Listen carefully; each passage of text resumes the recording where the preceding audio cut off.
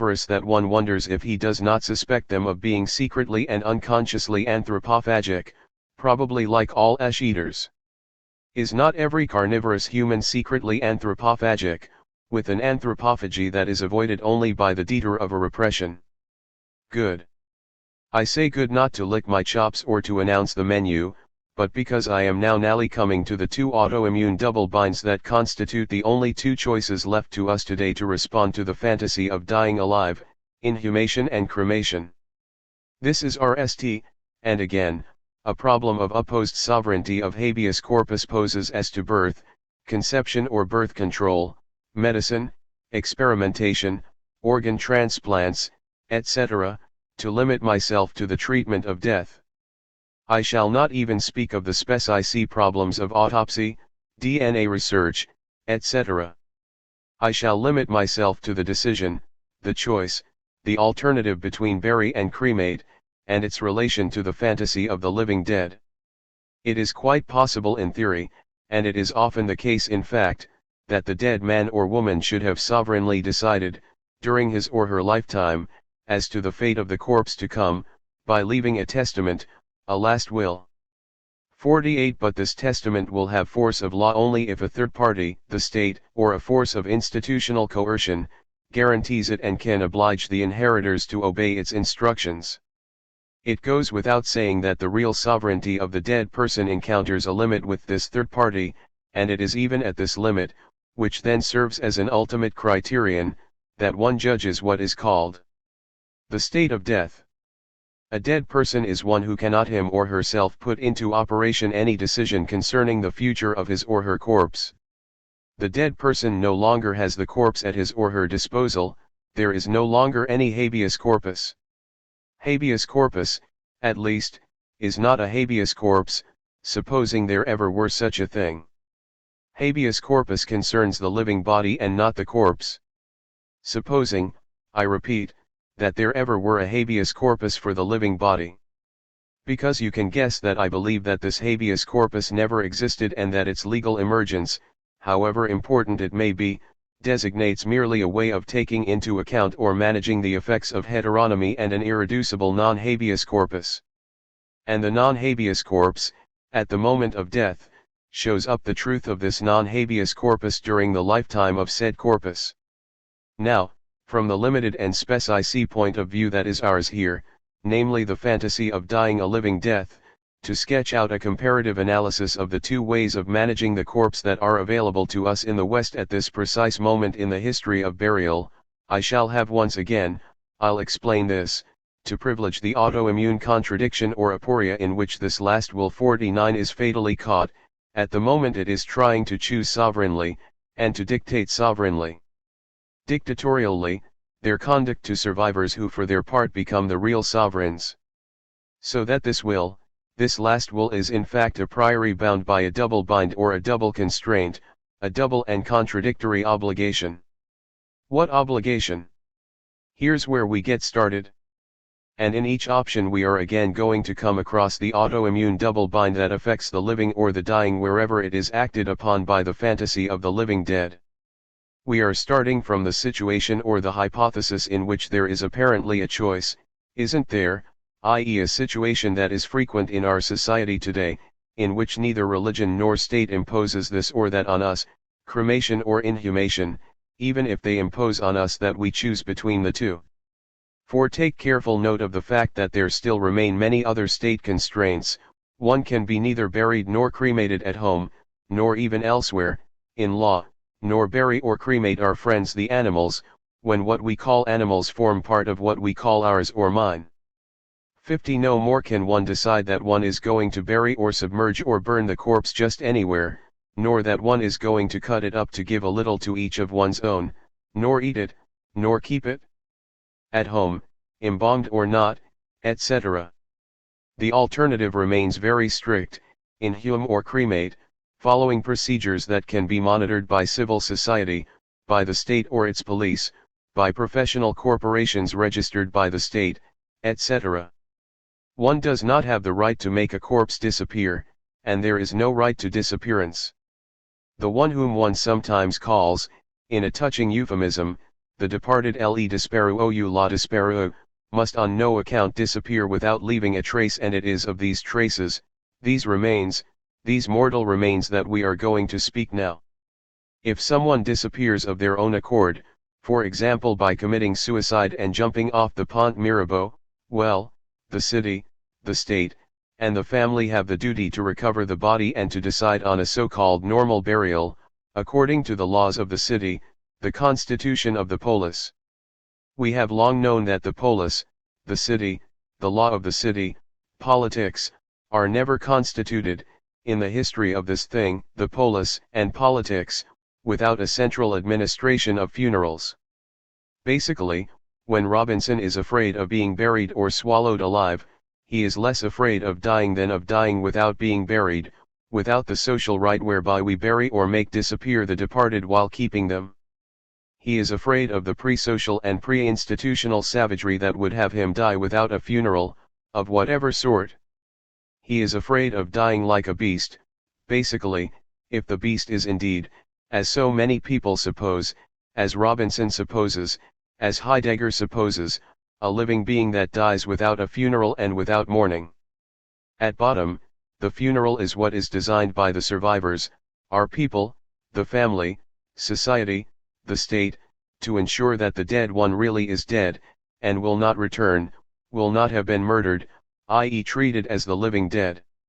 Robinson accepts death, but he does not want to be murdered, condemned to death without judgment.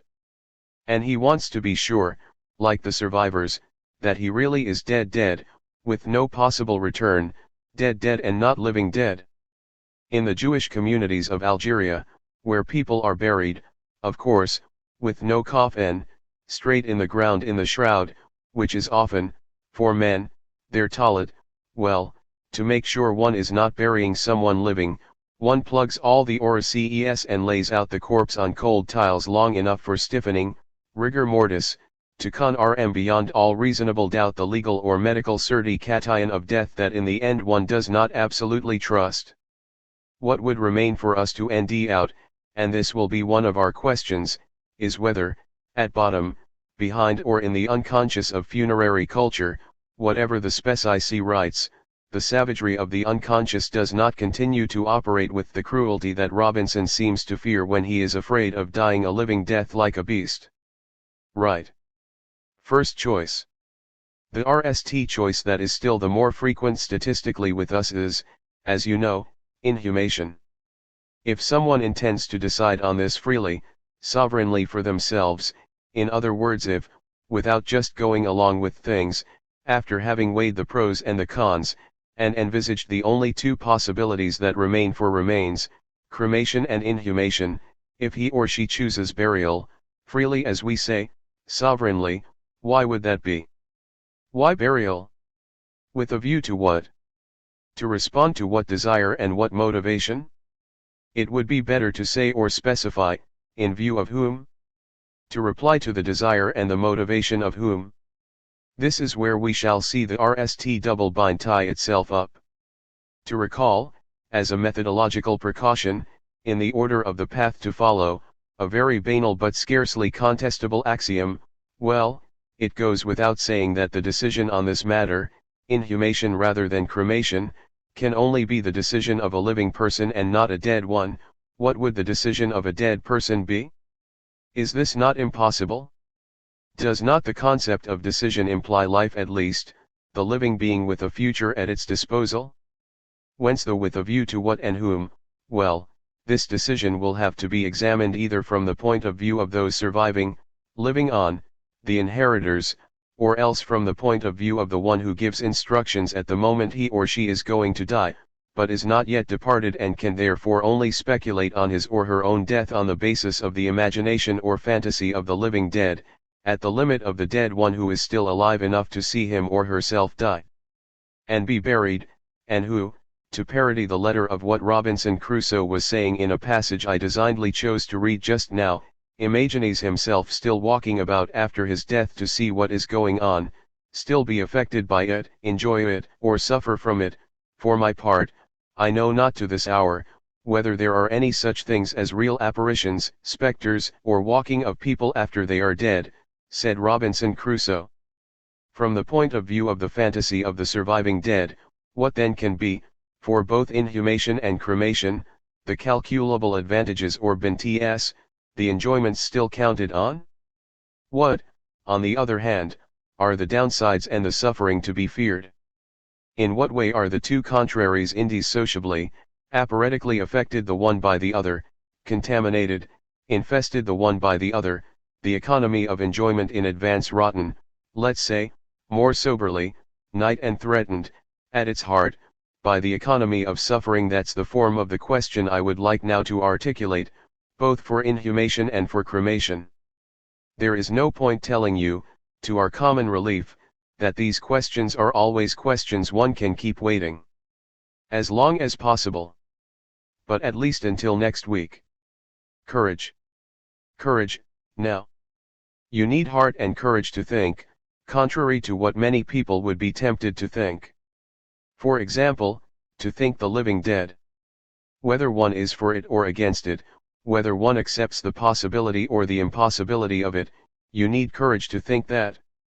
Many people imagine that in order to think, for example, that it is quite enough to think, that is, or so they imagine, to represent something to oneself, to have an idea, to speculate in one's head with words and images, and that not only does one run no danger requiring courage, but that it is even a little cowardly, mere thought, because it looks like a retreat into oneself, to an island, a refuge sought in empty speculation, in representation, or in internal images, in a verbal exercise, in words, in hypotheses from the study, while meditating in the warm next to one's stove, as Descartes said, etc.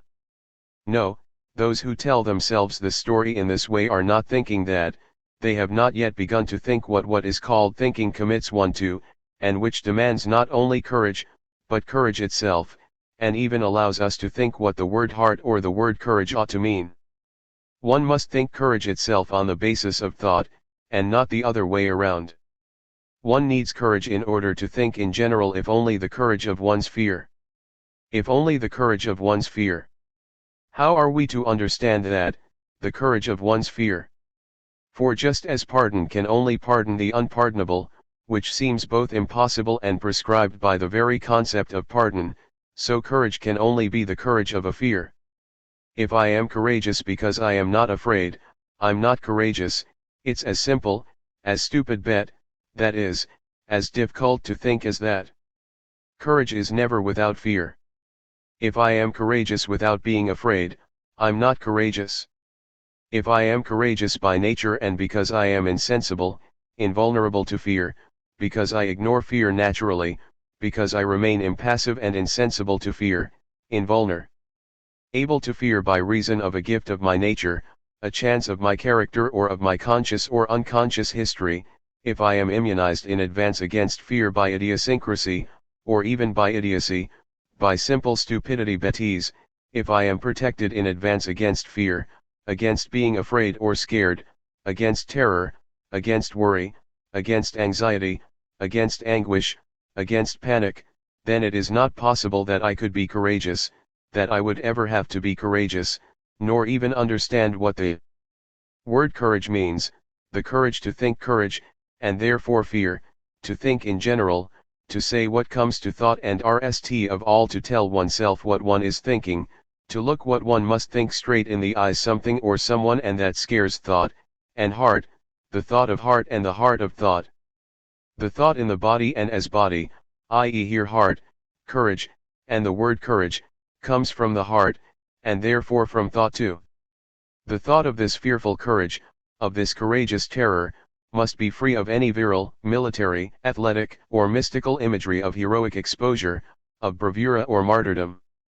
It must even be free from any ethical normativity, of any prescription of the type, the courage, to think, is a virtue, courage is good, the courage, to think, is a duty, one must, it is better to be courageous, better or so it is implied than fearful, because obscurely, although courage is not fear, there is no courage without fear, no absolute state of courage, and of heart, without absolute panic.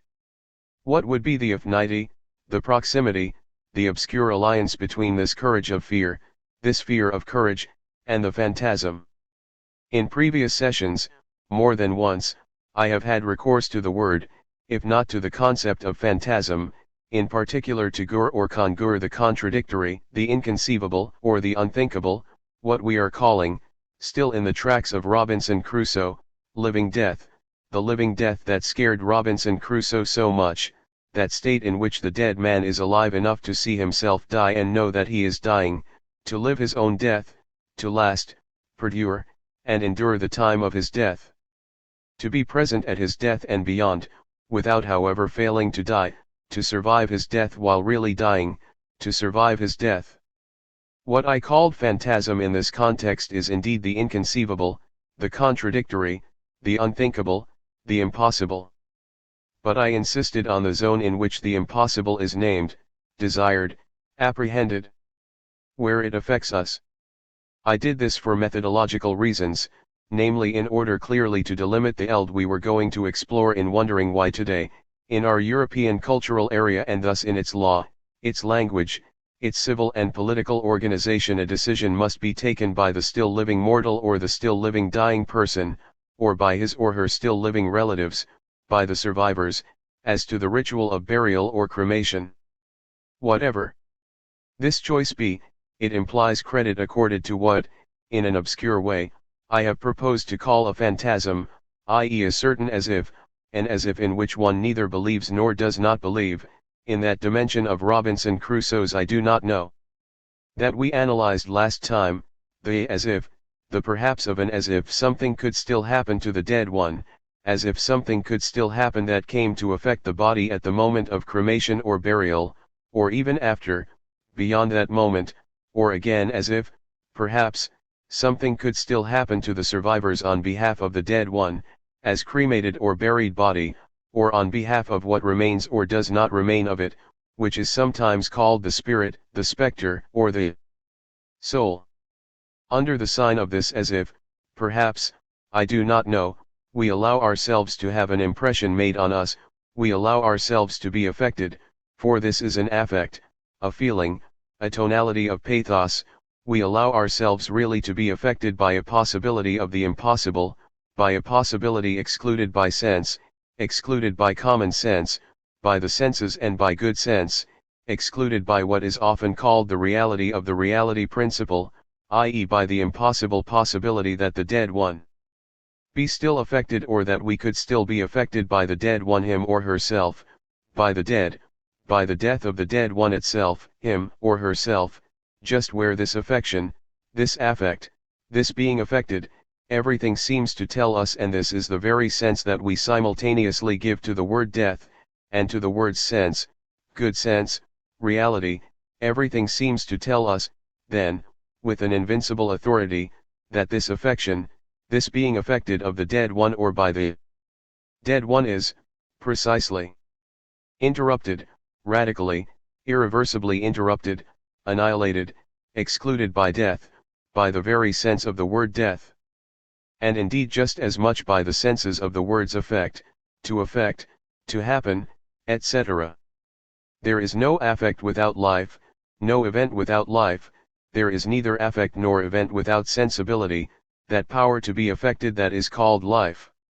It is precisely because this certainty is terrifying and literally intolerable, just as unthinkable, just as unpreventable and unrepresentable as the contradiction of the living dead, that what I call this obscure word phantasm imposed itself upon me. I do not know if this usage of the word phantasm is congruent or compatible with any philosophical concept of the phantasma, of fantasy, or fantastic imagination, any more than with the psychoanalytic concept of the phantasm, supposing, which I do not believe, that there is one, that there is only one, that is clear, univocal, localizable. What is more, Freud himself, as we saw 2 weeks ago, just as he assigns to such a fundamental, such an indispensable concept as that of drive, trieb, a double belonging, the limit belonging of a limit concept between the psychic and the somatic, which means that the psychic and the somatic, the soul and the body become non-concepts, concepts without a rigorous pertinence as soon as one speaks of drive, pulsion or compulsion. Well, similarly, Freud situates the phantasm in this place without, in this place where it has more than one place lu and more than one Tylene at once, thus becoming both ubiquitous and unlocatable, between the conscious and consciousness, between two systems, between the system of the unconscious and the system of conscious perception.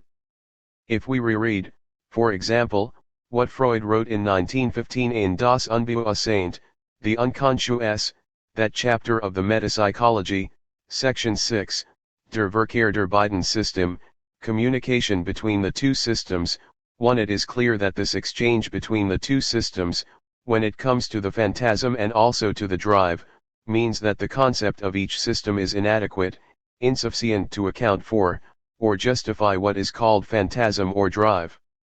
It belongs neither to consciousness or the preconscious nor to the unconscious, because it is both at once. But that does not mean that one must, nor that one can, stop talking. Moreover, who can ever prove that it is legitimate to talk or not to talk, that one must or must not talk? I defy you to prove the one or the other. Photocopy all these texts too. Freud begins by noting, precisely on the subject of phantasms or phantasmatic formations, or of fantasy, Bildungen. Hold on to this word Bildungen, it will catch up with us again at the end, that, I quote, among the derivatives of the UCS instinctual impulses, unter den Abkommlingen der Betriebsregungen, of the sort we have described, there are some which unite in themselves characters of an opposite kind, die entgegen Gesetz sind Bestimmungen in sich vereinigen. On the one hand, they are highly organized, free from self-contradiction, widersprüchsfrei, have made use of every acquisition of the system CS and would hardly be distinguished in our judgment from the formations of that system. On the other hand, they are unconscious and are incapable of becoming conscious. Thus qualitatively, qualitative, they belong to the system PCS, but factually, factisch, to the UCS. 3. I break off the quotation for a moment to draw attention to Freud's calm and abyssal audacity when he distinguishes here between the qualitative and the factual. What does this mean? That's the whole enigma of what he's wanting to talk about, both the enigma of drive excitation, and the enigma of the phantasm, and soon, as you'll hear, the enigma of the symptom. How can the same thing, the same experience, the same affect also, the same phantasm and the same symptom have a quality, and thus a phenomenal sense, the sense of an orlebness, of a conscious or preconscious lived experience, as they say, all the while belonging in fact, and what does in fact, factisch, mean here, to the unconscious? This distinction is quite unintelligible, impossible even, it even seems to have no sense, it appears to defy sense and good sense, consciousness, logico-philosophical consciousness qua consciousness, precisely. It is not only purely and simply a contradiction, and thus an impossible thought, a thought of the impossible or a conception of the inconceivable. It is a contradiction between a system that excludes contradiction, the CS system, highly organized and coherent, and the UCS system which is never hampered by contradiction. The unconscious is what is not affected by contradiction. What is more, in common language and the logic and common sense that organize our lives, it happens every day that one treats as irresponsible and unconscious whoever contradicts him or herself without warning, whoever is not affected by contradiction. 2 pages earlier, moreover, Freud had recalled that the processes of the unconscious system are intemporal, zeitlos, and are not ordered according to the consecutiveness of the temporal order. And this Zeitlosigkeit, this intemporality is also an insensitivity to contradiction, Widersprüchlosigkeit, an indifference to contradiction. The unconscious knows nothing of contradiction, it doesn't care about it, it contradicts itself all the time without ever contradicting itself, without ever being bothered by contradiction. The unconscious is not ashamed of contradiction. That is why it lies, or rather why it always tells the truth even when it contradicts itself from one sentence to the next, it simultaneously lies and tells the truth and never renounces anything. We need to remember all this if we want to continue to dare to think what phantasm seems to mean, and die a living death, or die in one's life. Time. So Freud recalls all that, the intemporality and the non-contradiction, the insensitivity to contradiction of the unconscious, before the passage we are now reading, on the communication between the two systems, in the section entitled Die besondere Eigenschaften des Systemsübung. For Freud's gesture here, in the communication between the two systems, his writing, his manner of writing, his gait, his way of writing, of speaking, of doing things and dividing things up, is analogous, I repeat, analogous, comparable, not identical, to what Heidegger does and recommends that we do when he tells us that we should not be discouraged by formal contradictions that scare good sense, for example apparent vicious circles.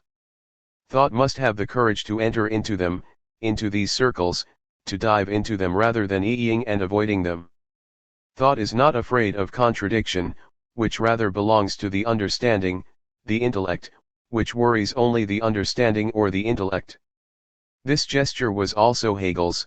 Not being afraid of the contradictions of the understanding is the beginning of thought. And one would be tempted, once again from the point of view of courage, to bring together this intrepidity of thought when it affronts and traverses and assumes the circle of contradiction, and what Hegel says about the steadfastness that holds and maintains death in life. You remember this famous passage from the preface to the Phenomenology of Spirit, death, if that is what we want to call this non-actuality, Unwirklichkeit, is of all things the most dreadful, das furchtbar Saint, and to hold fast what is dead, das Tod festzuhalten, requires the greatest strength law force again, was die große Kraft erfordert. Lacking strength, beauty hates the understanding, Verstand, for asking of her what it cannot do. But the life of spirit, das Leben des Geistes, is not the life that shrinks from death, das sich vor dem Tod schützt, and keeps itself untouched by devastation, but rather the life that endures ertragt, again it and maintains itself in it, und in ihm sicher halt. 5. The life of spirit begins, then, where death is borne by life, rmly maintained in it, and not denied, even if the understanding wants to distinguish, separate, and oppose life and death, wants not to bear, not take upon itself, not assume, not accept that life bears port and comprises comport death. At bottom, the true sense of the word bear, tragen, ertragen, is just as much the sense determined on the basis of bearing life, the mother who bears the child, as the one determined on the basis of the bearing of death by life, of the dead by the living. The life of spirit is the death of nature or biological death, it bears death, it bears and tolerates port et support the mourning of death in itself. Spirit attains to its truth only when it nds itself again in this absolute tearing, in der absoluten Zerrissenheit, it is torn between the life that it is and the death that it is also, since it bears that death within it like mourning. This spirit, but when one says Geist, in German, one indeed says spirit, but also, spirit die net as a spectre or a revenant, a ghost, as I have insisted at length elsewhere. 6. This spirit that has the strength to bear death, this spirit is a power, mocked, but the power not to turn away from the negative, and therefore the courage, at bottom, not only to look it in the face, but to take the time to look it in the face, to make this gaze last, not to be content with a quick glance, not to look death in the face for a moment and then look away from it the next moment. That's what bear means. It is also to bear looking death in the face in an enduring, durable way, taking the time, giving oneself the time that one thus gives to death. Looking death in the face, doing so in the experience of spirit, can also, think of Hamlet, having the strength, the courage to look the dead one or the spectre in the face, to defy it. To be able to bear, to bring to bear support or deporter on death this morning gaze that is enduring and durable, to bear the weight of this bearing, of the gaze brought to bear and the morning born, the courage to bear death, one needs, I would say, something like a delighty to death, to what dies and to who dies, as such, as dead, delighty to death, ans, condens, faith, delighty to death to the death, to whom and to what happens to be dead. This delighty and loyalty not only require time, there would be no time without them, no time as such. But is there ever time as such? Without this spectral spirituality? In any case, we have a sense that what we have been, for a moment now, obscurely calling courage, which is identified with heart or spirit, has no sense outside this affinity with the faithful endurance of death. It is always the courage, if there is any, not only to speak to death, to have death or the dead one in one's mouth and in one's soul, to talk of it or eat of it, to bite it, but to look death in the face, as such, for more than a second, more than the RST second. The power in question, mocked, thus consists both in this gaze and in this insistent, durable gaze, in the insistence of the gaze, in that power to endure the endurance of that gaze that faces up to the negativity of death. This is what Hegel calls spirit. Spirit is a power, then, this very power, this sovereignty, basically, a sovereignty that, as with the master in the dialectic of the master and the slave, does not come without the courage to look death in the face. It really is about looking, taking into view, and this way of facing up does not go without sight and image, an image of the face. We shall see the consequence at the end of today's sequence, in the link between phantasm, visual image, and imagination. Such a courage confers sovereign mastery on the master. Spirit is just that, this potency or power, ist dies macht nur, in dem dem negativen ins Angesicht, bei ihm verwielt. Spirit is this power only inasmuch as it faces down the negative, looks it in the face and dwells near it, in dem dem negativen ins Angesicht, bei ihm verwielt. 7. All of this is said in a long passage that I leave you to reread, on the circle, precisely, on what is a circle for the understanding. A few pages earlier, Hegel had given the nickname corpse, Leichnam, at least guratively, but more than guratively, I think, to the naked result, das nackte Resultat, that the tendency leaves behind it when it is mere drive, das bloße Treiben, without effective realization, nicht drive, a drive that does not attain spirit, a drive without effectuation. 8. I come back to Freud, at the moment when he advances courageously into this contradiction, and not merely this contradiction, but this contradiction between the non-contradictory and the contradictory, between the CS or PCS system and the UCS system.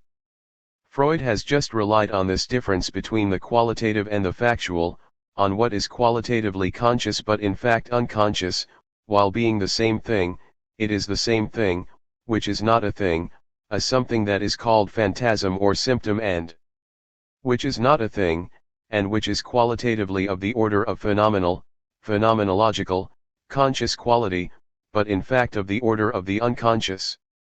And on the subject of this undecidable, undecidably both conscious and unconscious, he dares to say that its origin, its provenance, ihr Herkunft, remains, as to their destiny, decisive, entscheidend.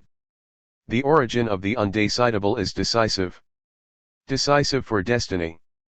What is at stake here 9 is nothing less than repression, the original and irreducible, scarcely thinkable concept of repression.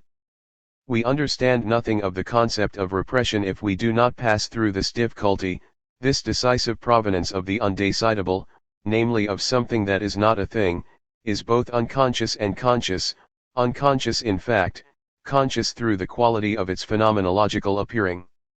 The point, then, is to think repression, namely that odd exclusion, that censorship, which allows only symptoms to pass between the two systems, symptoms which are also double, in their provenance and their belonging, doubly inscribed in both systems.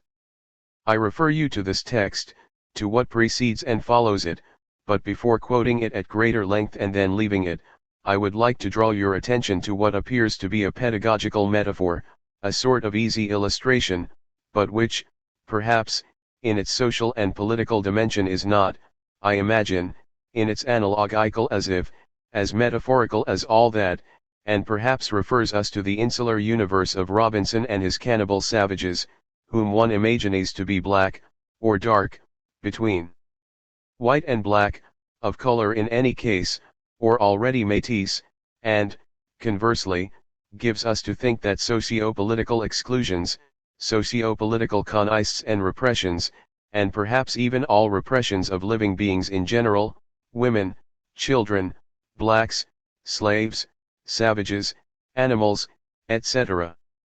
That all these repressions are possible and efficacious only where some psychic repression and symptomatology are at work. With this simple metaphor we might have the key for at least the principle of a psychoanalytic politics or a political or even zooanthropological psychoanalysis. Freud compares these mixtures of consciousness and unconscious to métis, to bastards, to hybrids, misklingen, who belong to both races at once. And Freud writes this, to explain the effects of the provenance, both conscious and unconscious, undecidable, of these offsprings of drives, of these métis that phantasms and symptoms supposedly are, in truth of their decisive origin in repression. We may compare vergleichen, again them with individuals of mixed race, mit den misklingen menschlicher Rassen, who, taken all around, resemble whites bereits den weißen gleichen, thus they are fellow semblables, resembling one another in dissemblance 10, but who betray their colored descent by some striking feature or other, and on that account remain excluded from society and enjoy none of the privileges of whites. Of such a nature are those formations of Fantasie die Fantasiebildungen, phantasms, phantasmatic formations of normal people as well as of neurotics which we have recognized as preliminary stages in the formation both of dreams and of symptoms and which, in spite of their high degree of organization, remain repressed 11 and therefore cannot become conscious. They draw near to consciousness and remain undisturbed so long as they do not have an intense cathexis, 12 but as soon as they exceed a certain height of cathexis they are thrust back. 13. These offspring are what Freud immediately afterward calls substitute formations, Ersatzbildungen, prostheses. And he then notes a supplementary complication which he admits resembles a contradiction, Widerspruch, in his exposition, namely that he now has to admit that the censorship that he had placed between the UCS and PCS systems operates also between PCS and CS14. The fact is, he says, that every passage from one system to the immediately higher system implies a censorship. And in a somewhat economic way, by reason of a sort of nitude, because we must exclude the in-night renewal of inscriptions, Niederschriften. The number of inscriptions to be inscribed is night, that's nitude. For all acts of censorship operate on inscriptions, and substitutes of inscriptions in a system. It is even this concept of inscription which no doubt motivated the choice of the word or metaphor of censorship, and the quantity of inscriptions is night, so one must censor. It is like a topological economy of the archive in which one has to exclude, censor, erase, destroy or displace, virtualize, condense the archive to gain space in the same place, in the same system, to be able to continue to store, to make space. Finitude is also a sort of law for this economy. To niche for today with this Freudian protocol, you understand easily why I also think it necessary to stress that in Thoughts for the Times on War and Death, 1915, in the second chapter entitled Our Relation to Death, 15, Freud suggests that the relation to our own death is not representable, and that each time we try to represent our own death to ourselves, we continue to be there as spectators, observers, voyeurs, at a distance and subject to imagery, to imagination. We are alive enough to see ourselves and imagine ourselves dead, and therefore, I would add, buried, or swallowed up or cremated alive. This is another way of saying, against Heidegger, that we never have any access to our own death as such, that we are incapable of it. Our death is impossible. Whence Freud concludes, and I quote, hence the psychoanalytic school could venture the assertion that at bottom no one believes in his own death, or, to put the same thing in another way, that in the unconscious every one of us is convinced of his own immortality. 16. Of course in what would, according to Heidegger's axiomatics, rank us with the animal that does not die, that has no relation to its death as such we must emphasize, and would have to meditate on, among other words, the word belief, especially when it is granted to the unconscious. What does believe or not believe mean for the unconscious? What difference is there between believing and not believing for the unconscious? This is why I often venture to say that the problem of the meaning of the word belief is still today entirely new. And I tried to show not long ago, in this very place, 17, how this concept of belief was strange enough for one always to be able to show that between believing and not believing there is not a radical opposition, such that believing always comes down to believing the unbelievable, believing in what one cannot know, and therefore in what one can only believe, and thus in what one does not believe, in what one does not believe to be believable. Photocopy both pages, French and English. It is at the end of the same text that, having recalled that, nonetheless, in primitive man, in original man, Ermensch, there coexist in a non-contradictory way two apparently contradictory attitudes with respect to death, the belief in the annihilation of life and the denial of that same belief, the denial of the reality of annihilation, after having recalled, then, that in the same primitive man, who moreover survives in us, the dear ones who are an internal possession, a constitutive part of my own ego, or at the same time strangers, or even enemies inspiring in us unconscious death wishes, after having recalled that our understanding and our sensibility have difficulty thus reconciling or coupling love and hate, and that it is for this reason, because of this unbearable contradiction, by reason of the unbearable truth of this contradiction, love/hate, life/death, mourning and jubilatory triumph, that people cannot tolerate psychoanalysis and that it encounters so many resistances. Freud then sums up, to sum up, our unconscious is just as inaccessible to the idea of our own death, just as murderously inclined towards strangers, just as divided, that is, ambivalent, towards those we love, as was primeval man, and he concludes, but how far we have moved from this primal state in our conventional and cultural attitude towards death. 18 and War, because this is a text on war written while war was raging, 1915, would be that destruction of the sediments of culture that makes this primitive or primary man reappear, and these primitive times still awake and surviving, both dead and alive, beneath culture and civilization. When war speaks, when one speaks of war, when one declares or makes war, one is still speaking this primitive language. This would be enough to bring us back to Robinson, who often describes himself as having returned to the state of nature, that was reduced to a mere state of nature, RC 109, and to our contradictory phantasm of being buried, swallowed up, in short destroyed, killed, living dead. But before moving on, before leaving Freud, I shall not resist, in the name of survival and remains, in the name of what happens after our lifetime, of Robinson Crusoe, of Defoe, etc., of everything we said about this, last time, of the living death of books and works, I shall not then resist the desire to read with you the only, highly significant, passage in which, to my knowledge, Freud compares himself in turn like Rousseau to Robinson Crusoe to whom justice would be done only after his death, 19, and the becoming buried alive of his work. In the history of the psychoanalytic movement, Zur Geschichte der psychoanalytischen Bewegung, 1914, Freud writes this: I pictured the future as follows: I should probably succeed in maintaining myself by means of the therapeutic success of the new procedure, but science would ignore me entirely during lifetime. 21 some decades later, someone else would infallibly come upon the same things for which the time was not now ripe, would achieve recognition for them and bring me honor as a forerunner whose failure had been inevitable. Meanwhile, like Robinson Crusoe, I settled down as comfortably as possible on my desert island. When I look back to those lonely years, away from the pressures and confusions of today, it seems like a glorious heroic age. My splendid isolation was not without its advantages and charms. I did not have to read any publications, nor listen to any ill-informed opponents. I was not subject to opinions from any quarter, there was nothing to hustle me or pressure me. I learned to restrain speculative tendencies and to follow the unforgotten advice of my master, Charcot. 22, photocopy the English, You no doubt have the impression that for a long time now I've been doing all I can to put off the moment at which I shall have to speak about the choice between inhumation and cremation. No, here and now, the moment has come.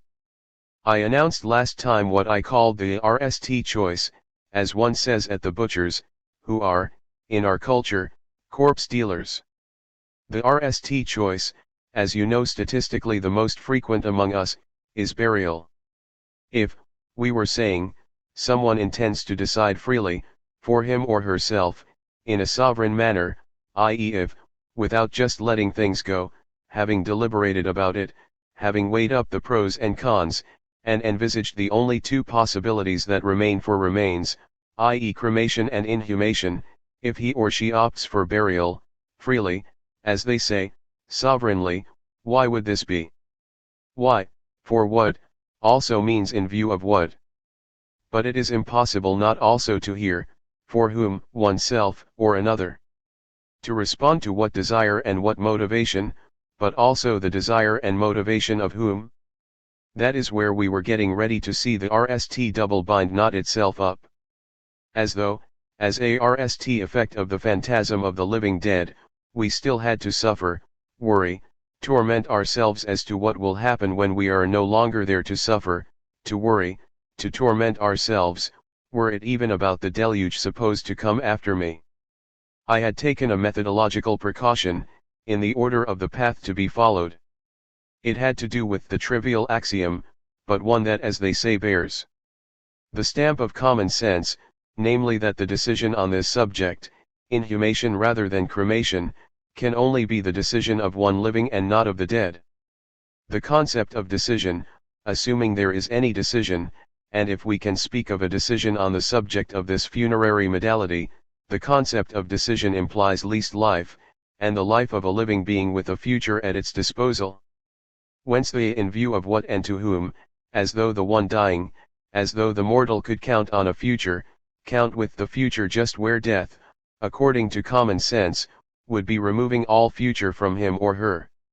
We shall have, then, to analyze the hypothesis of this decision either from the point of view of the living survivors, the inheritors, or else from the point of view of the one who gives instructions when he or she is going to die but has not yet departed, and can thus only speculate on his or her own death on the basis of the imagination or the phantasm of the living dead, or, at the limit, of the dead one still alive enough to see him or herself die and be buried, and who, to parody the letter of what Robinson Crusoe was saying in a passage I read last time, imagines him or herself still walking around after death to see what's going on, still being affected by it, still enjoying it or suffering from it.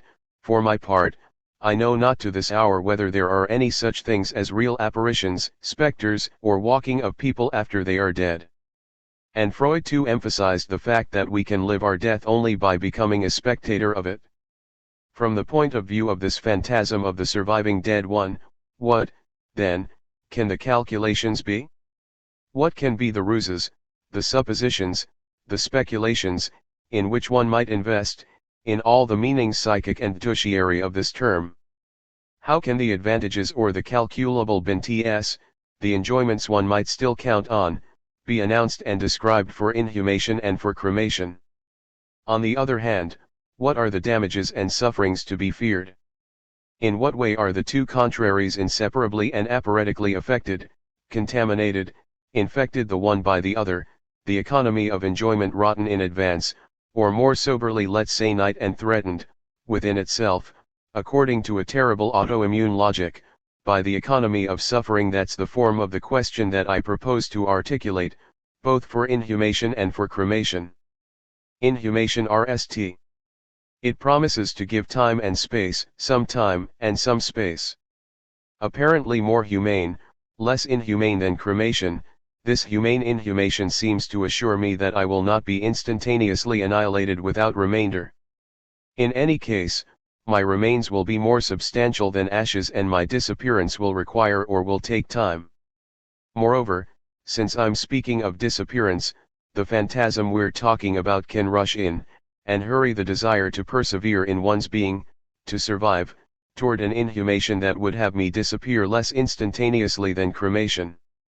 There is, with inhumation, a time and a place for the body, and the body a concept on which we would have to dwell for a long time if it is not the proper living body. Leib is not a simple thing.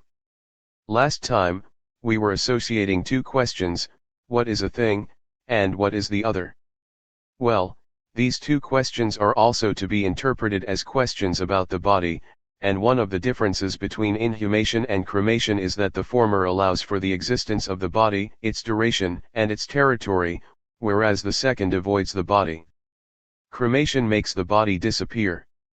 Now the body is something that is not simply an anonymous and lifeless thing, and we only perceive it, we only have an experience of it, as the body of the other.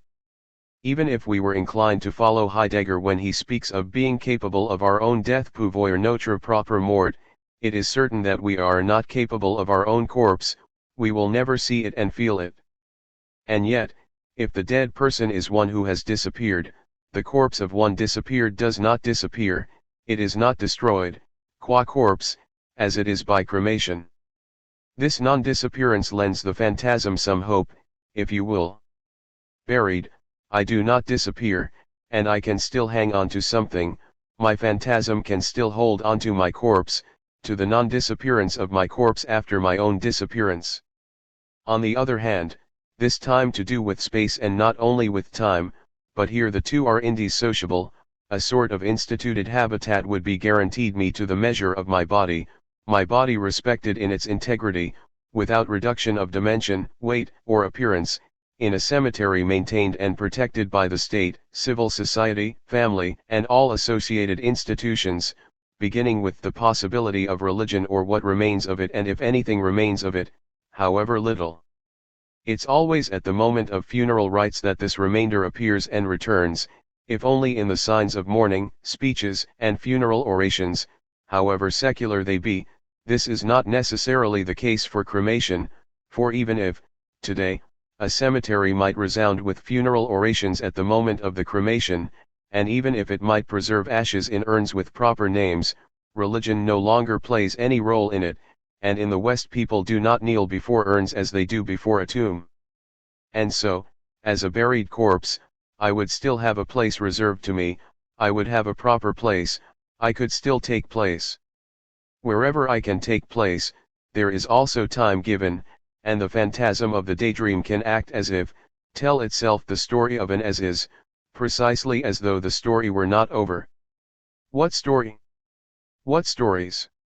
How can one accord the phantasmatic or the fantastic with the narrative, with narrativefiction, or even with fantastic literature, with stories that accord time and future to the dead person? Before proceeding and trying to answer these questions, let us note here that the division or the hesitation between inhumation and cremation has no doubt always depended, and today depends more than ever, on the reasonable doubt one might cultivate on the subject of the state of death.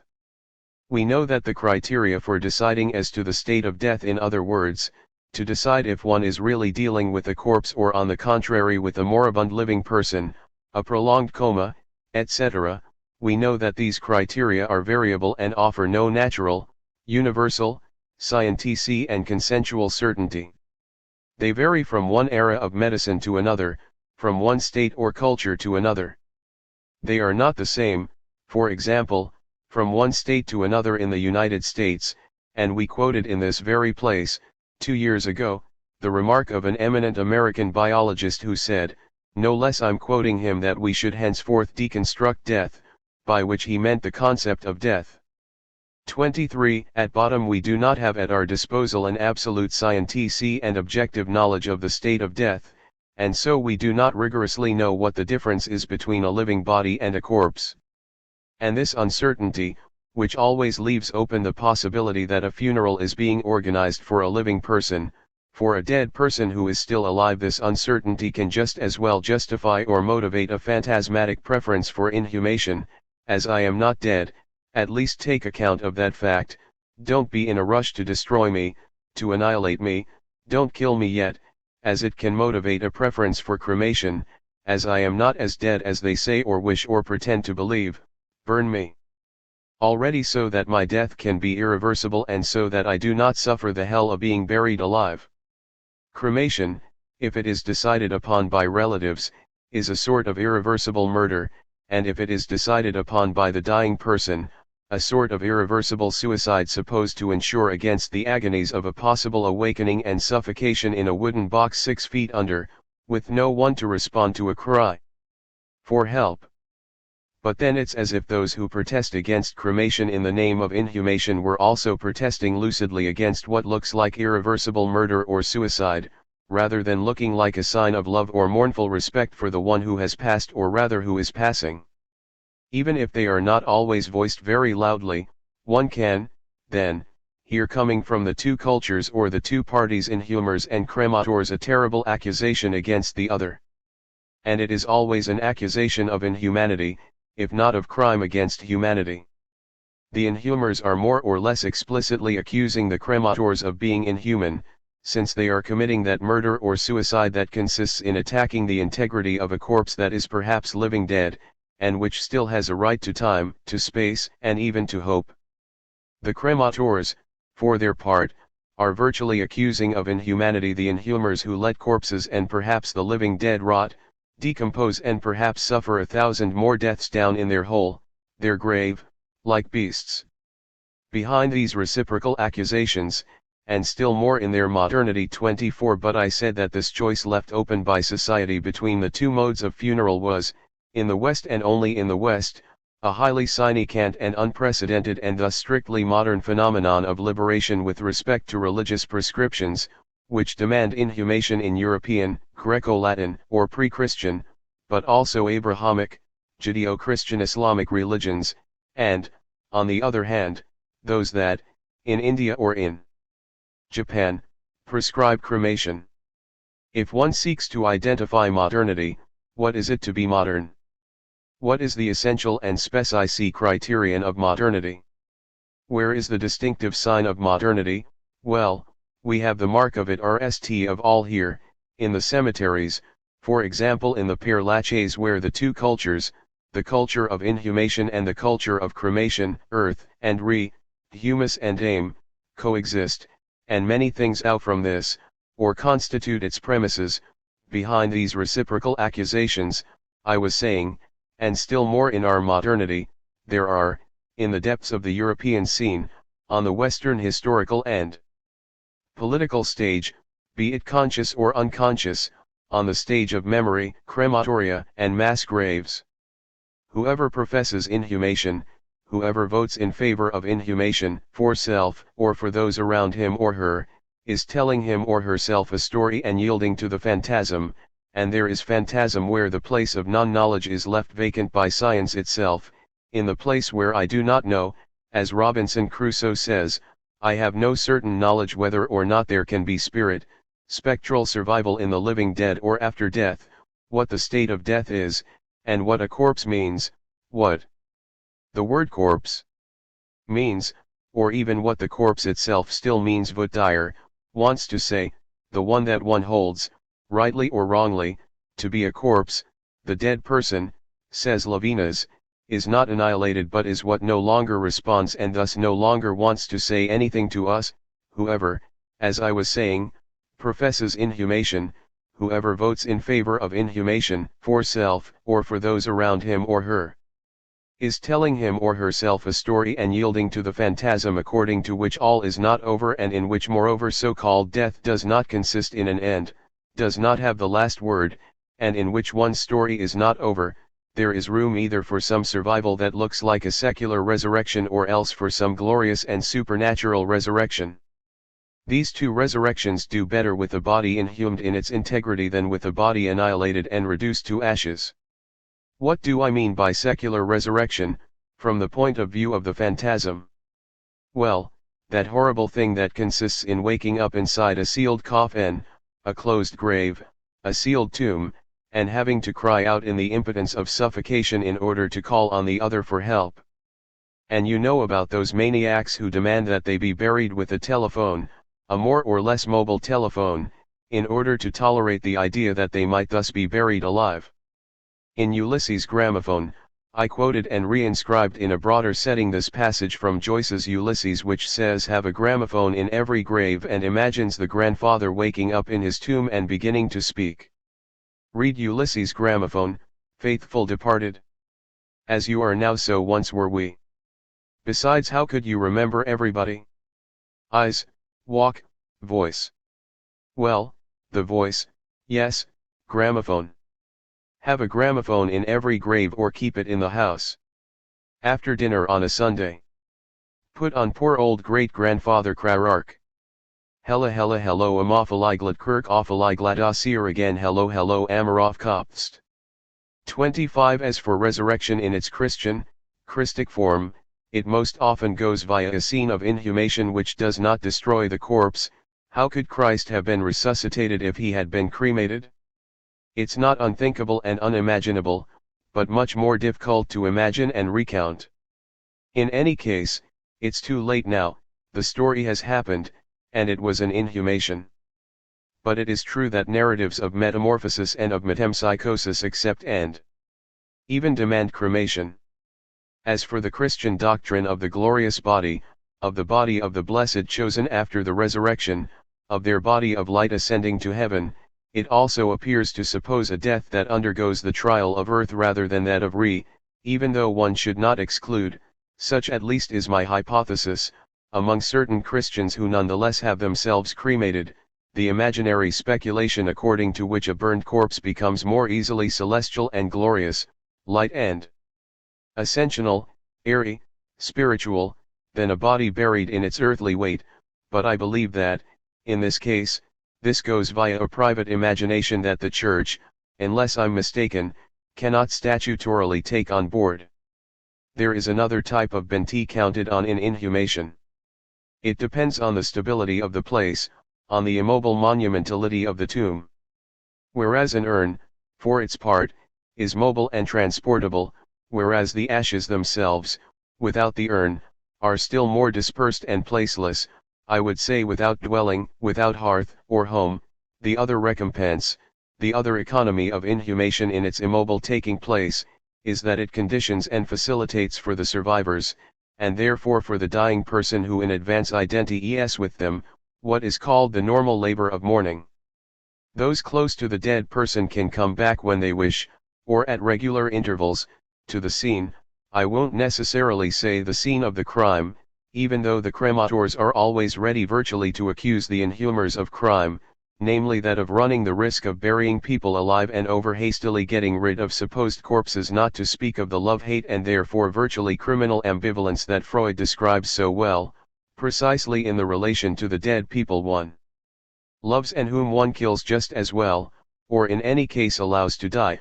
What difference is there between killing and allowing to die, for example on the worldwide scale of famine, of malnutrition, and of AIDS, etc., criminal ambivalence in the relation to the dead people one loves and whom one kills just as well, or in any case allows to die as much as one regrets their death, with a feeling of criminal culpability that haunts all labor of mourning, and that the labor of mourning also has at its function to try to appease, to neutralize, to make innocent. Now the immobile localization of the buried body, its territorialization, allows this labor of mourning to proceed along its path, if I can put it like this, during regular visits and moments of reverence, returns to the tomb that keep the body whole, external or internal procedures, transactions that render one innocent insofar as they are marks of faithful and conservatorial respect, maintaining the other alive, in oneself, while maintaining that other in its place outside. The survivor is able to verify each time that the dead one, identified by his or her proper name inscribed on the tomb, really is who he or she is, where he or she is, that he or she rests or reposes, rests in peace, in the right place, in the place of the dead, a place from which he or she will not return. And this is where the ambiguous or ambivalent, in truth self-contradicting effect of this phantasm, of this phantasmatic preference for inhumation reveals its autoimmunitory character and is carried off into it. Inhumation appears more humane and more immunitory, of course, more protective, more habitable, more hospitable, if I can put it like that, but by the same token it is autoimmunitory and harmful, and thus terrifying for the very phantasm that moves toward it. Not only, as we have just seen, because unlike cremation it leaves open a greater chance and probability to the agonies of the living dead, to the suffocation of being buried alive and awakening in one's tomb before becoming a true corpse again, after indescribable suffering that no one will ever have been able to describe, for good reason. Not only, next, because of the long process of rotting and decomposition that one can only imagine for oneself and for the other, but that one cannot fail to imagine. But also because one sees clearly that the labor of mourning that one appears to facilitate in this way consists, in localizing the dead one, in stabilizing it, in immobilizing it in its place and its static state, in keeping the dead one at a distance, at bay, over there, outside, far off, in a public rather than a private place, ensuring that he or she will not come back home, into one's home or into oneself, neither in fact nor in the form of a revenant. The intervention or interposing of the public space of the cemetery, of the residential publica or the state is an insurance apparatus.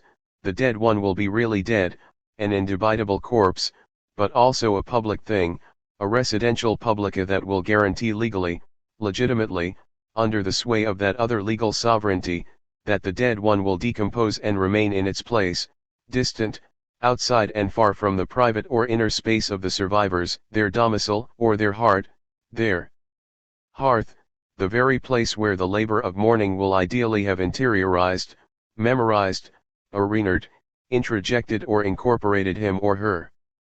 All of that is appeasing, it avoids interminable persecution, the persecution of the corpse by the survivors, the persecution of the survivors by the dead one, only by putting the dead one to death, conremaining the dead one in his or her death that one will pretend to approach, symbolically, only at regular and ritualized intervals, during one's visits to the cemetery, on anniversaries, ceremonies, prescribed and formal returns to the scene of inhumation. During the intervals and even on those occasions, the dead one is maintained at a more or less calculable and objective distance, avoided, left, abandoned where he or she is forever. Under the watch of the cemetery guardians, and thus of the police of state and of law, at least when the tombs are not profaned, an enormous problem I am also leaving to one side. This intervention, this interposing of the state, the church, or of the residential publica in general is here all the more decisive and noteworthy. It is this that takes the dead one away from the family and that one asks to take him or her away to keep him or her where he or she is, far off, over there, etc., for as long as necessary. This taking of responsibility by church and or state is all the more significant for the fact that the very rare cases in which the corpse is both maintained in its integrity, but withdrawn from decomposition and from the agonies of suffocation, are always exceptional cases of dignitaries, sovereigns, or heads of state who are mummied or embalmed, be it the pharaohs and their family, or the heads of totalitarian states, Lenin, Stalin, etc., whose corpses are not only withdrawn from decomposition but, in the latter cases, kept practically intact, imputrescent, and visible in the public space, or in any case always exposed to becoming visible and accessible to view again. It is in order to resist all these negative and autoimmune effects that one goes toward, that one takes refuge in, the phantasm of cremation. Cremation is supposed to avoid the agonies of the living dead, of a cadaverization that has not yet necessarily done its work at the moment of burial. Cremation is also supposed to avoid the horrors of slow decomposition supposed to affect the phantasmatic body of the dead one, which calms both the dead one and the survivors. Finally, it is supposed to suspend the immobile localization of the corpse by depriving it of a place, but also by the same token avoiding holding it at a respectful distance, avoiding distancing it from the life of the survivors. But the autoimmune or apparatic contradiction also comes back to persecute the phantasm of the crémateurs. I am deliberately using what is in French a present participle, as you will have understood, the inhumants and the incinerants, to designate both those who decide for themselves and those who decide for others as to this mode of dealing with the dead, In this exchange without exchange of places that makes everyone crazy with living death, both the dying and the survivors. If on the one hand this phantasm of the cremators, on the side of the surviving family, is consoling, because of the thought that suffocation or decomposition are avoided for the well-beloved dead one, a favor or grace to be done to him or her, in return and revanche, and I'm deliberately using this word revenge which promotes war, vengeful resentment and persecution, all that, in return, then, this favor, no suffocation or decomposition, is paid for by absolute annihilation, a more radical way of having the departed depart, a way of going after the ash, and going after the disappearance of disappearing. To avoid having him or her suffer the suffocation of the living dead and the decomposition of the corpse, one makes the departed depart, one destroys and annihilates him or her in every identifiable trace, I mean in that ashes are no longer remains in human form. To annihilate, to transform death into annihilation, and you know that this is not the same thing. This is the place of a debate or an objection that Levinas addresses to the tradition and notably to Heidegger. Death is not, insists Levinas, equivalent to an annihilation, to a reduction to non-being. Death is not nothingness nor the negative response to the question to be or not to be. To annihilate, to transform death into annihilation, is to deprive the dead one of everything through which he or she can still affect, from the outside, from some exteriority, affect our sensibility in the a priori forms of sensibility, as Kant would say, namely time and space. He or she will not be coming back, the dead one. He or she will disappear in his or her very disappearance in an instant, without even having the time, without the time being left both to the dead one and to the survivors for that cohabitation in mourning that is given rhythm, scansion, and duration by funerals and burial and the earth of cemeteries. Cremation no longer either takes or gives time, nor space, since, as we were just saying, the immobile tomb is henceforth forbidden, and since the urn is movable and the ashes do not stand in for a body as the corpse would. Ashes do without the body font l'économie du corps. They do not take place because they do not have place, they are dispersion, and the urn in which they are gathered has no proper place. 1nds in cremation the same aporia, the same autoimmune double bind as in inhumation, formally, logically, analogically the same, even if the two ways of dealing with the corpse are seeking, in the sensory content of the staging and the phantasm, a quite different modality, another time, another sensory space. This same aporia, this same autoimmune double bind becomes paralyzed, or APS around while becoming paralyzed, becomes clenched in the contradiction of an unfaithful delighty, more unfaithful by increase of delighty, more faithful by a hyperbole of indelighty, a contradiction that simultaneously structures and ruins all labor of mourning, and in truth all relation to others as labor of mourning. I say relation to others as labor of mourning, for mourning does not wait for death, it is the very essence of the experience of the other as other, of the inaccessible alterity that one can only lose in loving it or just as much in hating it. One is always in mourning for the other. For, to come back to cremation, it is because of the and this being deprived of earth, of territory and an immobile place, that the labor of mourning becomes both in night and null. In night because null. And by the same token showing up the essential impossibility that is and must be that of the labor of mourning, of the very concept of labor of mourning, a labor of mourning that can only succeed and achieve its so-called normality by falling into treachery. One betrays the dead one fails in being successful in the labor of mourning, by interiorizing the dead one who is thus deprived of his or her very alterity, but one also betrays the dead one by leaving him or her outside, by respecting her or his innate alterity and by above all not taking her or him into the self. When has operated, and in the modernity of its lugubrious theatre, i.e. technically infallible, instantaneously efficacious, invisible, all but inaudible, the corpse of the deceased will, apparently, have disappeared outside its very disappearance. But having a place nowhere, having no stable place, no topos outside the survivors, the image or memory of the dead one become ubiquitous, he or she invades the whole of space and the whole of time, which are purely interiorized, in the form of an absolutely pure and not empirically determined sensibility. The dead one is both everywhere and nowhere, nowhere because everywhere, out of the world and everywhere in the world and in us.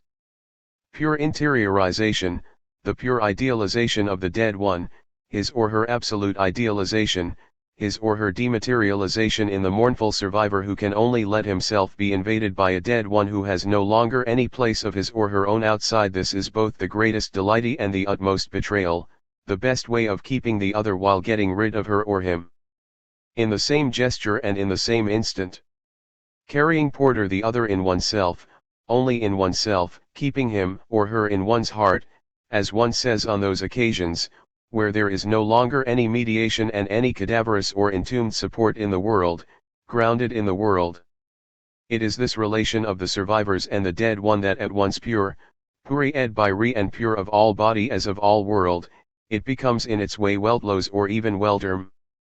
Between being weltlos and being welterm.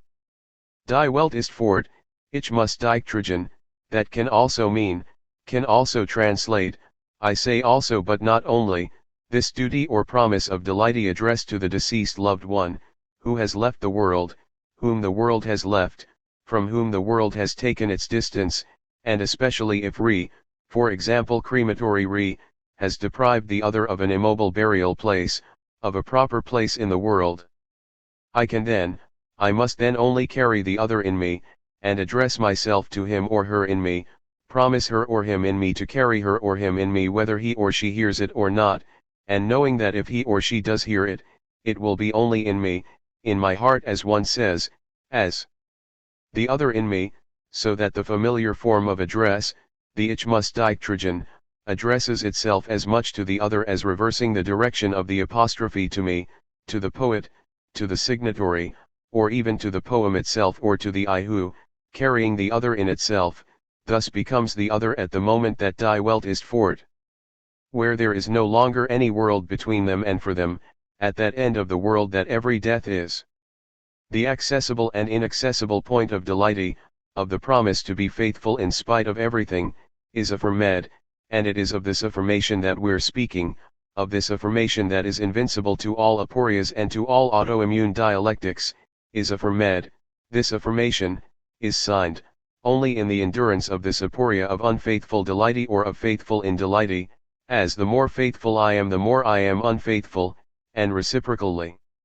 All of this reawakens us to a question that has not ceased sleepwalking in our progress today. The question, what is the phantasm? What does phantasm, phantasma, revenant, fantasia, imagination, fantastic imagination, mean? If everything we've just sketched out concerned above all the phantasmatic nature of what orients our desire and our terror, our experience, let's call it our Robinsonian experience, of the living dead and the treatment of the corpse, of the essence or the non-essence, of the nothing, unwesen, decomposition, of the corpse, then we're here touching on the simultaneously auto-affective and hetero-affective structure of the phantasm. One cannot think the phantasm without this auto-hetero-affective dimension. A reaction on the acute specificity of the phantasmatic cannot fail to pass through this experience of living death and of affect, imagination, and sensibility, space and time, as auto-hetero-affection. If we had the time and space, I would have proposed a long detour, which I therefore ask you to make on your own, through that book or set of seminars by Heidegger on Kant and the problem of metaphysics, texts that are pretty much contemporaneous with our seminar of 1929-30, or just a little earlier, 1925-28. This too, as you know, is an interpretation of Kant, but the central theme of which is nitude. Heidegger draws a great number of consequences from it, and a reading which, as you also know, is engaged in a profound meditation on time, on the schematism of the transcendental imagination in Kant, precisely around the strange thing that is a pure auto-affection. Now, like others, I was struck by the pedagogical example taken by Heidegger when he is wondering what the image, Bild, is and what is the imagination, Einbildungskraft, a question that is all the more interesting for us in that human Dasein will be denet in the seminar of 1929-30, as you well know, as Weltbild Bilden, Weltbilden, is supposedly what is proper to man, of Dasein in its nitude. The question of knowing how to think Bilden is no less decisive than that of knowing how to think Welt. Now at a given moment, in Kant and the problem of metaphysics, Heidegger wonders what an image is, and he explores all the meanings this word can have in Kant, at least three times sight, the immediate sight of an entity, the sight of a reproduction of an entity, the sight of any object. And in order to explain the second sense, the sight of an image that reproduces, of a reproduction, here is what he writes, and in which there suddenly appears the photographic image of a death mask, which is already in its way a reproduction. I read the following to conclude for today. Read and comment Kant and the problem. Translation. Now the expression image likewise is used frequently in this second sense as likeness. This thing here, this photograph which is at hand, immediately offers a look as this thing. It is image in the RST and broad sense. But while it shows itself, it wants to show precisely that from which it has taken its likeness. To obtain an image in this second sense now no longer means merely to intuit a being immediately, but instead means, for example, to buy or to produce a photograph. It is possible to produce a copy, photograph, again from such a likeness, a photograph of a death mask for example. The copy can only directly copy the likeness and thus reveal the image, the immediate look, of the deceased himself. The photograph of the death mask, as a copy of a likeness, means on the one hand the manner of immediate contemplation of a likeness in which the look of a being presents itself. Now the photograph, however, can also show how something like a death mask appears in general. In turn, the death mask can show in general how something like the face of a dead human being appears. But an individual corpse itself can also show this. And similarly, the mask itself can also show how a death mask in general appears, just as the photograph shows not only how what is photographed, but also how a photograph in general appears. 2 is itself an image, but this is only because it gives the image of the dead person, shows how the dead person appears, or rather how it appeared. According to the expression image hitherto delimited, making sensible 6. Before beginning, I would like to read some extracts from a letter 1 from my friend Tim Boddy as a supplement, accompaniment, and enrichment of what we said last time on the subject of Veronica, of the shroud and the imprint on the death mask. Tim Boddy writes the following, which I can only quote, as I have nothing to change or add. Petrarch played in one of his poems on the sense of Veronica as vera icona. But the shroud of Veronica as little as the death mask, and Heidegger is not strictly speaking an icon, but rather what C.S. Peirce calls an index ical. So, as an image, build, this index sign the mask, the shroud is struck, as when one speaks of striking a coin, by death or the dying. Every other image, the photograph of the mask, for example, is reducible to and reproductive of this virtual point, whence, perhaps, the fascination with the punctum of each photograph. Bazin has written some NE pages on the so-called ontogenetic link between the object and its photographic image, which he claims is founded on a mimetic relation between art and the corpse. Let us recall that the Einbildungskraft is, in its medieval roots, from German mysticism, the force, Kraft, to make enter into the interiority of the soul, ein, the image of Christ. Einbildungskraft was a mystical exercise. And this Christ is not just anyone. He is the one who is always already struck by death and promising his survival according to his image. And so, the phantasm of having our death as ours, in us, alive, as an image. As imaginary. But always oriented toward the index, toward the one who bears, him too, indexes, stigmata. There. Thank you, Tim Boddy. Is he here? Thank you. This is perfect and a very good introduction, a very good sequel and a very good introduction to today's session. As always, when I speak or when I write, or when I do both, when I teach, as always, at each step, with each word I have a sense or presentiment, in the future perfect, of the ungraspably spectral gore of an event which could, after the event, put back on stage a stage as yet invisible and unforeseeable for anyone at all, put back on stage, then, from top to bottom, everything that will have been dictated, whispered to me, I mean by that more or less consciously, or telepathically, or somnambulistically, intimated from within me or enjoined on me from very far outside. So that I will never say, with the required assurance of indubitable certainty, never will I venture to say, here now, presently, indubitably I think, cogito, sum, or again, like Heidegger, we are not yet thinking. I would say, rather, I presense that I do not yet sense, I do not sense it yet but I presense it, I sense that I presense it, I presense that I sense it but I do not yet sense it, and I know still less what will not fail to happen. As though I were forewarned of what I do not see coming.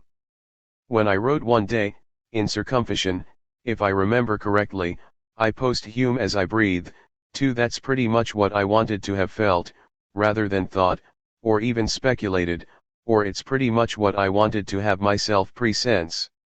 In I posthume, beyond the obvious sense of the postmortem future perfect, I was playing with breathing and the scent of presensing, of humor to smell, to breathe in with the sense of having a nose for it, as they say for what, according to me après moi, will come after me après moi, even though I do not see it coming, anticipating without anticipating, sensing in the sense that one says that animals sense, and do better with scent and with noses, than we humans, when animals sense. Catastrophes coming that we do not see coming, for example earthquakes that certain animals register long before we do, even before the earthquake breaks surface, if I can put it like that, I had the feeling, when I said I posthume as I breathe, of playing with humor rather than playing with earth, humus, the earth of burial that a hasty and false etymology thinks it can end in the word posthumous, to which I shall return in a moment. In saying I posthume as I breathe, I thought I meant that nothing is, like breathing itself, as natural, spontaneous, habitual, unreactive, reactive, indispensable to life as being obsessed with the postmortem, fascinated, worried and interpellated, and I thought I was playing in crossing the sense of what comes after death, the air of breathing, and what comes after burial. In truth, posthumous with an H, appears to be a faulty spelling, the grammarians tell us, and the spelling error in it is apparently induced by the proximity with humus, earth. Litera cites one of these errors in Servius, who speaks of a posthumatam matram. And Litera adds, it would be appropriate for the Academy to correct the faulty spelling. It's like for difference, with an A, which is another way to posthume by differing or deferring life, or, what comes down to the same thing, deferring death. In truth, posthume, without an H, apparently corresponds to the superlative of posterus. Posterus quali es, the one who comes after, the one who follows. Posterus is the follower or the descendant, the one who is going to come, or even the future itself. Posthumous, the superlative here meaning the last follower of all, and above all the one who, being born after the death of the father, child, or grandchild, posterity, bears the testamentary future and the delighty of the inheritance. Well, as you can imagine, this presentment that speculates without knowledge on the posthumous, was a peculiarly premonitory, pressing, presensing presentment last week in all I said or discreetly avoided saying, with restraint, during the great ratiocinating altercation, the great argument, as they say in English to signify dispute, contestation, debate, the great argument between so many living dead in mourning, that I called the inhumers and the cremators. It might have looked sometimes like a story about crazy people foos and crowds fowls, in which two waves howls of demonstrators and counter-demonstrators, at the gates of a cemetery crematorium, were declaring phantasm war on each other, with stickups to decide who would win, and if at the end one were going to die alive and burned or alive and buried, although each party must know that at bottom it all made no sense, for the dead people they would indeed be one day, because in any case one dies, and one always dies alive and one never dies alive. and that therefore they needed to go home and attempt, in the interval of difference, for as long as possible, attempt to rethink the whole business and to learn again how to talk about it. I knew that in giving myself over in this way to presentiment and premonition, I was running like a daredevil, like a stuntman or like a crazy person in the crowd of as yet nameless phantoms, my own among many others. I knew especially that for a long time, for as long as I can remember, and in a still more threatening way for the last week, so for 3 weeks back from today, that Maurice Blancot was dying a death more imminent than ever. And I already knew that he had opted for cremation. And I could long have said of Blancot dying what you can read in The Last Man. I became convinced that I had known him when he was dead, then when he was dying. 3. The cremation of Maurice Blancot has just taken place. For according to his wishes, they say.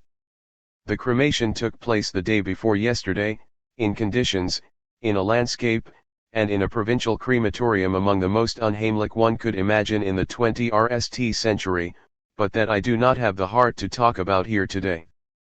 The death of Blancot is for me, as it is for his friends, his readers, and his admirers, a mournful loss, and, as it should be for this morning and no doubt for every morning, a mourning without measure, an incommensurable mourning.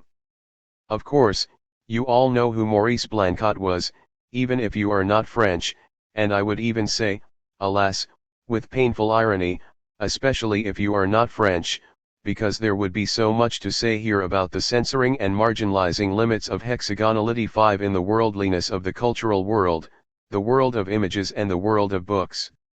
You all know who Maurice Blancot is in this century, and all the radiating and abyssal marks that his presence, and his retreat, will have left on it forever.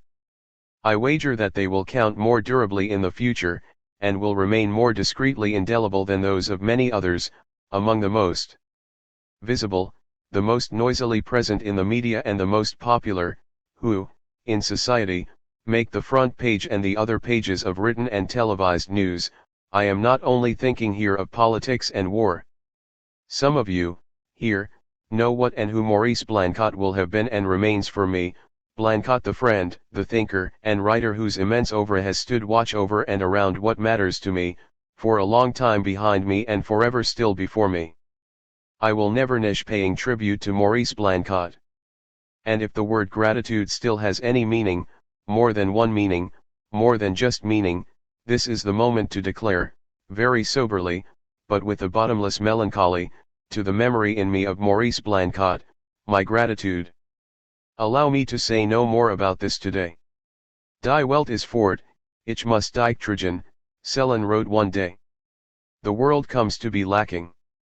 The world was lacking, is also a quotation.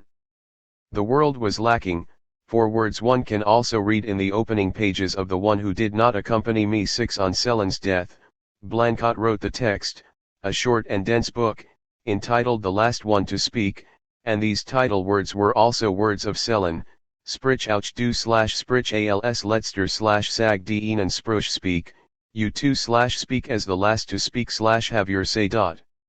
7 So as to let him speak today, and have the last word.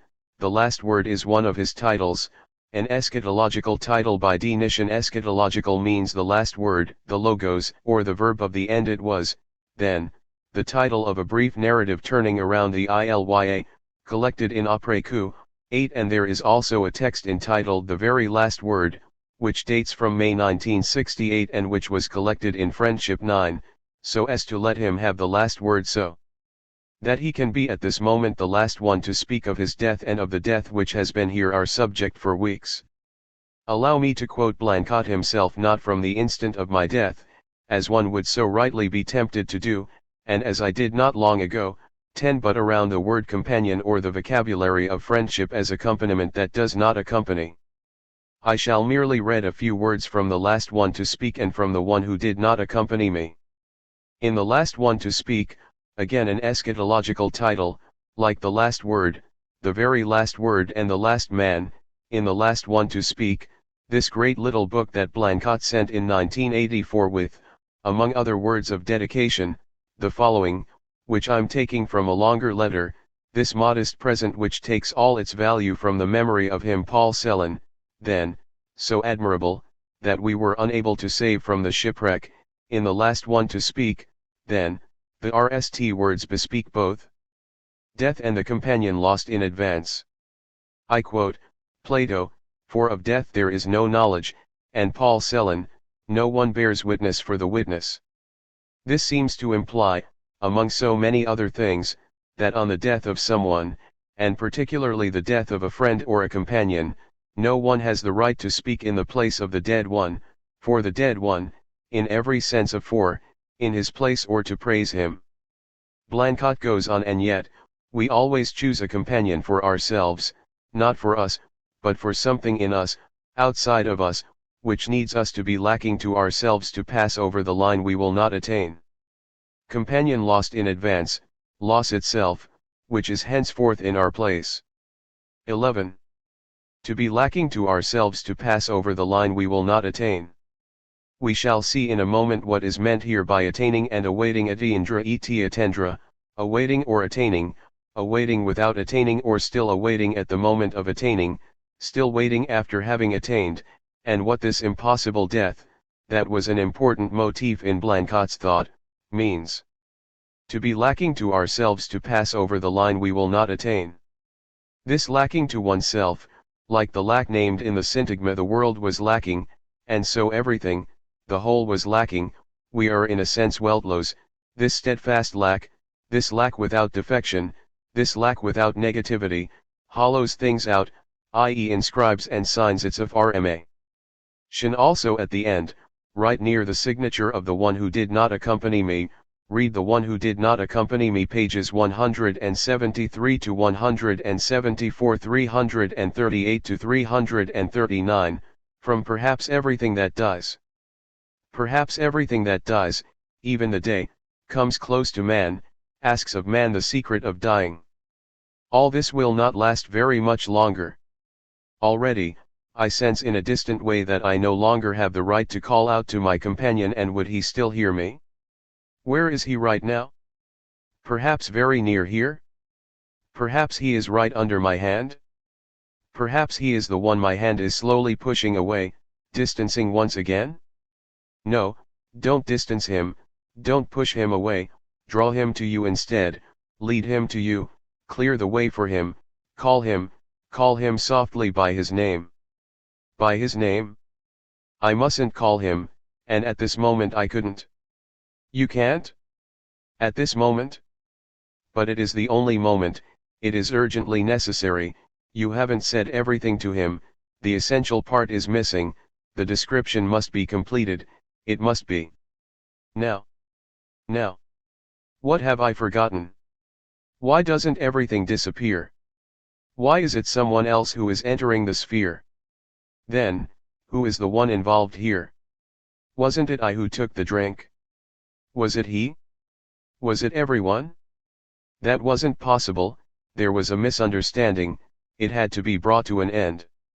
All the force of the day had to strain toward that end, rise toward it, and perhaps he answered immediately, but when the end came, after the scattering of a few seconds, everything had already disappeared with the day.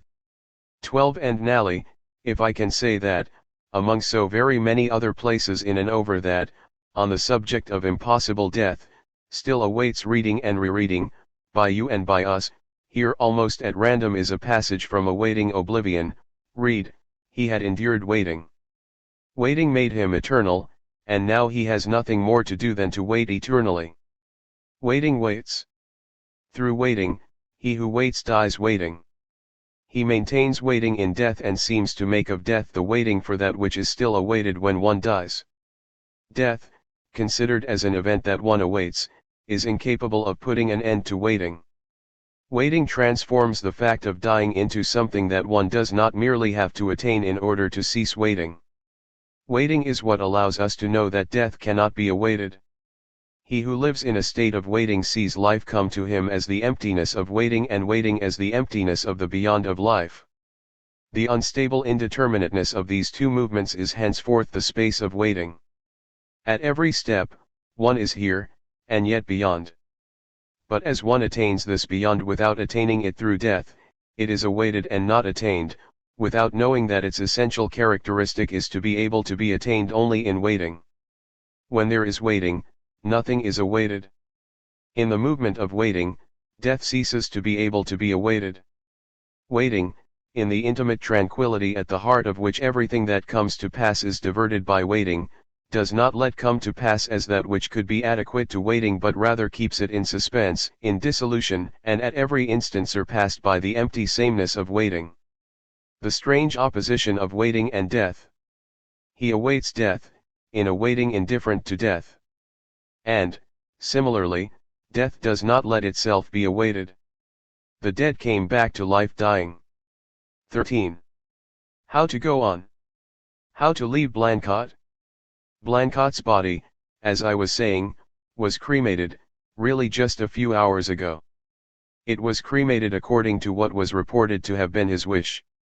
Defoe, Robinson Crusoe, Heidegger, for their part, were buried. The posthumous is becoming the very element, mixes in everywhere with the air we are breathing.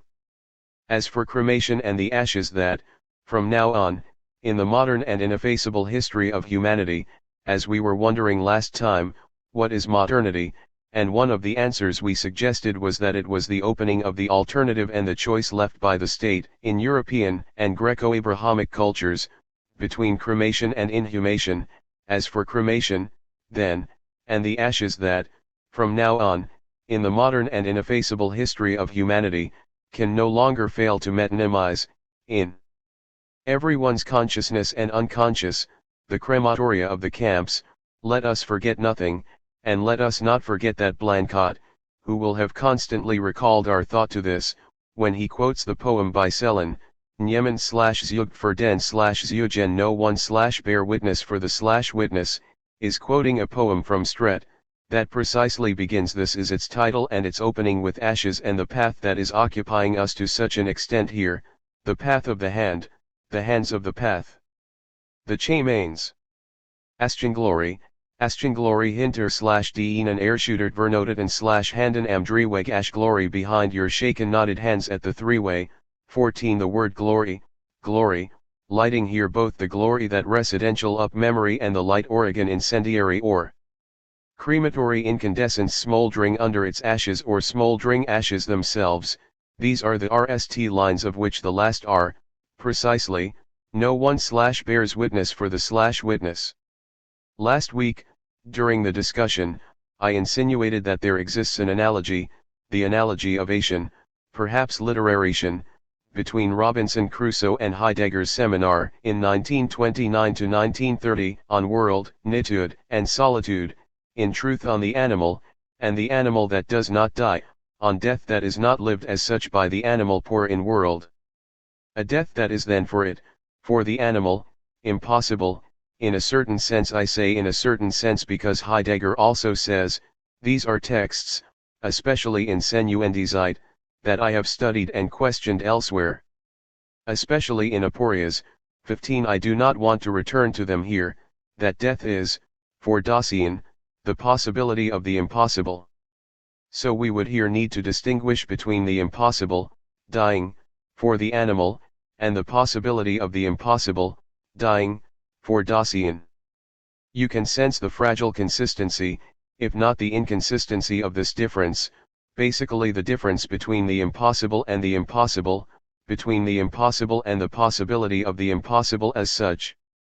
16. Now, Blancot never ceased dwelling in these places that are uninhabitable for thought, be it this question of the impossible and of the possibility of the impossible, or be it the even literary space that accepts the living of death, becoming living dead, and even the phantasm of the one buried alive. First, then, the aporia of the possible impossible. One of the texts in which the impossibility of dying most visibly holds thought in suspense, would be found perhaps, for exemplary example, in the writing of The Disaster, 1980, a work that is constantly traversed and travailed by the question of re and light, but also by the burn of the Holocaust. Disaster, the word disaster is itself determined, situated by the light come from the sky, if disaster means being separated from the star, if it means the decline which characterizes disorientation when the link with fortune from on high is cut, then it indicates a fall beneath disastrous necessity. 17. Or again night, white. Sleepless night, such is the disaster, the night is lacking darkness, but brightened by no light. 18. Or again, the disaster, whose blackness should be attenuated through emphasis, exposes us to a certain idea of passivity. We are passive with respect to the disaster, but the disaster is perhaps passivity, and thus past, always past, even in the past, out of date. 19. And further on, and I would say consequently, by the consequence of this always past, he also names, followed by a question mark, the posthumous disaster. 20. And especially, lastly, among all these pages I am asking you to reread, the calm, the burn of the Holocaust, the annihilation of noon, the calm of the disaster. 21. I was saying, then, on the subject of the aporia of the possible impossible, that one of the texts in which the impossibility of dying holds thought in suspense, would be found perhaps, for exemplary example, in the writing of the disaster, when, on the subject of the glorious, terrifying, tyrannical infants, whom one cannot kill, 22 Blancot comes on to the question of death, of murder, and of suicide. He writes, for example, read what follows in the writing of the disaster, pages 113 to 115, 68 to 71, from but perhaps suicide should be considered differently.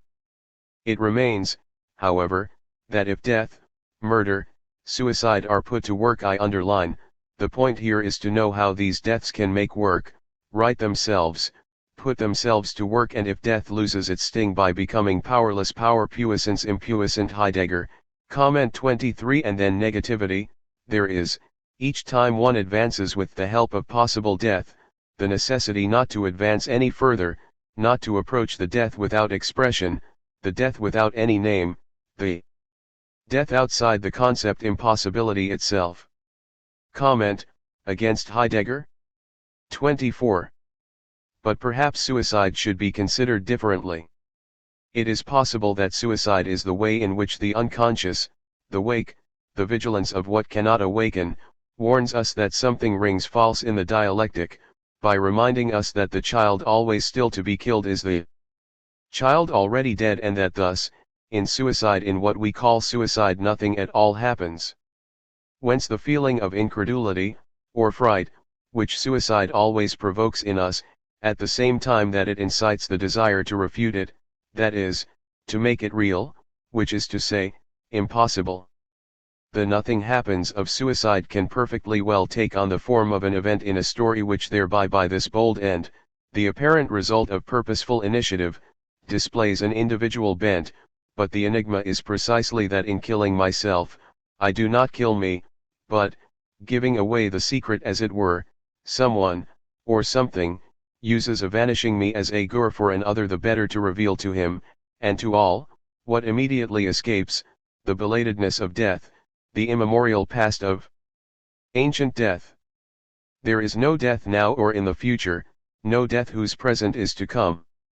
Suicide is perhaps, it is no doubt, a fraud, but it has for its stakes to make for an instant evident hidden the other fraud, which is the death known as organic or natural, and which is fraudulent to the extent that it claims to present itself as distinct, definitively separate and not to be confounded, able to take place only once, like that banality, the utterly unique, the unthinkable. But what would the difference be between death by suicide and death by any other cause, if there is such a thing?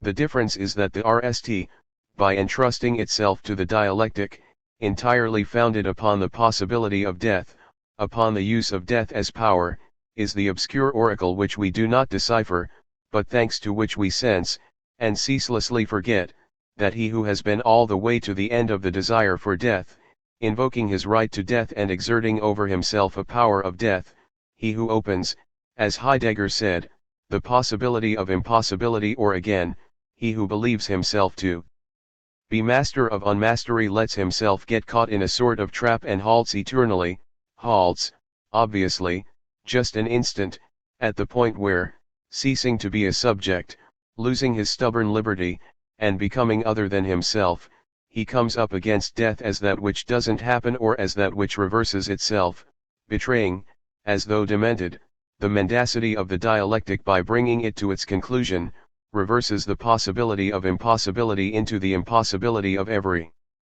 possibility.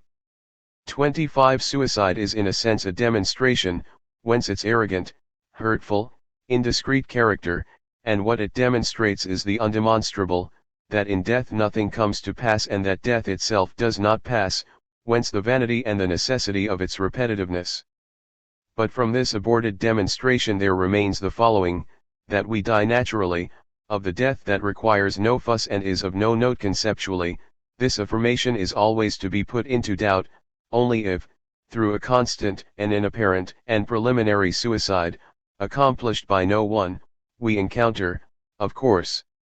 It is not we, the semblance of the end of history, when everything returns to nature, a nature which is supposed to be denatured, and when death, ceasing to be an always double death, having apparently exhausted the innate passivity of dying, reduces itself to the simplicity of something natural, more insignificant and more uninteresting than the collapse of a little heap of sand.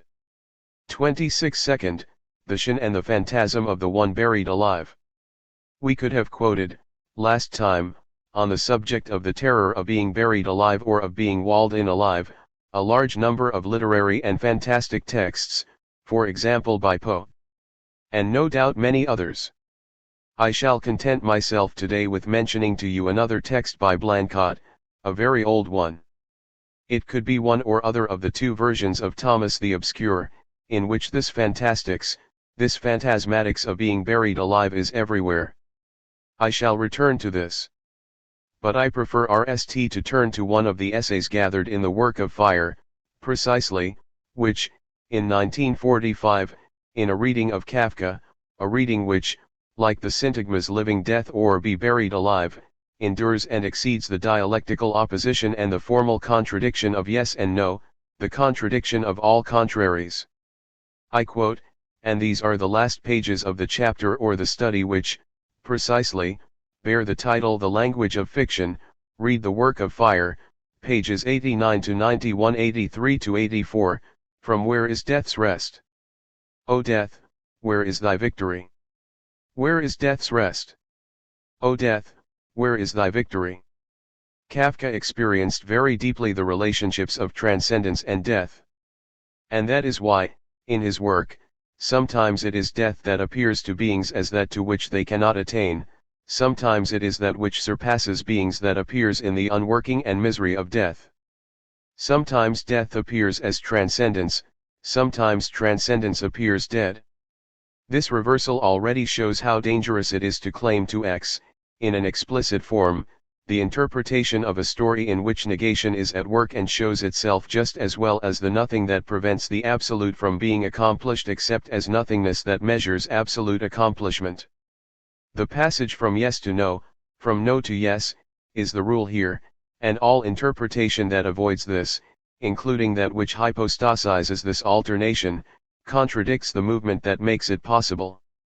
To see in K.'s story the image of the unhappiness of existence that cannot be grasped as existence because it cannot be found as the end of existence, remaining real, self-negating, insofar as it is not capable of being really non-existence, profundity of that which is beyond life, assertion of nothingness without memory. It is clear that such interpretation vainly contains the ambiguity of a proposition in which assertion and negation are in continuous threat of reciprocity.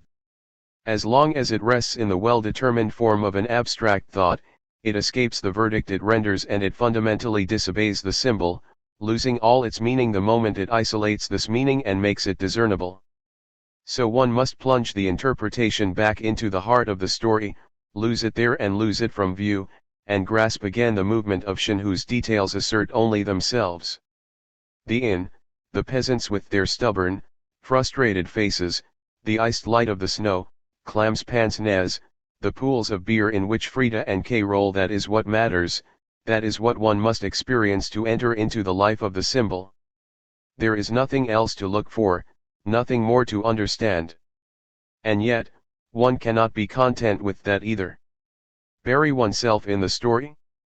But the story itself rejects you. Each episode contains a question about itself, and this question is also the profound life of Shen. It is the story, it shows itself face to face, it asserts itself, it converses. Where is the symbol? Where it appears, where it hides? Where there are only rm appearances, where appearances grate and are torn apart. Where things are present with their natural obscurity, where behind things their emptiness emerges, behind the story the absence of story, behind the profundity of symbol the impossibility that erodes the work and forbids its accomplishment. It is these very questions, and it dies from these questions. In this sense, every symbol that does not ruin the work in which it develops is ruined in the commentaries it provokes, that it cannot prevent itself from provoking.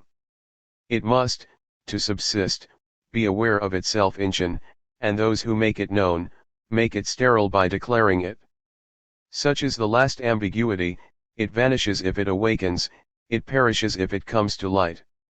Its condition is to be buried alive, and in that it is indeed its own symbol, symbolized by what it symbolizes, death that is life, that is death as soon as it survives.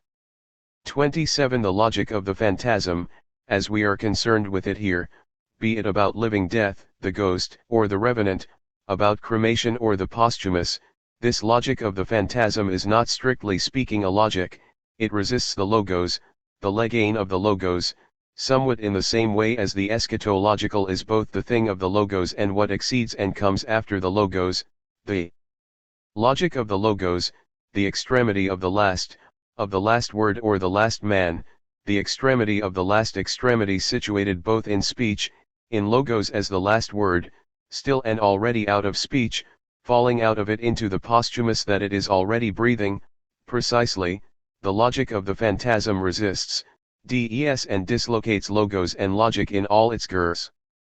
Be it a question of logos as reason and as the logic of non-contradiction and the excluded middle, of yes or no, of the yes and the no, of the decidable either/or, be it a question of logos as speech or be it a question of logos as gathering and the power of putting together.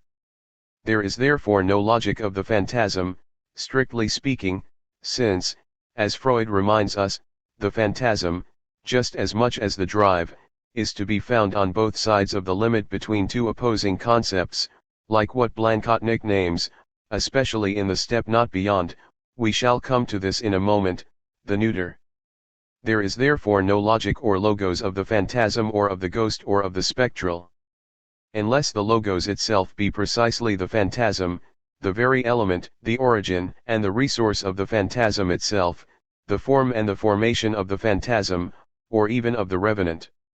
This is why all the things we're dealing with here, sovereignty, the animal, the living dead, the buried alive, etc., the spectral and the posthumous the dream, the oniric, Shen, so-called literary Shen, so-called fantastic literature will always be less inappropriate, more relevant, if you prefer, than the authority of wakefulness, and the vigilance of the ego, and the consciousness of so-called philosophical discourse.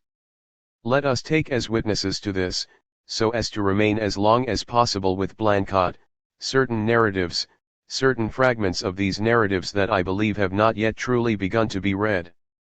In order to think, but what does one call thinking? The question is here more acute and more urgent than ever, since the point was to think the logos beyond the logos, to think the phantasm, the phantasmata, the phantoms and the revenants beyond the logos. Well, in order to think the phantasm is what one believes one can oppose to, or rigorously distinguish from, the effective reality of what happens, and therefore from the undeniable effectivity of the event. 28. It is necessary to think something like a phantasm of the event, at bottom, what Freud pointed out about a certain scene of seduction whose very reality, effectivity, and eventhood come under the phantasmatic, belong to the phantasmatic, which does not necessarily entail that the phantasm itself was not, as phantasm or as phantom, a real psychic event, with real and undeniable consequences. It is necessary, then, to think this thing. Less thing that a phantasm of the event would be, but also by the same token, an event of the phantasm, a phantom of the event and an event. A coming or supervening of the phantom.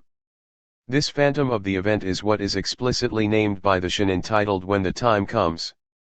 29 We're dealing with what the narrator calls a terrible thing, of which no one could ever say that it had already taken place, a scene in which it is also a matter of a decomposed body, of a dream body which had decomposed, and nally of a grave, and a phantom of the event.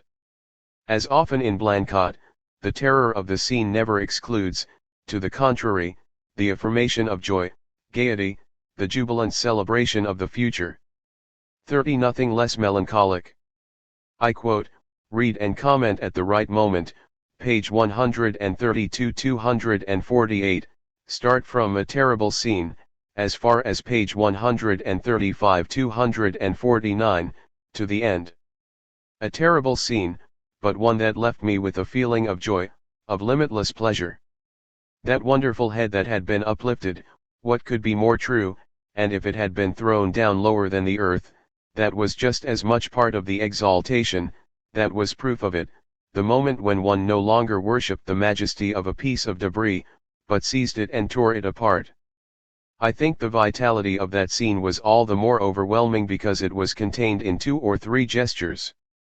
What had been depicted was inscribed on an innightly thin LM, but behind it rumbled the freedom of pure caprice in which the taste for blood hadn't been awakened.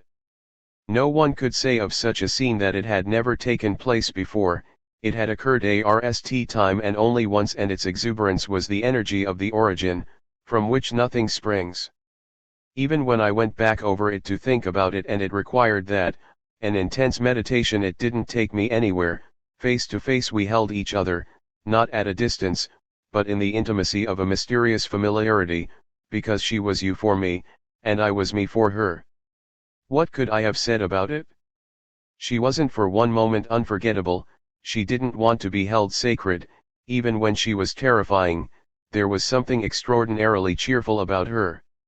No doubt this could not be relived, the moment of collapse, the dreadful alteration of life, unable to control itself, was a blow to memory, and afterwards, chaos, and yet I swear the last instant in Nightly surpassed all the others, because it was on me that this dream body had decomposed, I had held it in my arms, I had experienced its strength, the strength of a dream, of a desperate gentleness, defeated and still persevering, such as only a creature with avid eyes could communicate it to me. I would like to say this, when a man has lived through something unforgettable, he shuts himself up with it to grieve over it, or he sets off to end it again, he thus becomes the ghost of the event.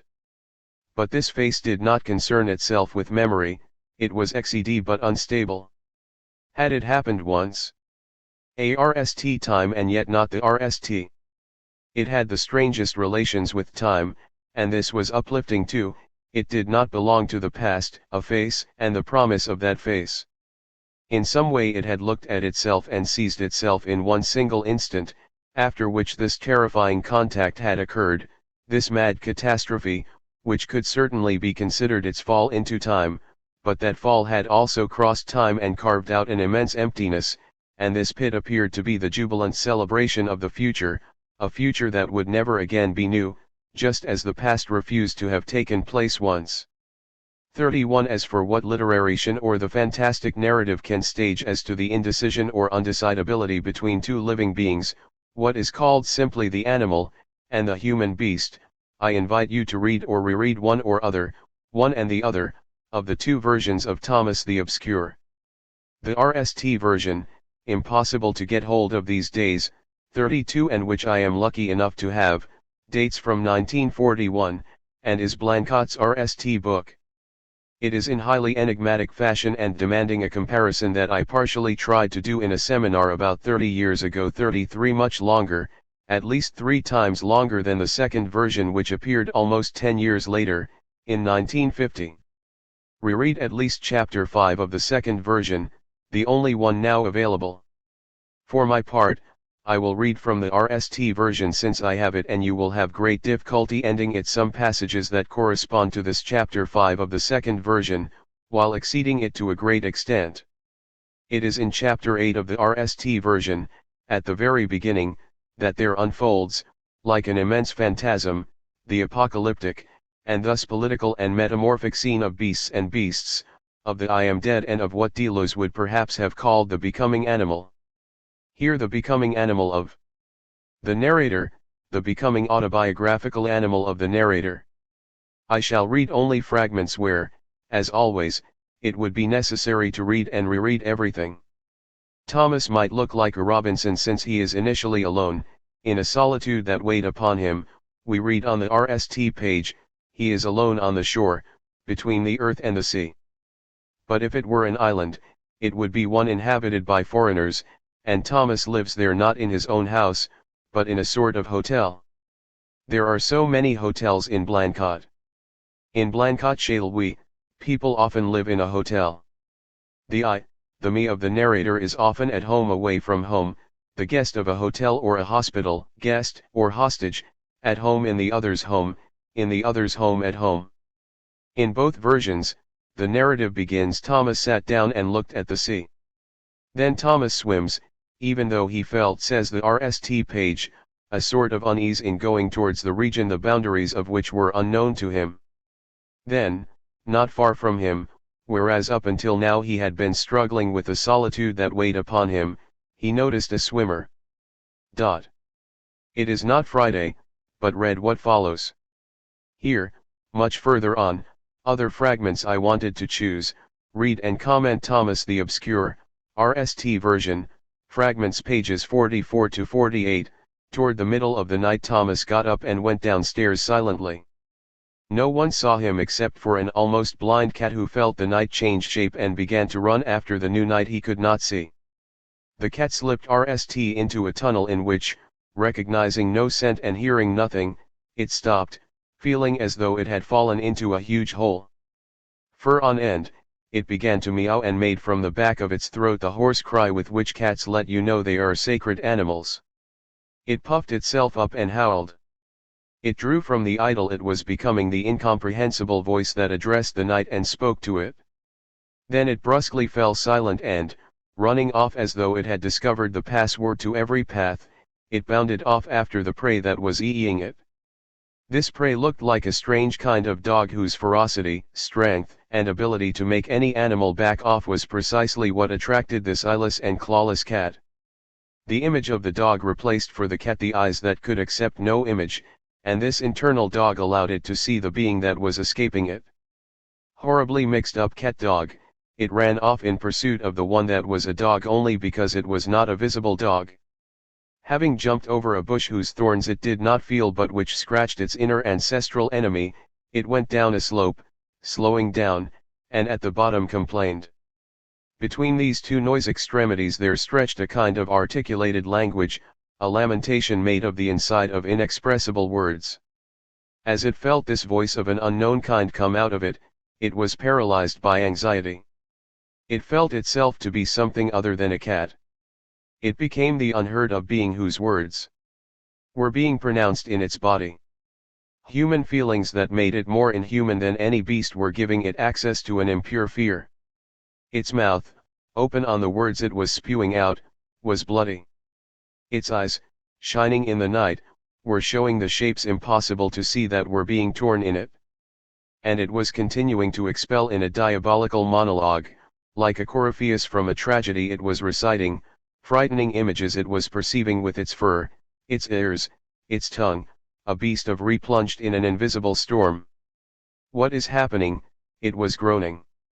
All the spirits I usually communicate with, the spirit that pulls my tail when the bowl is full, the spirit that takes me away from the morning and puts me to sleep in a comfortable quilt, and the best spirit of all, the one that meows, purrs, and looks so like me that it is like my own spirit, they have all vanished. Where am I now?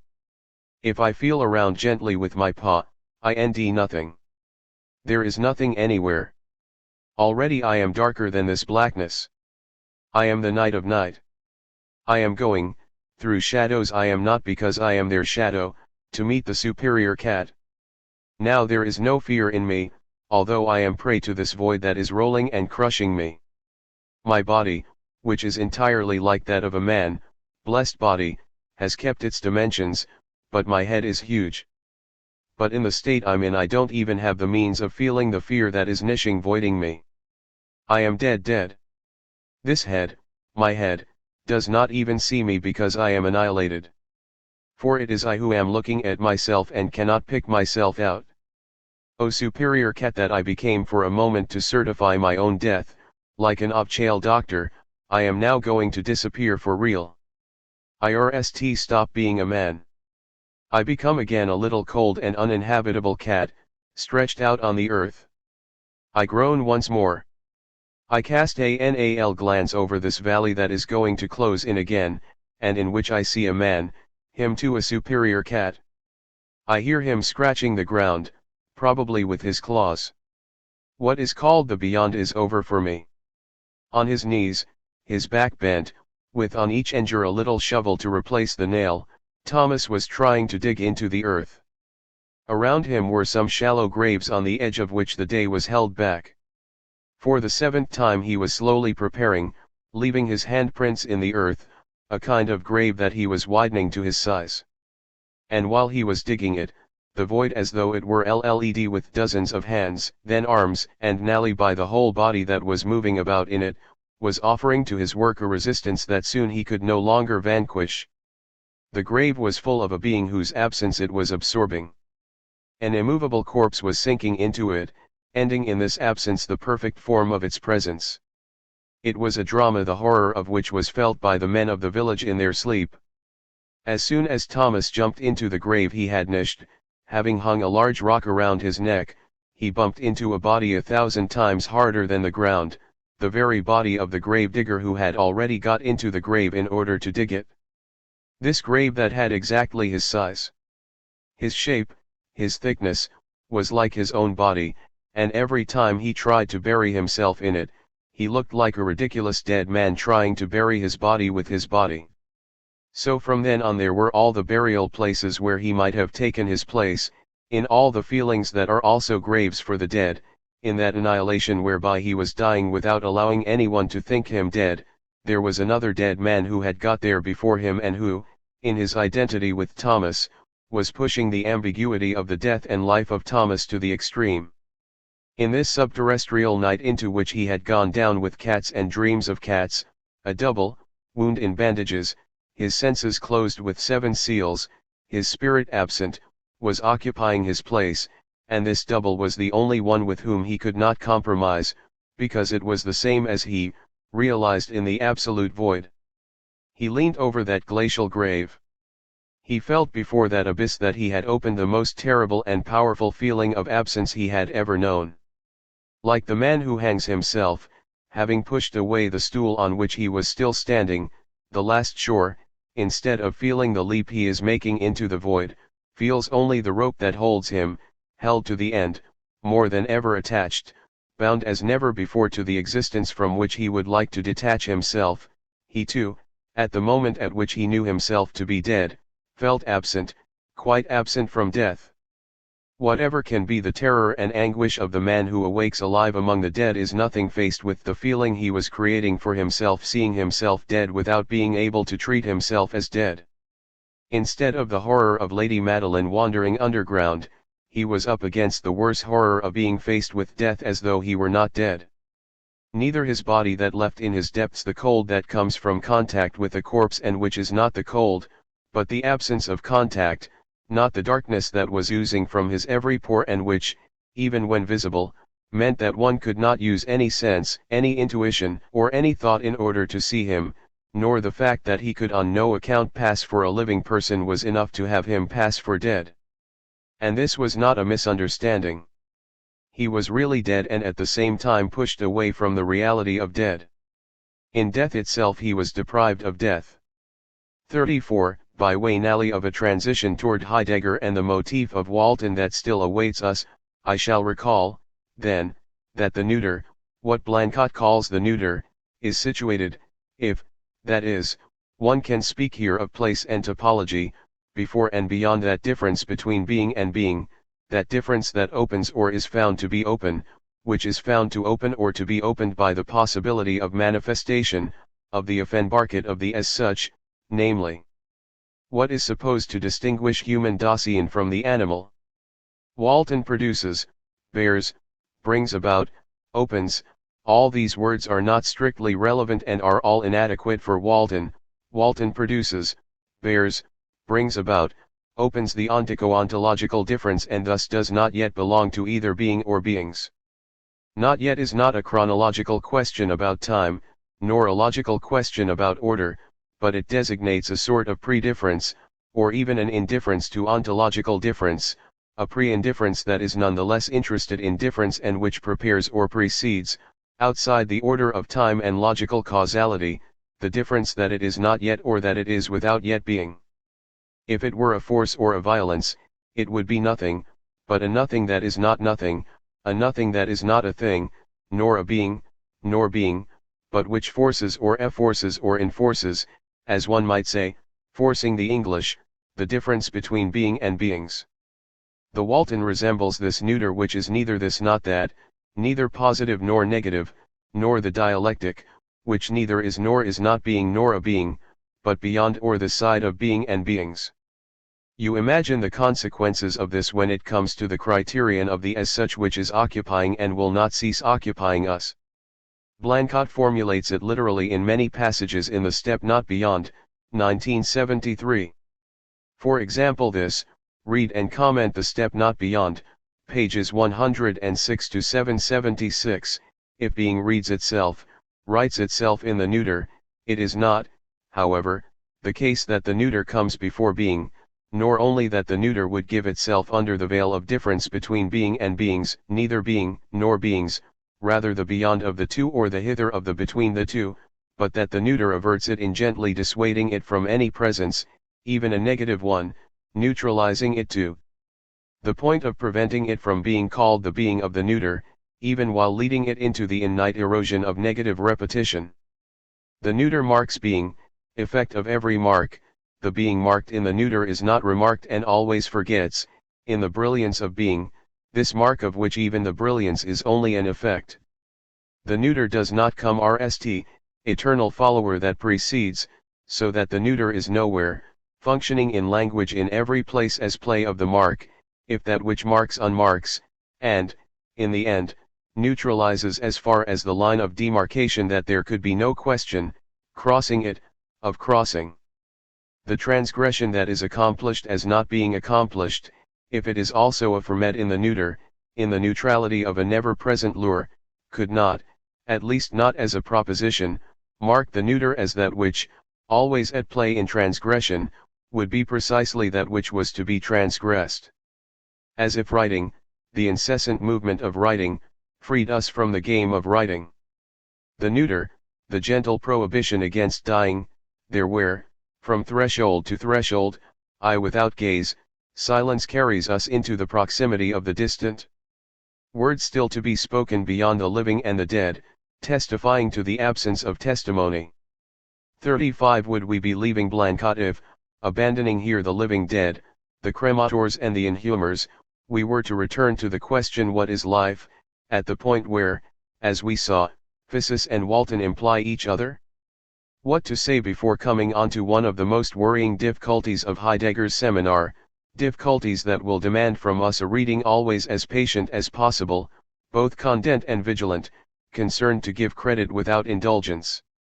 I'm thinking here especially of that strange concept of poverty in world which according to Heidegger constitutes the essence of animality, a poverty which, he will tell us, does not consist in a quantitative relation of degree, of more or less, any more than its sine es an imperfection. The beasts are no less perfect than we are and no one of them is no less perfect than another. For Heidegger begins by suspending all credit given within animality to the hierarchical difference between so-called superior animals and so-called inferior animals. Poverty in world does not, supposedly, signify an inferiority. This is difficult to understand, but we must try to follow Heidegger in what he tells us he means by poverty. The thesis "the animal is poor in world" which seems to concern the animal, might look like a zoological thesis. Is the animal not the object of the science called zoology? What makes us think of a resemblance between the thesis the animal is poor in world and the zoological thesis is that it seems analogous to propositions of the type, these are the ones now quoted by Heidegger. The worker bees in the bee community communicate information about newly discovered feeding places by performing a sort of dance in the hive, h. 274/186. This is the classic example that we studied and questioned critically last year in Lacan when the latter, speaking of the density 36 of the bees, wanted to see in it merely a XED and programmed system of coded signs without language properly speaking, without sign without response, and without other. To this example of the zoological proposition, Heidegger adds this other example which is, one must say, just as elementary. Mammals have 7 cervical vertebrae, h. 274/186. To which he has no difficulty replying that the thesis the animal is poor in world is not of this order, it is saying nothing of insects or mammals. As it claims to be valid just as much for animals without limbs, for unicellular animals, amoebae, and infusoria, urchins, it has an absolutely general scope, and concerns, as Heidegger says literally and with emphasis, all animals, every animal, alle Tiere, jedes Tier, h. 275/186. Why the animal in general? Why is this thesis more general than the previously cited theses of zoology, allgemeine als die genannten Sätze? In what is the more general? Because the general thesis is a thesis on animality as such, über die Tierheit als solch. It is a thesis on the essence of the animal, über das Wesen des Tiers. It is an essential statement as statement of essence, in Wesensaussage. And in the reversal that Heidegger then formulates, we can clearly understand his suspicion on the subject of zoological science. We understand the logic of the suspicion, but we can also reason to be wary of the procedure thus engaged by Heidegger and the consequences with which it is heavy.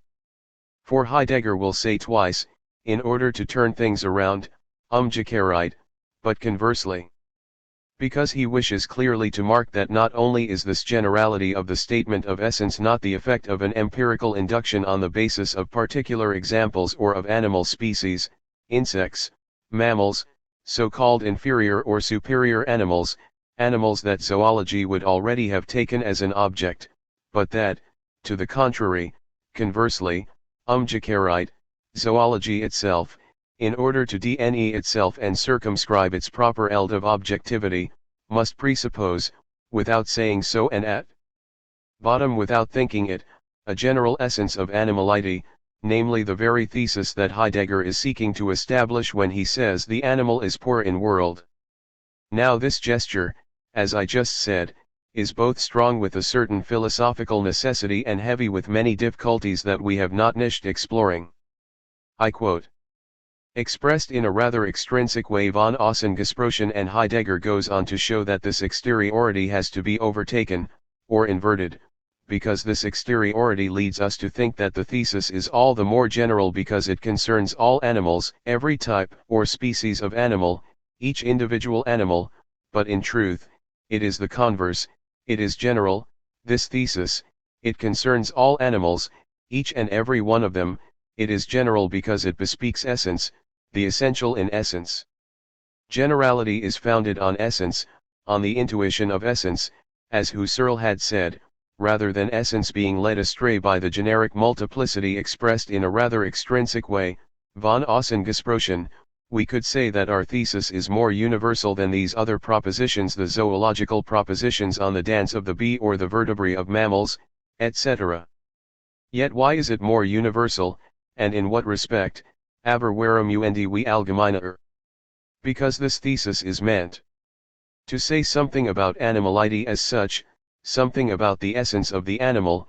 It is a statement of essence, while die these etwas über die Tierheit als Sachaussage will, über das Wesen des Tiers in Wesensaussage. It is not a statement of essence simply because it holds true for all animals and not merely for some of them. Rather, it is the other way around, it holds true for all animals because it is a statement of essence. Universal validity Allgemeingültigkeit can only result from our knowledge insofar as it is essential in each case, and not the other way around. H. 275/187. This comes down to saying, according to a properly phenomenological gesture and a procedure familiar to Husserl, that the objective science that zoology wishes to be must count with a presupposition and a predetermination, Voraussetzung et Vorausbestimmung, of the essence of animality in order to posit itself as zoology, to posit its object and to determine its eld. And about this presupposed essence, the zoologist as such at least, has nothing to say to us. It is the philosopher, here Heidegger calls him the metaphysician, or in any case calls his thesis metaphysical, it is the onto phenomenologist who can make his own thesis of what is the presupposition, or even the hypothesis, of the zoologist. Whether one goes along with it or not, what Heidegger says seems thus far quite clear. It indicates unequivocally an order of presuppositions, the order of what comes before and what comes after in statements, an order of what follows, posterus, and of what is posterior in the logical series of valid statements. And the umgekehrte, used twice, seems to signify, seal and con rm this irreversible order, this order irreversible de jure and droit, if not de facto. But the distinction between fact and right is not literally Heideggerian. I'm the one who thinks I need to introduce it here, at least in the interests of clarity. In English, in place of android, one would say in principle, and here this is exactly what it is about. In principle, the principle comes rst, it precedes, it has a sovereign precedence, the metaphysical thesis comes rst, it goes ahead of the zoological knowledge that follows, posterus, even if in fact, empirically, things don't always, apparently, happen this way. And yet, this relation between principle and fact is not simple. It is anything but simple and unilateral. Even before we pose our own questions and formulate our own reservations, we should take account of a complication registered by Heidegger himself. For indeed, when he asks himself, given that the thesis of essence, the universal metaphysical thesis, the animal is poor in world, is RST and thus always presupposed, independent of any zoological thesis, when he asks himself, then, if, independent as it is, it need not resemble a very able hypothesis, testable for example by a science of zoology, Heidegger does not reply no, as one might have expected. One indeed might have expected him to, given what we have just seen, the metaphysical proposition, the statement of essence being primary and thus depending on no zoological authority, on no knowledge of a scientific type, it is not a hypothesis to be very to be conremed or inremed. Now when Heidegger asks himself whence this thesis is drawn, whether it is arbitrary, willkürlich, or if it needs to be very tested by some particular research, the reply is surprising, because it is neither yes nor no. It is suspensive, it oscillates in ambiguity between the two. Weder das eine noch das andere, neither the one nor the other. The proposition of essence does not come forth from zoology, but neither can it be independent of it. Der Satz stammt weder aus der Zoologie, noch kann unabhängig von der Zoologie erörtert werden. H. 275/187. Heidegger admits that this thesis of essence cannot succeed, auskommen, it cannot do without a certain orientation, Orientierung, from zoology and biology, and so it cannot do without this orientation in general, and yet it does not have in the sciences its means of proof, of verification. So the thesis depends on the orientation of the sciences, bio and zoology, but it has no need to be subjected to their proofs, to their tests, to their properly scientific authority. Admit that here Heidegger is admitting to a strange situation, not to call it a contradiction. He admits it without embarrassment and declares that for the moment, we do not need to examine this relation, Verhältnis, more closely. It is immediately after this that once again, far from retreating when faced with what he identifies as a circle, a circular movement, Kreisbewegung, a circular process, Kreisgang, a circular character, Zirkelhoft, of philosophical thinking, of philosophizing, de Philosophie und Denkens, by opposition to the understanding, Verstand, to vulgar understanding, h. 276/187. 37. This latter, der vulgar Verstand, cannot tolerate the circle and always sees in it a pretext for objection. We, insofar as we are thinking philosophically, ought to assume, take upon ourselves this ambiguity or this equivocation, Zweideutigkeit, of philosophical thought as circular thought, even if this particular ambiguity, which is proper to philosophy, dies Eigentumliche Zweideutigkeit, is worrying, disturbing, beunruhigend, even if it leaves us without rest, h. 277/188. One must neither deny it, nor seek to eliminate it, nor again to eliminate it dialectically. This means that we must work on a clearer determination, deutlichere Bestimmung, of the relations between philosophizing thought and zoology, but also the relations between this philosophizing thought and all the sciences. There now follows a very important subsection that I leave you to read, subsection B of paragraph 45, in which Heidegger draws the consequences of this situation from the point of view of the university institution, of the relation between the sciences and philosophy in general. He does it in the language of the destiny and the Dasein of university communities. He does it in the same tones and with the same force that we will end again, 4 years later, in the Recht oral address. The internal unity of science and metaphysics is a matter of destiny, Schicksal, h. 279/190.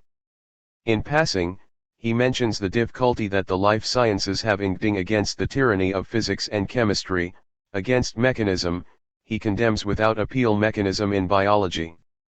But he also specifies that it is not recourse to an animal psychology, most often crudely transposed, anthropomorphically, from human psychology, that will answer to this difficulty of thinking the essence of life, i.e. the manner of being of animal and plants. Here he does mention plants, der Stinart von Tier UNDP ans 38h, 277/188, and to the difficulty of articulating a metaphysics of life and biology. When one sees the difficulty encountered by a metaphysical interpretation of life, one sees by the same token, analogically, how great is the difficulty that biology faces in resisting the natural sciences in order to conquer its proper essence.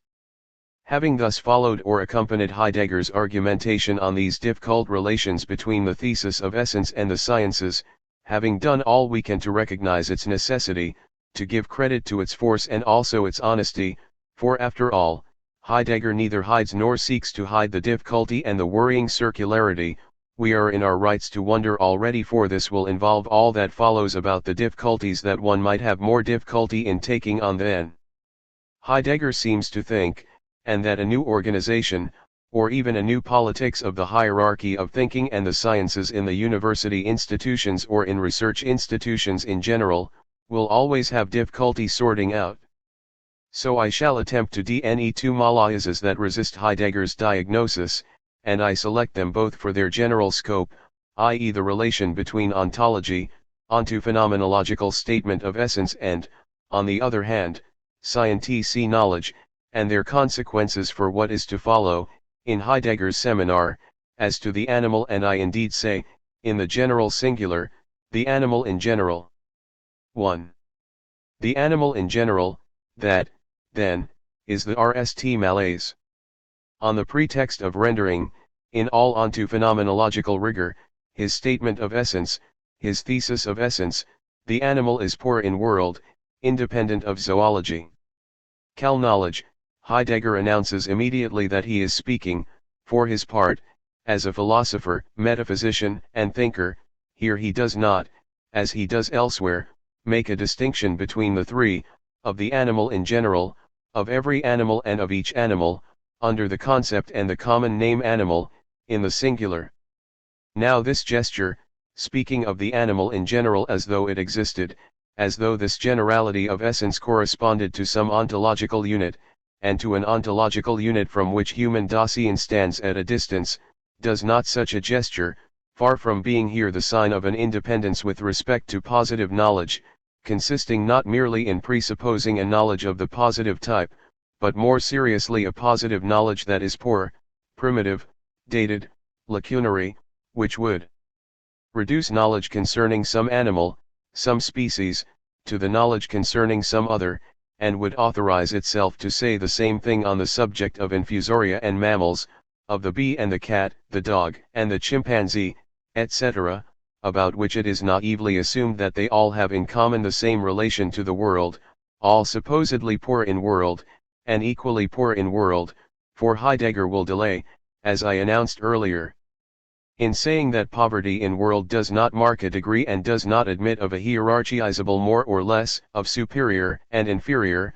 about which it is naively assumed, then, that they all have in common the same relation to the world, they are all supposedly poor in world, but also the same relation to human Dasein in so far as it is Weltbild and even the same relation to the so-called as structure, the as such. We are only beginning to measure this risk. 2. Another malaise, although Heidegger is always quick, and rightly so, to be wary of anthropomorphism or anthropocentrism, is not keeping to the essence of the animal in general as it appears in its onto phenomenological meaning, in its as such, is this not to be content to say, with the most suspect common sense, to represent to oneself and to describe the animal as it appears to consciousness or to the common Dasein which indeed tends, in order to think itself, to institute itself or conjure itself as consciousness or human Dasein, tends to consider that all animals, in spite of their differences, have something in common and a common difference with respect to human Dasein, and that at bottom, indeed, between the infusorium and the so-called great ape, there is indeed something common, general, and that these animals appear in the human world as having more in common among themselves than there is between them and human Dasein? And it is true that for what I would call, aping Heidegger, vulgar Dasein, the amoeba and the so-called great ape or the anthropoid animal have more in common, namely so-called poverty in world, than they have with human and Weltbild and Dasein. This is indeed how we spontaneously tend to see things. This phenomenoontology would then re-ect the point of view of common human consciousness, the place of appearing for me or for us, or human Dasein. It would surreptitiously reintroduce the very anthropologism it claims to avoid. Basically, what Heidegger would be describing rigorously, with all the philosophical exigency he can, often against the tradition, often following the tradition, is the animal as it appears to us, and even as it appears to us historically, historially to us, in our human Dasein. And from this point of view, what he says is perhaps irreproachable in principle, in the principle of its logic, in principle, but then, here's another principle, historiality, by definition, and epochality, is what is neither natural nor eternal. It changes, it can change, sometimes over thousands or millions of years, sometimes furtively, secretly, silently, in 1 second, for some absolute singularity. In order to follow more closely the letter and the procedure that are proper to Heidegger, I wonder whether this supposed statement of essence, the animal is poor in world, does not belong, precisely, and only, to the world, to the limits of the world, or more narrowly to the limits of this world that Dasein has formed or conjured for itself. But are not the limits of this world thus conjured the very thing that one must try to cross in order to think? To cross when setting off to think? To think not only animality in general, the animality of the animal, in other words, the life common to plants, to beasts and to humans, and even to gods, but the differentiated animality of animals, in the innate plural? To think the irreducible multiplicity of these living beings that recall animals, or beasts, non-human and non-divine living beings? Not only individuals but the singularity of what are called species and communities, beings with one another proper to each species? And between species? This limit to be crossed in order to think this, those living beings, this limit from which I was saying we need to set out, looks like the shores, the contour of an island in which a Robinsonian man relates to the animal only for himself, with a view to himself, from his point of view, in his being for self. This is how he relates to the animal that he eats, that he domesticates, that he masters, enslaves, or exploits as a thing poor in world, that he makes speak like a parrot, whose carnivorous voracity that would devour him alive and without remains he fears, or even the animal he loves, etc. These would be the structural limits of an insular contour, in a word, the limits of a Homo robinsonensis who would perceive, who would interpret, who would project everything, the animal in particular, solitarily, solipsistically, in proportion to the insularity of his interest or his need, even his desire, in any case to his anthropocentric and Robinson-centered phantasm. That is one of the analogies between Robinson Crusoe and the philosophical Robinson, or even the Heideggerian Robinson. Their beasts are very similar, and very similar to the animal in general, to that human, all too human, projection that is the animal in general, for the Cartesian Robinson to start with. In this way you can see all these Robinsons multiplying under our eyes, the Robinson of the Cartesian cogito and his animal machine, the Robinson of the Kantian and Husserlian I think, the Robinson of all the transcendental subjectivisms and idealisms. Recall the methodological and phenomenological solipsism of Husserl in the FTH of the Cartesian Meditations, and Rousseau's Robinson, or Robinsons, and Joyce's, and so very many others, all the others who dream on the basis of Robinson, the Gur and destiny of Robinson. Not that there is only one Robinson, or one Robinsonade in general, but there's a big family there among whom we should recognize common traits, similarities, family resemblances, without hastening to ignore their differential traits and their irreducible singularity. In his way, Blanquat also seems to have been tempted, at least in his growing isolation, in his retrenched retreat, in his discourse on solitude, to be another sort of Robinson, distanced from the city, from the world of culture, from a certain public space, etc. It would be easy to nd Robinsons everywhere, and precisely in the crowd that anachoretic Robinsons seem to because we know that the crowd, especially the modern city-dwelling crowd, the crowd of industrial age cities, is also peopled with solitary Robinsons. With so many Rousseaus who feel more solitary in Paris than on their island. One must know, then, but I abandon here these facile remarks, that whoever says I is Robinson, that the autos, the ipsi, autobiography is Robinsonian, and that each Robinson organizes the economy of his solitude in the company of those, the others, who, as close as can be to him, with him, or even in him, mitsane, alter ego, labor of morning, etc., do not accompany him. But the animal itself, as Heidegger believes he can describe it in his statement of essence, is also Robinsonian to the extent that its poverty in world, which deprives it of the as such, supposedly also deprives it of the other as other, of that alterity in general.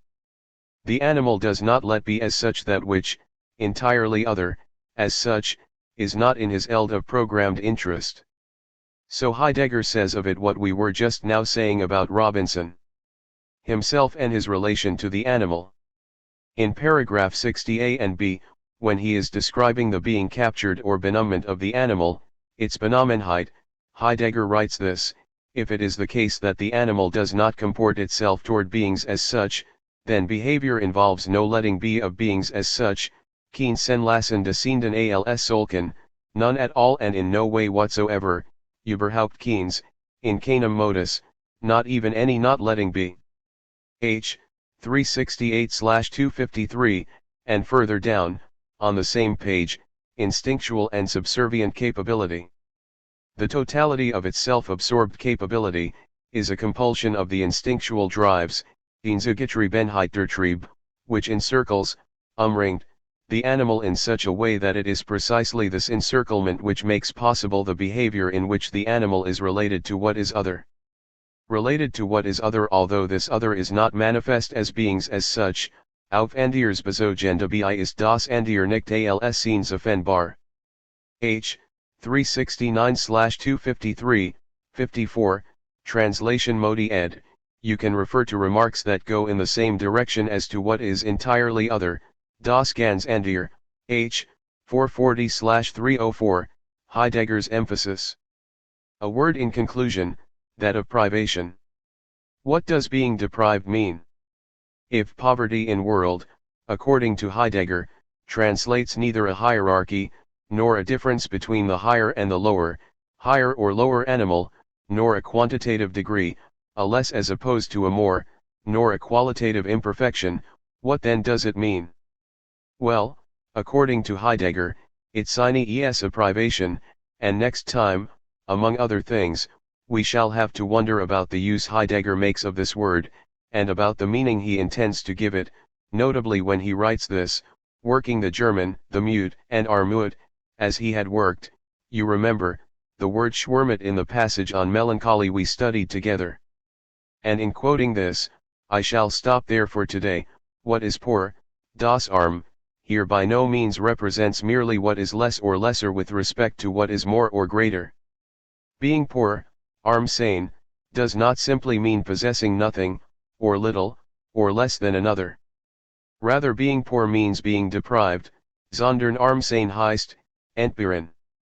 Such privation in turn is possible in different ways depending on how, whatever is poor is deprived and comports itself in its privation, how it responds to the privation, how it takes this privation. In short, with regard to what such a being is deprived of and above all to the way in which it is deprived, namely the way in which it is in a mood poverty in mood, namlich wie ihm dabei Mut ist Armut. H. 287/195, Translation Modi ed. How could the animal still feel itself to be deprived if it does not have access to beings as such, or to the other, the entirely other as such? How could it feel itself deprived of the other, for example in mourning, when it ignores not only death in the proper sense but the other as such? Has it not been deprived of privation itself? And man, in all that is he not also deprived of privation itself? What does it mean to be deprived, if this great canonical question, from Plato and Aristotle, of lack and privation, stauresis, returns, perhaps transformed, I don't know, at the heart of Heidegger's interpretation of poverty as poverty in world, i.e. as Entbehrung and Armut? These are some questions that we shall not deprive ourselves of letting repose, of letting be and reposing. What is it to pray? How to pray? How not to pray? More precisely, if praying consists in doing something, in a gesture of the body or a movement of the soul, what is one doing when one prays? Is one doing something? Se laissez prier and se faire prier, develop one, is one doing something with words, as in a performative that consists in doing things with words, to doing something with words, without describing, without being constative, without saying what is as it is? Or else can one pray wordlessly? And in that case do something that does not presuppose the logos, at least the logos as articulated language, or as enunciative proposition. And can a prayer lie? And if it never lies, does that mean, and if so in what sense, that it is always true? Finally, can one put the lie to a prayer, or make it lie, in what other sense? What does make lie faire mentir mean? I am not choosing to begin with this question because we have spoken so much these last weeks of death, of consigning to earth or of cremators and inhumers, and because it is difficult even when a church does not take charge of the thing, even in a so-called atheistic milieu, it is a difficult and rare thing not to give voice, during ritual ceremonies, during one's thoughts or one's experience, to a movement that resembles prayer. And so to some hymn or oration. No, without for the moment linking prayer to death, to the theme of death and the posthumous, to death and dying, to such and such a death, to the eve and the day after such and such a death, and in French the day after. A death is perhaps its veil, its wake 3, no, I shall give this question, what is it to pray, a more general and apparently more neutral scope pour ti. What is one doing when one says to someone I pray you, je vous en prie, for I pray you to? Can one pray without praying to someone, i.e. without addressing one's prayer to the singularity of a who? Can one pray without praying to? Can one pray without asking or expecting something 5 in return? 6. Is there a link between the quotidian and trivial J'vu and Pri and the orison or chant of religious and sacred prayer that rises and lifts itself above the quotidian, even if it lifts itself every day, at XED times, or, solemnly, once a year? Is there a link and an analogy between the anemic and mechanical J'vu and Pri and, on the other hand, prayer in the strong sense, with or without active faith, which grips one, and brings with it a sort of ecstasy beyond automatic triviality? Is there a link and an analogy which would in turn be analogous to the link, on which we insisted so much here not long ago, between the most insignificant pardon from someone who steps on your toe, or walks in front of you getting on the subway, and on the other hand the guilty and repentant gravity of "I ask your pardon for the most criminal offense," etc.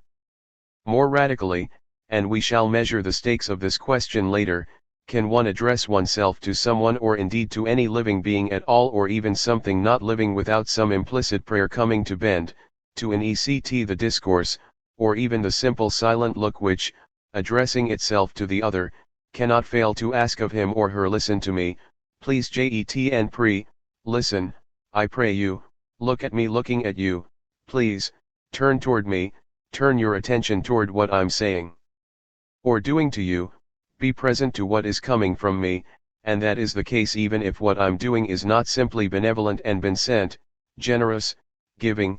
One can give love, but one can also give blows. The torturer also prays his victim to receive and to be present, to be aware of the blows he is giving him. One always prays the other to be present to one's own presence. Can, then, this experience of prayer be limited, circumscribed? Or else does it invade the whole eld of experience from the moment the other enters into it, i.e. without ever waiting, since the other is what is already, whether I'm expecting it or not, whether I want it or not, etc. And can this experience of prayer be true or false, authentic or inauthentic, as Robinson Crusoe wondered, you remember, when he confessed having only slowly and painfully learned to pray again, and then to pray with a prayer that was authentic and worthy of the name? So, I pray you not to forget these questions, to which we shall return later. You will have noticed that with the simple phrase "I pray you not to forget," etc., I have conremed that every time one speaks to someone else, one asks him or her at least to remember, one prays him or her to remember at least the beginning of a sentence so as to understand the end and what follows, posterius or posthumous.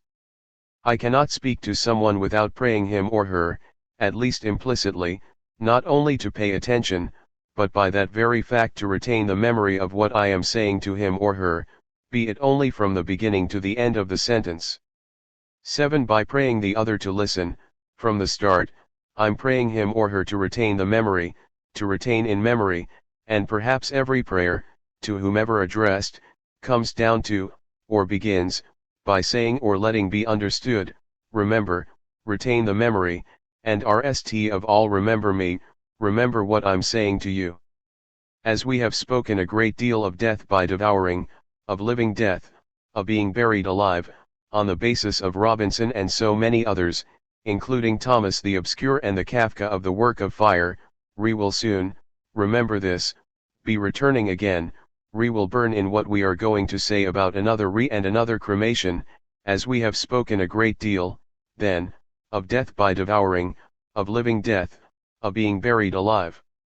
The remember and the do it in memory of me is also what is said at the moment when Christ, in the scene of the Eucharist or of transubstantiation, in a sense gives himself to be eaten alive by his disciples in the form and the real presence of bread and wine.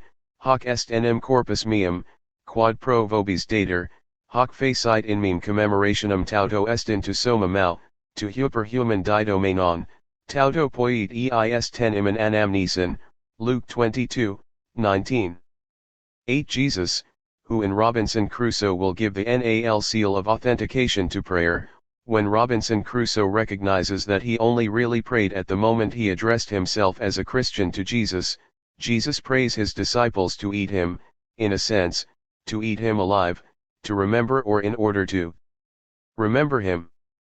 And this prayer that he addresses to them while still alive will be the condition of the future prayer of his disciples and their posterity, of their followers, of all Christians, but also the condition of Christianity itself, the condition of the New Testament, named literally at this point in Mark, and the condition of resurrection, etc.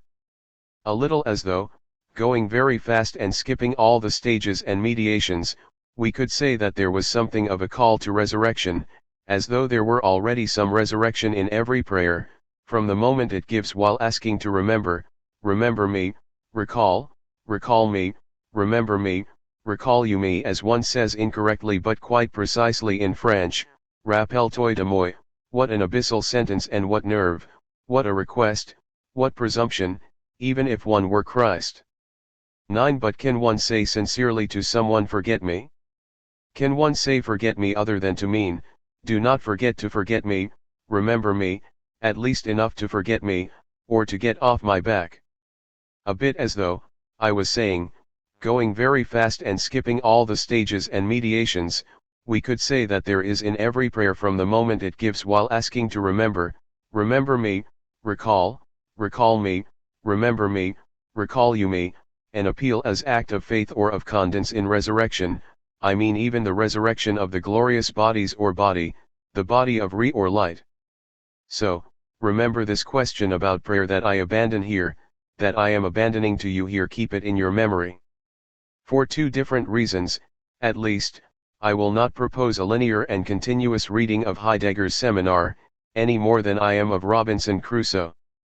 This does not mean that such a reading, uninterrupted from start to finish, word for word and irreversibly consecutive and consequential, is not necessary. I even hold it to be indispensable, whether we're dealing with a philosophical type discourse or, perhaps still more so, of a work composed as action and as narrative, with the unique order and proper temporality of its literality.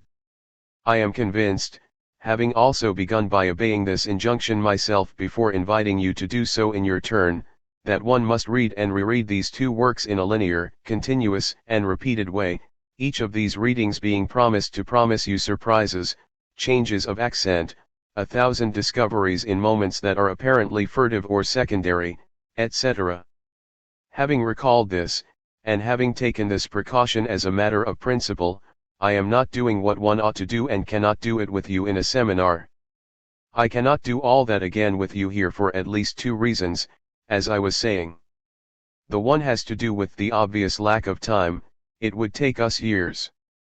The other, less obvious, is that I also believe in the necessity, sometimes, in a seminar the work of which is not simple reading, in the necessity, and even the fecundity, when I'm optimistic and content, of a certain number of leaps, certain new perspectives from a turn in the text, from a stretch of path that gives you another view of the whole, like for example when you're driving a car on a mountain road, a hairpin, or a turn, an abrupt and precipitous elevation suddenly gives you in an instant a new perspective on the whole, or a large part of the itinerary or of what orients, designs, or destines it. And here there intervene not only each person's reading idioms, with their history, their way of driving.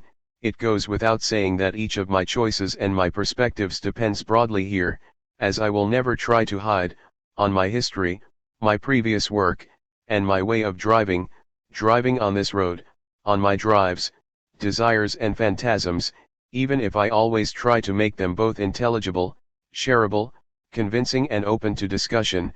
Here there intervene, then, not only each person's reading idioms, with their history, their way of driving in the mountains or on dirt roads or on highways, following this or that map, this or that route, but also the crossing, the decision already taken and imposed on you by it as soon as it was proposed to you, to read a given seminar by Heidegger and Robinson Crusoe, i.e. two paths, two discourses also on the way and on the path, which can multiply the perspectives from which two vehicles can light up, their headlights crossing the overall cartography and the landscape in which we are traveling and driving together, driving on all these paths interlaced, intercut, overloaded with bridges, fords, no entries or one-way streets, etc.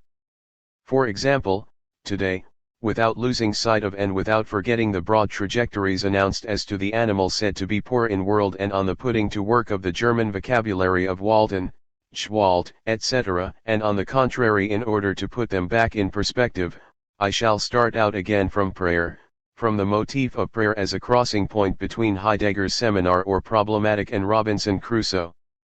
I shall not go back over what we said about the forgetting and then the rediscovery, and nally the new apprenticeship of prayer by Robinson, of the discipline, the training in view of a prayer, the vocation of which, if I can put it this way, is Christian. There is, in the course of Heidegger's seminar, a moment where an allusion to prayer, to this odd type of statement that prayer is, but then evoked in Greek in a context marked rather by eris, tuttle, and from which Christianity appears to be absent, plays a role that I believe to be strategically determining. I shall try to explain why, but before doing so, and to justify still further my point of departure today, with a view to coming back to the difference between being and to Walton, I should like to draw your attention to this fact that is not gratuitous. Among other places, rarely, I believe, where Heidegger speaks of prayer, there is this passage from Identity and Difference, 1957, 10 at the very end, where shortly after having used this verb Walton more than once, and even the expression Walton der Differenz, and that we still have to read, Heidegger analyzes what he calls the onto-theological constitution of philosophy, i.e. the way God enters into philosophy as supreme and foundational being, as causa sui, and thus, ultimately, as sovereign God.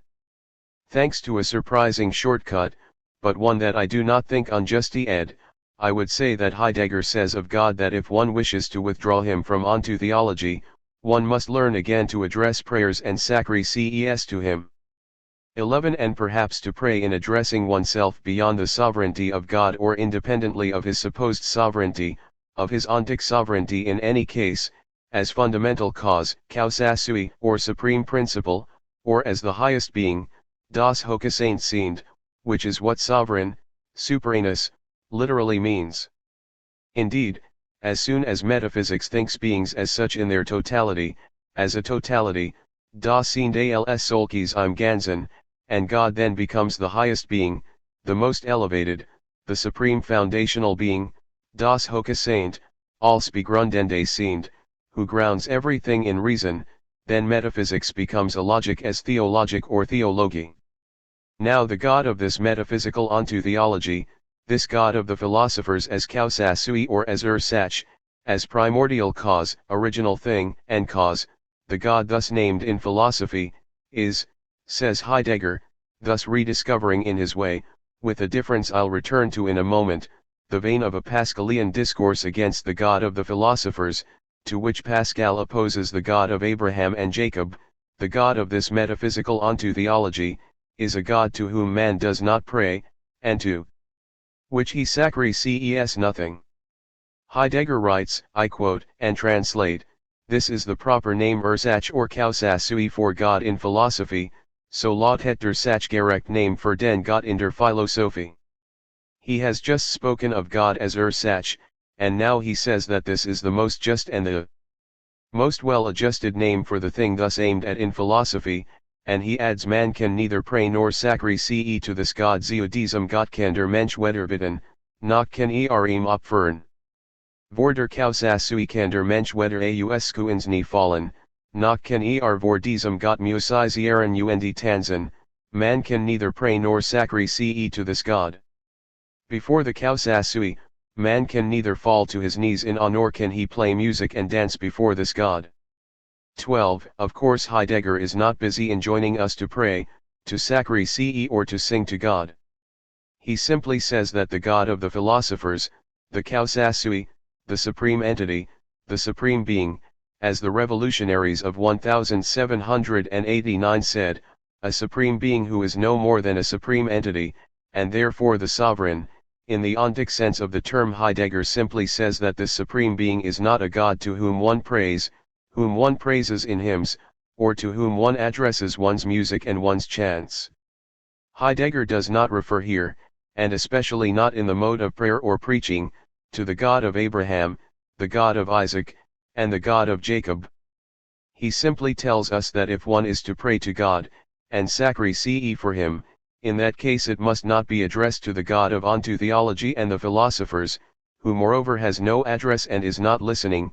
If one wishes to address prayers, sacrifices, chants, and dances to God, these must not be discourses and acts destined for the ontic sovereign, the supreme cause, or the most elevated being.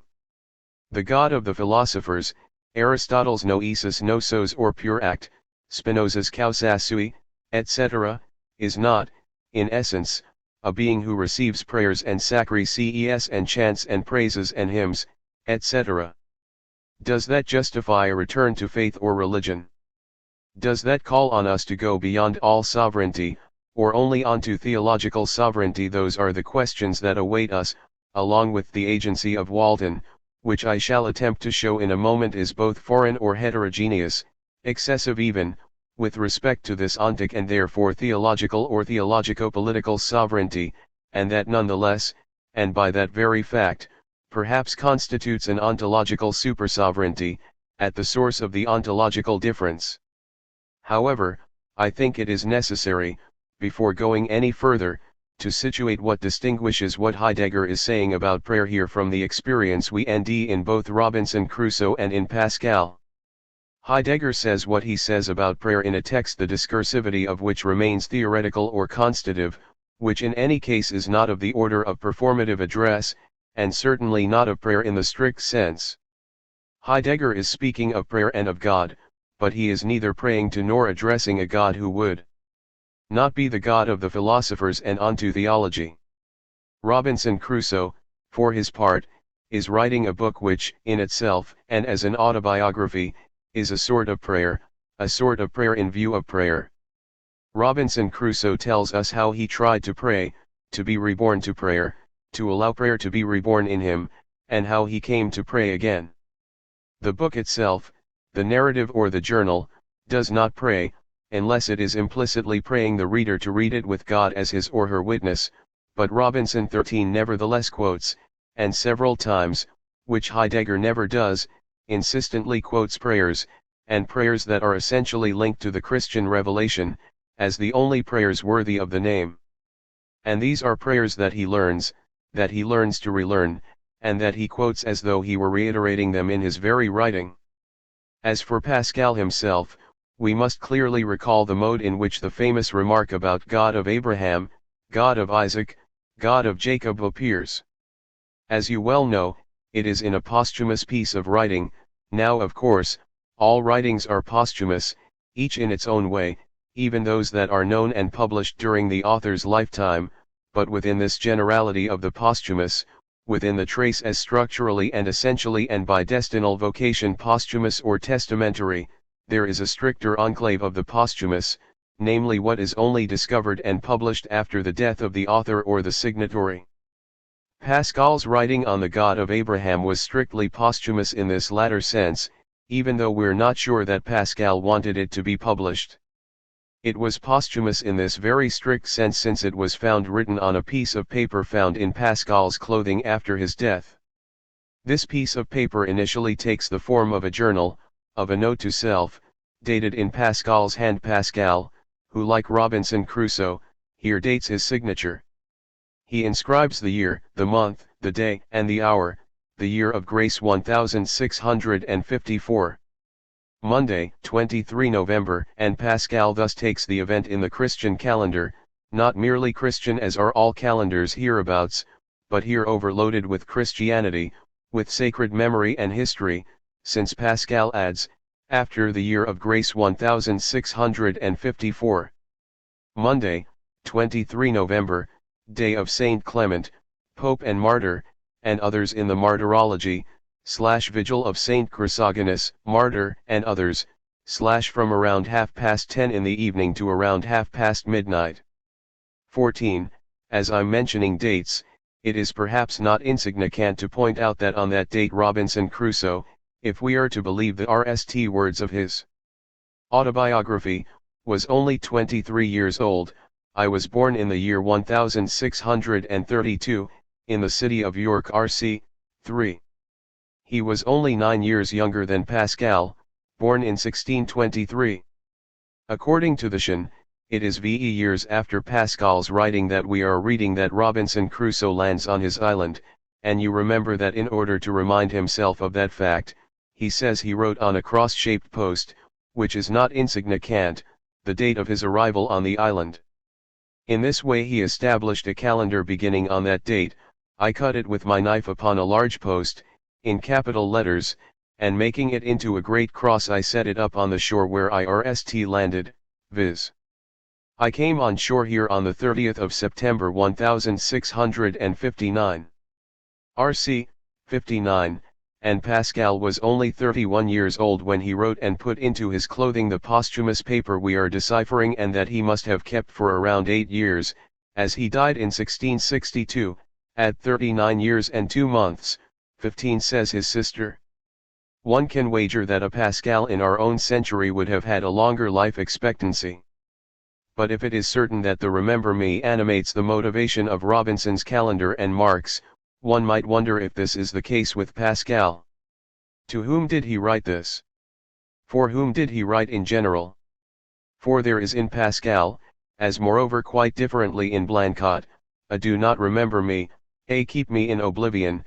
We have 1,000 examples of this in Blancot's texts, that I have quoted at length elsewhere, in Perigues or in Politics of Friendship 16, a forget-me about which one can always wonder if it is not also praying that one remember to forget and even attach oneself to the one, thus praying that one not attach oneself to him.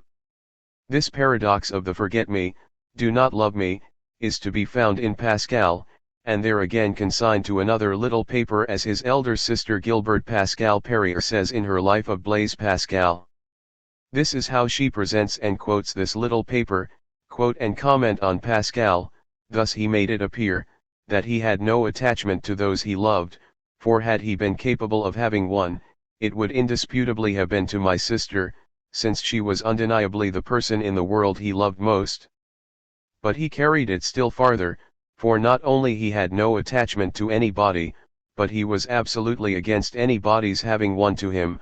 I do not mean any criminal or dangerous attachments, for that would be too gross an error to be supposed, as the whole world is convinced of the contrary, but I speak in relation to those friendships, which are of the most innocent nature, and this was one of the things, over which he kept a most regular watch, that he might never give any occasion for it himself, and that he might prevent it in others. As I did not know this, I was quite surprised at the checks he would sometimes give me, and I told my sister of it, complaining to her, that my brother had no affection for me, and that it looked as if I made him uneasy, even at the very time I was the most affectionately employing myself to do him services in his sickness. But my sister told me I was deceived, for she knew to the contrary, that he had as great affection for me, as I myself could wish. By this means, my sister removed my apprehensions, and it was not long before I saw some proofs of what she said, for on the occasion that presented itself to make me want some assistance from my brother, he embraced that opportunity, with so much assiduity and such tokens of affection, that I had no longer reason to doubt his having a great love for me, so that I imputed the cold reception he gave to my earnest attention how to divert him, to the chagrining circumstances of his distemper. This riddle was never interpreted to me, till just the very day of his death, when one of the most remarkable persons for his great genius and piety, with whom my brother had long conferred about the practice of virtue, told me, he had given him this instruction amongst others, that he ought never to suffer anybody whatsoever to love him with any particular attachment, that it was a fault, we do not enough examine ourselves about, because we do not perceive the enormity of it, nor consider that by cherishing and enduring these attachments, the heart was too much taken up with them, which ought to be entirely devoted to God alone, that it was thieving from him, that thing he set the greatest value upon in this world. We afterwards perceived, that this principle had entered very deep into his heart, for to the end he might always have it presented to his thoughts, he had set it down in his own handwriting, on a little piece of paper by itself, where were these words: "It is unjust to make any attachment, though one makes it spontaneously and with pleasure. I should deceive those in whom I should give rise to such a desire, for I am no ultimate end of anybody, nor have I what can satisfy that desire. Am I not bordering upon death? If so, the object of their attachment will die too. As I should be blamable to make people believe a falsehood, though I contrived it ever so delicately, to persuade them they might with pleasure believe it, and in doing so they gave me a pleasure, just so am I blamable if I make myself to be beloved, and if I draw people into an attachment to me, I ought to warn those who would be ready to assent to this lie, that they ought to give no credit to it, whatever advantage might accrue to me, from their believing it, and it is my duty to warn them. 2. That they ought not to be attached to me at all, for it is their duty, to employ their lives, and their whole care, to please and after God. 17. Let's come back now to writing found in Pascal's clothing after his death. There can be little doubt that this little piece of paper was destined, if not for someone, then at least to remain, to survive the moment of its inscription, to remain legible in the exteriority of a trace, of a document, even if it were readable only for Pascal himself, later. In the generation of repetitions to come. This is indeed what has been called a memorial, to use the word of a witness, Father Gourier. A few days after the death of Monsieur Pascal, said Father Gourier, a servant of the house noticed by chance an area in the lining of the doublet of the illustrious deceased that appeared thicker than the rest, and having removed the stitching at this place to see what it was, he found there a little folded parchment written in the hand of Monsieur Pascal, and in the parchment a paper written in the same hand, the one was a faithful copy of the other. These two pieces were immediately put into the hands of Madame Perrier, who showed them to several of her particular friends. All agreed there was no doubt that this parchment, written with so much care and with such remarkable characters, was a type of memorial that he kept very carefully to preserve the memory of a thing that he wanted to have always present to his eyes and to his mind, since for 8 years he had taken care to stitch it and unstitch it from his clothes, as his wardrobe changed. The parchment is lost, but at the beginning of the manuscript in the Bibliothèque Nationale, one can nd the paper that reproduced it, written in the hand of Pascal, the authenticity of which was confirmed by a note signed by the Abbé Perrier, Pascal's nephew. At the top, there is a cross, surrounded by rays of light. 18. After the date so Christianly specified in the history and calendar of Christianity, a single word, in the middle of the line. Fire-feu. This word re is, then, isolated, alone, insularized on a single line, and I'm not sure I can interpret it, I'm even sure that I cannot interpret it in a decidable way, between the re of glory and the re that reduces to ashes or that still smolders under the ashes of some cremation, glory. But this word re comes before the line that says, God of Abraham, God of Isaac, God of Jacob, 19, which is itself a quotation from Exodus and from Matthew 20. Now there is no doubt that the general form of this posthumous fragment is both, indissociably, that of a prayer and of a journal for self or for other humans, other brothers in sin, neighbors, a confession basically analogous to Augustine's confessions, confessions designed to avow a sin and to bring the others, neighbors, brothers, and sons of God, to a greater love of God.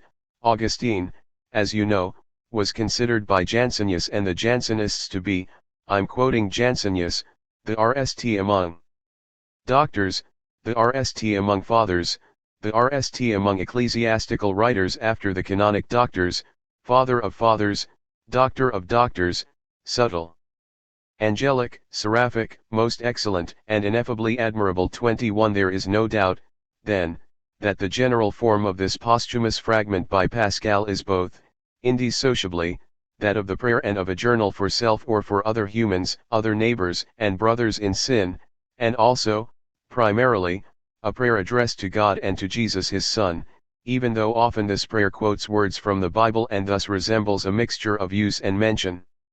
Monday, November 23, day of Saint Clement, Pope and Martyr, and others in the Martyrology, Vigil of Saint Chrysogonus, Martyr, and others, from around 10:30 in the evening to around 12:30.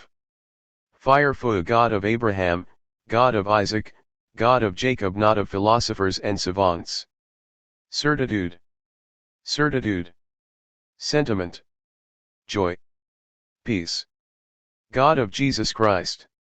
Deum meum et Deum vestrum. Thy God will be my God. Oblivion of the world and of all, save for God. He is found only by the ways taught in the gospel. Grandeur of the human soul. Just Father, the world hath not known thee, but I have known thee. Joy, joy, joy, tears of joy. I am separated from him. Derrida me fontem aquae vivae. My God, will you forsake me? Oh, may I not be separated from him eternally. This is the life eternal, that they know thee the only true God, and him whom thou hast sent, Jesus Christ. Jesus Christ. Jesus Christ. I am separated from him, I have renounced, crucified him. Oh, that I may never be separated from him.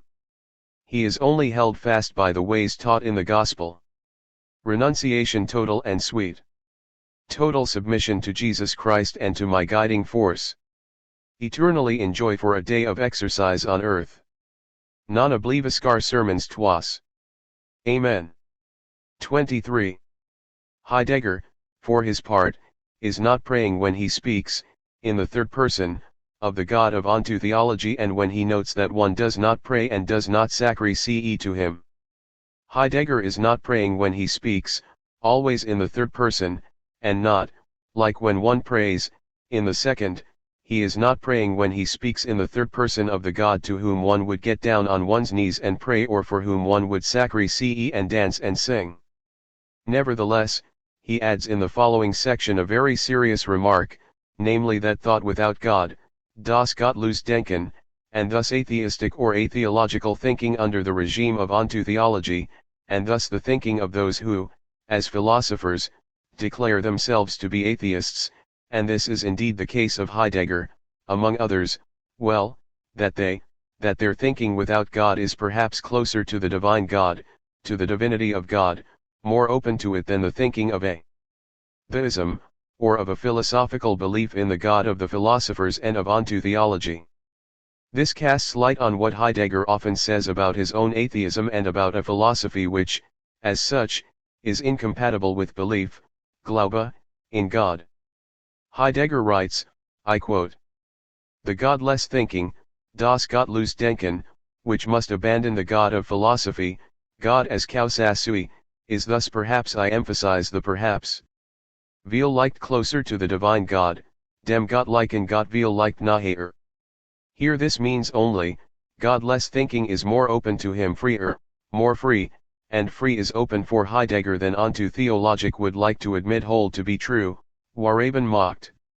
24. So philosophical atheism would be closer to the divinity of God, more respectful and more open, better prepared for a God to whom one would pray and sacrifice, than is onto theology when it refers to God as supreme being and causa sui, i.e. as sovereign and all-powerful, as origin, cause and ground of all that is, and therefore of the world.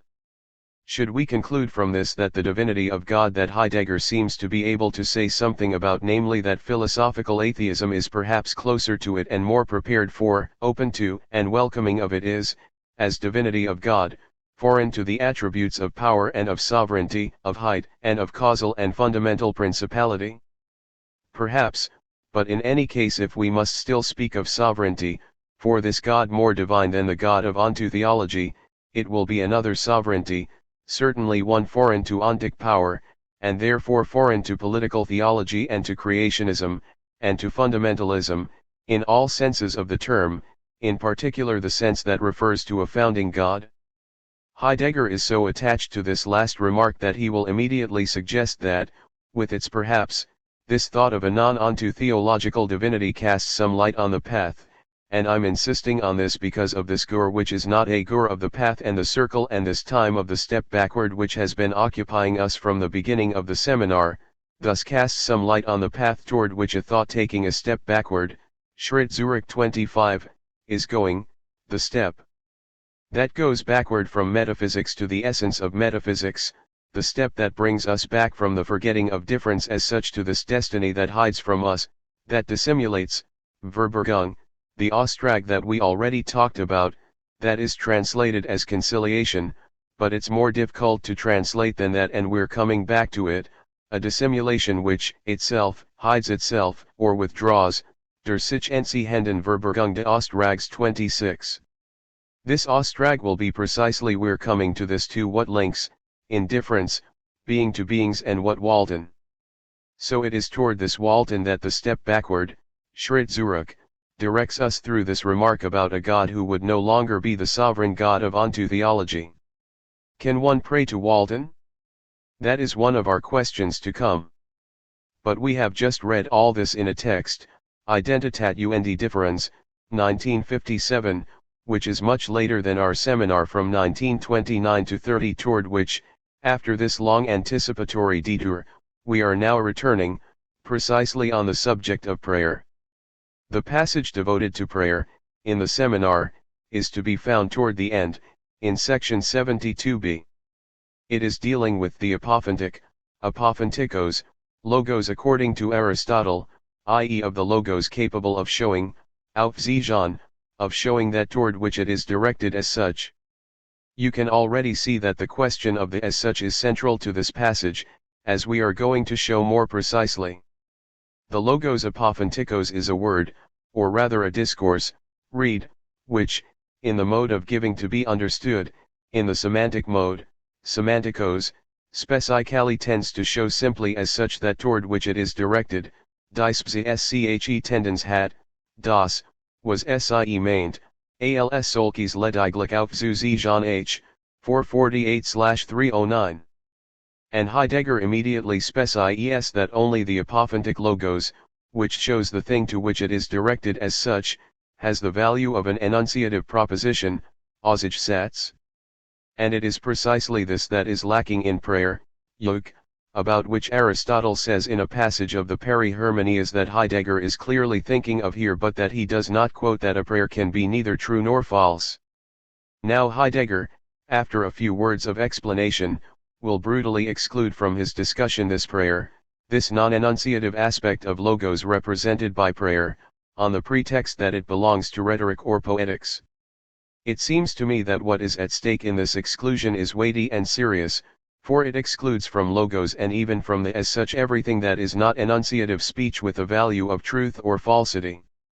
After having, in order to explain what a logos apophantikos is, and the whole strategy aims to show that the animal is deprived of it, as we were noting last week, we shall have to return to this, after having identified Aristotle's logos apophantikos with what he calls enunciative proposition, Aussagensatz, Heidegger adds, an example of a non-apophantic lambda gamma omicron, epsilon kappa, prayer das bitten this time, and not bitten as in the text cited above.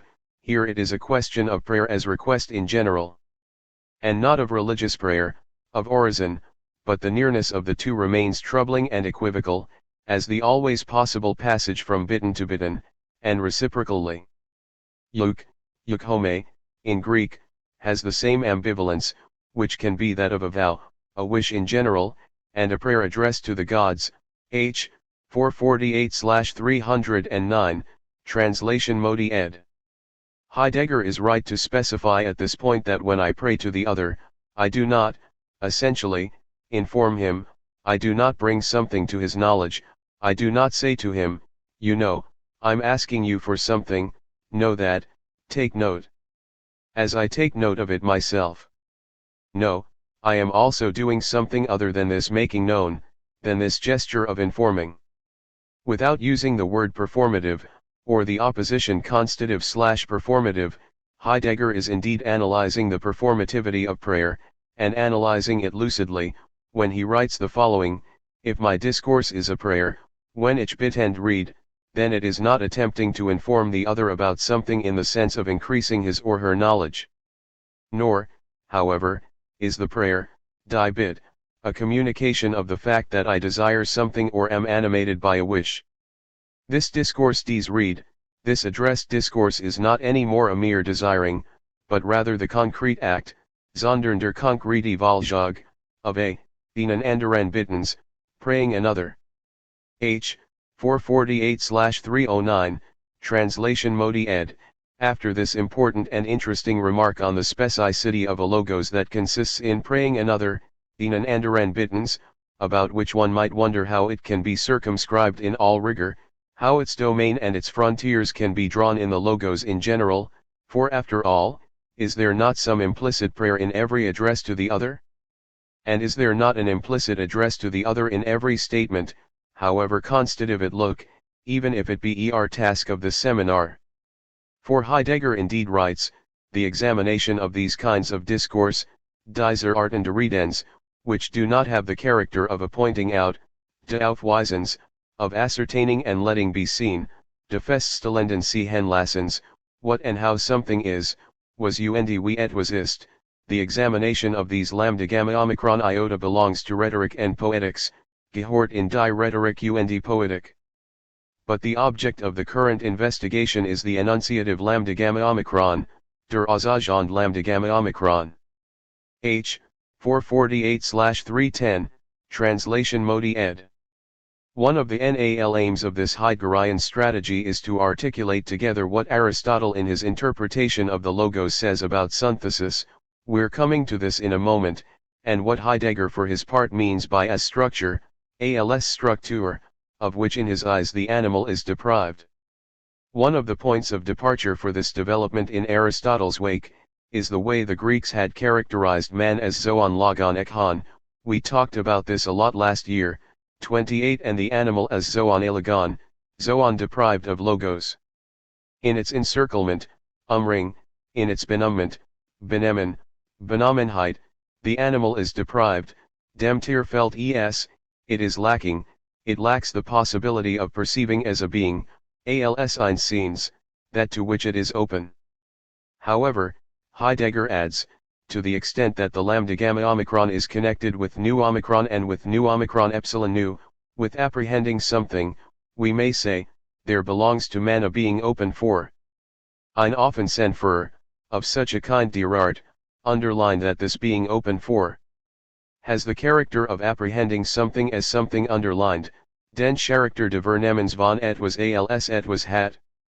This kind of relating to beings, dies Art des Sichbesehens Aufsehens, we call comportment Verhalten, as distinct from the benemen, the benummment, or the entrapment or the encirclement of the animal, im Unterschied zum Benehmen des Tiers. H. 443/306, Translation Modi ed. So it looks like we have the following system of distinctions: the relation to beings, the relating oneself to beings, Sichbesehens Aufsehens, can be of two types, either one. Relation to beings as such, and this is the Verhalten of man, or else two, the relation to beings, yes, but not to beings as such, and this is Benemen, a Benemen which, then, is thereby in turn opposed to the Vernemmens von etwas als etwas, to the perception of something as something. Benemen, which is one of the two ways, and from this point of view there are not one or three or two plus n, of relating to beings, Sichbesehens Aufsehens, is opposed to or is rigorously distinguished, according to Heidegger, from Verhalten and Vernemmens von etwas als etwas. Board, it is thus with reference to the als Struktur, to the ability to perceive beings as such, that Heidegger says that he is interpreting man as zoon logon ekon and the animal as a zoon alegon. Even if our interpretation, he says, our interpretation, and our way of posing questions, are problematic, our Fragestellungen are different from those of Aristotle and antiquity, they say. Nothing new, nix neues, but they say, as always and everywhere in philosophy, rein das Elbe, purely and simply the same thing. As always, Heidegger claims both things at once, that he is seeing and saying what no one has previously seen and said, but that in doing so he is saying only the same thing that philosophy, whether it knew it or not, has always been repeating. Indeed. And Heidegger believes it is necessary to note this fact, because he had also noted before that in Aristotle's description of the enunciative proposition, one did not see appear the phenomenon of the als phenomenon, any more than any reference to the whole, the as a whole, im Ganzen, whereas for Heidegger the world, the very definition of the world, is the manifestation, Offenbarkeit, of beings as such in their entirety, an indispensable definition for understanding both human Dasein, as world forming, and the animal as deprived of world, deprived, namely, of the perception of beings and of the totality of beings as such. Let's return now to what Heidegger believes he can distinguish from prayer, namely the logos apophantikos, of which the animal is supposedly deprived. Every logos is semantikos, says Aristotle, sigma tau iota delta lambda gamma omicron pi alpha mu nu sigma eta mu alpha nu tau iota kappa 29. Every logos gives something to be heard, to be understood, it has some intelligibility, it sine es, and in this respect prayer too is a logos semantikos. 30. Moreover, in subsection A, of this same section 72, Heidegger had classed prayer and wish among all the species of intelligibility of the logos semantikos, which is the most general form of logos. This dimension of intelligibility, of giving to be heard or understood, Verstandlichkeit, belongs just as much, he was saying, to discursive exchange, to prayer, bitten, to wish, wünschen, to questioning, fragen, and to recounting, erzählen. So Heidegger had clearly classy modes that we would call performative, questioning, praying, formulating a wish, in the most general category of logos semantikos. Now a logos is semantic, i.e. gives something to be heard or understood, der lambda gamma omicron gibt sie Verstehen only by Sunthik, by conventional arrangement, by the positing of a conventional law, and not Phuse, by nature, and Aristotle associates the possibility of Sunthik, of convention, of conventional arrangement with the possibility of the symbol, of the symbolon. The symbolon is not natural either, and this is why the animal, here considered to be pure nature, does not have access to the logos semantikos, nor to the Sunthik, and so to convention, nor to the symbolon, nor even, as we shall see, to Bedeutung, to sine cation, and this is why it is elegon. And to explain this, Heidegger specifies that the fact of giving to be heard, to be understood, is not the unfolding of a natural process, like digestion, or the circulation of the blood, or like the cry that, in animals, is the result of some physiological state. There is word, beyond the cry, only where there is Sunthik and symbolon. The inarticulate sounds that animals produce of course indicate, Zijan, something, they have a power of indication, animals can even, as people say, but wrongly, because this is inappropriate, underlines Heidegger, understand each other. 31, Die Tier können sich sogar wie wir, obwohl nicht angemessen, Zeussagen Piagen unter sich verständigen h. 444/307. But none of the voicings, Verlautbarungen, produced by animals are words, they are simple Sophoy, noises. This is moreover what Robinson thought when he heard Pohl his parrot emit sounds that sounded like words, but which were not words, according to him, but noises. And what is lacking in these simple noises, blossy sci-fi omicron iota, Garosk, is sine cation, Bedeutung, etwas fehlt nämlich die Bedeutung. What is lacking to the animal, that of which it is deprived, is sine cation, the animal means nothing and understands nothing through its cry, das Tier meint und versteht nicht bei seinem Schrei, h. 444/307. Heidegger, in this way following the Aristotelian topos and the most traditional topos which will also be that of Descartes and so many others also goes further, and this according to a gesture proper to him. He will say, still using his umgekehrheit, his typical gesture with umgekehrheit, conversely, that if indeed logos is voice, phone, this is not because sine cation is a supplement to sound or comes along to add itself to sound, but to the contrary it is only on the basis of congruent and self-congruing sine cations that the character, the imprint of sound, is congruent in turn, die Bedeutung wächst nicht den Lauten zu, sondern umgekehrt, aus schon gebildeten und sich bildenden. Bedeutung and bildet sich erst die Pragung de Laut's translate and comment. Then a second umgekehrt comes to rm the argument der lambda gamma omicron ist zwar phi omicron nu, aber nicht primer und dann etwas dazu. Sondern umgekehrt, ist primer etwas anderes und dabei auch. Phi omicron nu. Translate and comment. 32 What in the RST place? Primer was kappa alpha tau sigma upsilon nu theta kappa it nu. 33, h. 445/307, so what comes RST, in RST place, is not the physical sound, but what comes about by convention, conventional agreement. The essential difference between animal phonation, the vocal phonation of the animal, zwischender Tirisken Stimmlichen Verlautbarung, phone, and human discourse, der menschlichen Rede, in the broad sense, is what Aristotle indicates when he says that human discourse is kata sunthikon, which he interprets as tau alpha nu gamma nu epsilon tau alpha iota sigma mu beta omicron lambda omicron nu dot. The kata sunthikon rests in the genesis of assemblen. Heidegger then gives all the necessary explanations as to what is meant by sumbelen, namely the two parts of one and the same thing that two guests or two friends share between them as a sign of engagement or contract or pact, of agreement, so that when they meet up again and join the pieces together they recognize each other, for example from one generation to another, in transgenerational fashion, like two friends bound in friendship by their fathers, etc., and verbal language is indeed a set of inheritances, of transgenerational pacts. All of which is well known, Heidegger insists, and still in order to show that this is properly human, that animals have access neither to the logos semantikos, nor to the phone semantique, nor to everything that is kata sunthikon, nor to the sumbelen. They are deprived of all that. All of that is what they are deprived of, and on the basis of which there is the as such and the as a whole as world. Two remarks of different types at this point.